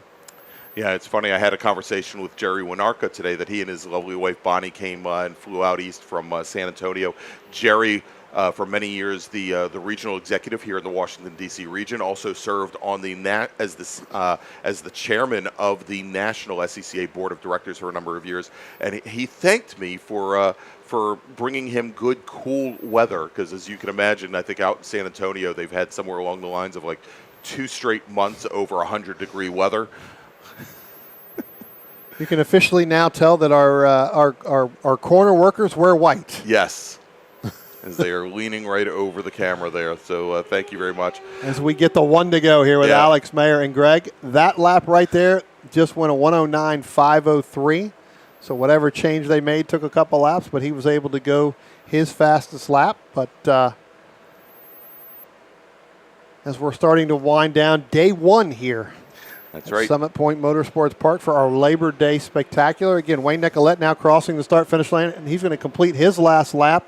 He's got a 3.5-second lead over Brian Farrell in that 24 machine. All right, as our leader Alex Mayer coming out of turn 10. Nope, that's Keith McDonald. Keith McDonald. Oh my gosh! Can tell by the white helmet.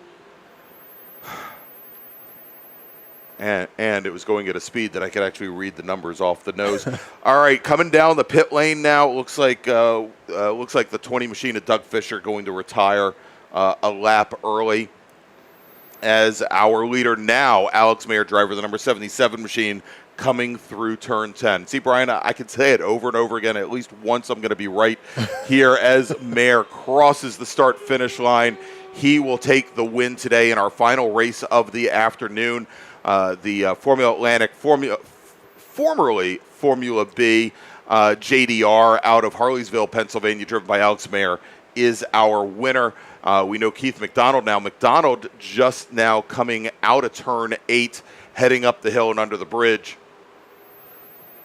Here comes Wayne Nicolette. He's going to be crossing the first. Then here comes Brian Farrell. Yeah, so taking the win in Club Ford is going to be Wayne Nicolette. He's going to finish 3rd overall. And then, as you said, Brian Farrell in that blue number 24 machine, he is going to come home 2nd in Club Ford. And now we've got coming along the front straight here and across the line, Keith McDonald, our sole driver in Formula Enterprises 2. He finishes 2nd overall. I'm thinking 2-2-2. And there you go. And he finishes 2nd overall. So that is going to wrap things up on track today here from Summit Point for the first day of the 2022 Labor Day MARRS Spectacular. Join us tomorrow morning starting at 8 a.m. and we're going to bring you a lot of racing tomorrow, Brian. The schedule is racing packed like you would not believe tomorrow, as we've got 16 races. That's right, 16 races on board. And actually, you know what, Brian? Let me correct that. We're going to come on at about 8:30, okay? Because we're going to start off the day with 2 10-minute practice sessions or warm-up sessions that start at 8:15. So we will be with you at 8:30 tomorrow morning. And that still doesn't change. Lots of races. All of our 8 race groups going to have an 8-lap heat race. That will probably take us right up until lunchtime, around noontime or so tomorrow. And then after lunch, each one of our 8 groups going to come back, and they are going to have 11-lap feature races. So 2 races for each of our 8 groups tomorrow here at Summit Point Raceway. So for Brian Donati, I'm Greg Ginsberg. I want to thank you all for joining us here this weekend at Summit Point Raceway, and make sure to check us out tomorrow, both here at the track and also on YouTube at 8:30 tomorrow morning.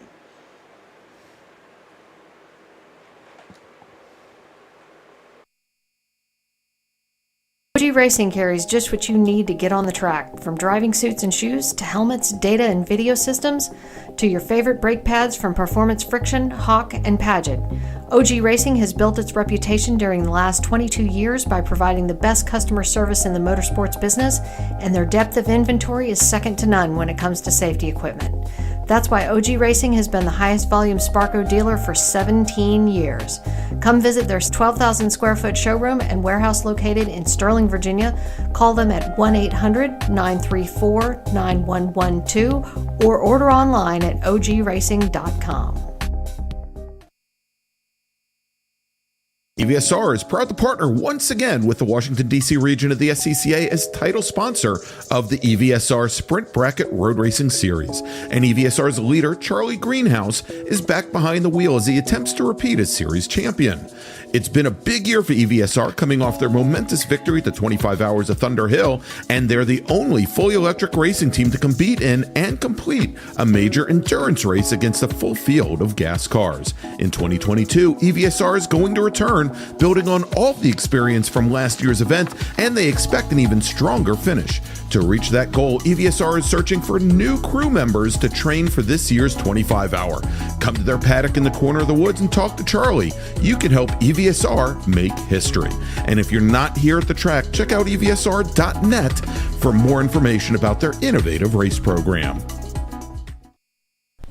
Since 1976, Radial Tire Company has been providing the Washington, D.C. area with quality tires and the finest service. They have earned a reputation as a premier specialist in hard-to-find performance tire and wheel applications. They stock tires from all of the top manufacturers for whatever you drive, from small economy cars to SUVs to trucks. Their mission is to assist you in getting the most out of your tires and car. For more information or to schedule an appointment online, browse radialtirecompany.com or call them in Silver Spring at 301-585-2740. Again, that's 301-585-2740.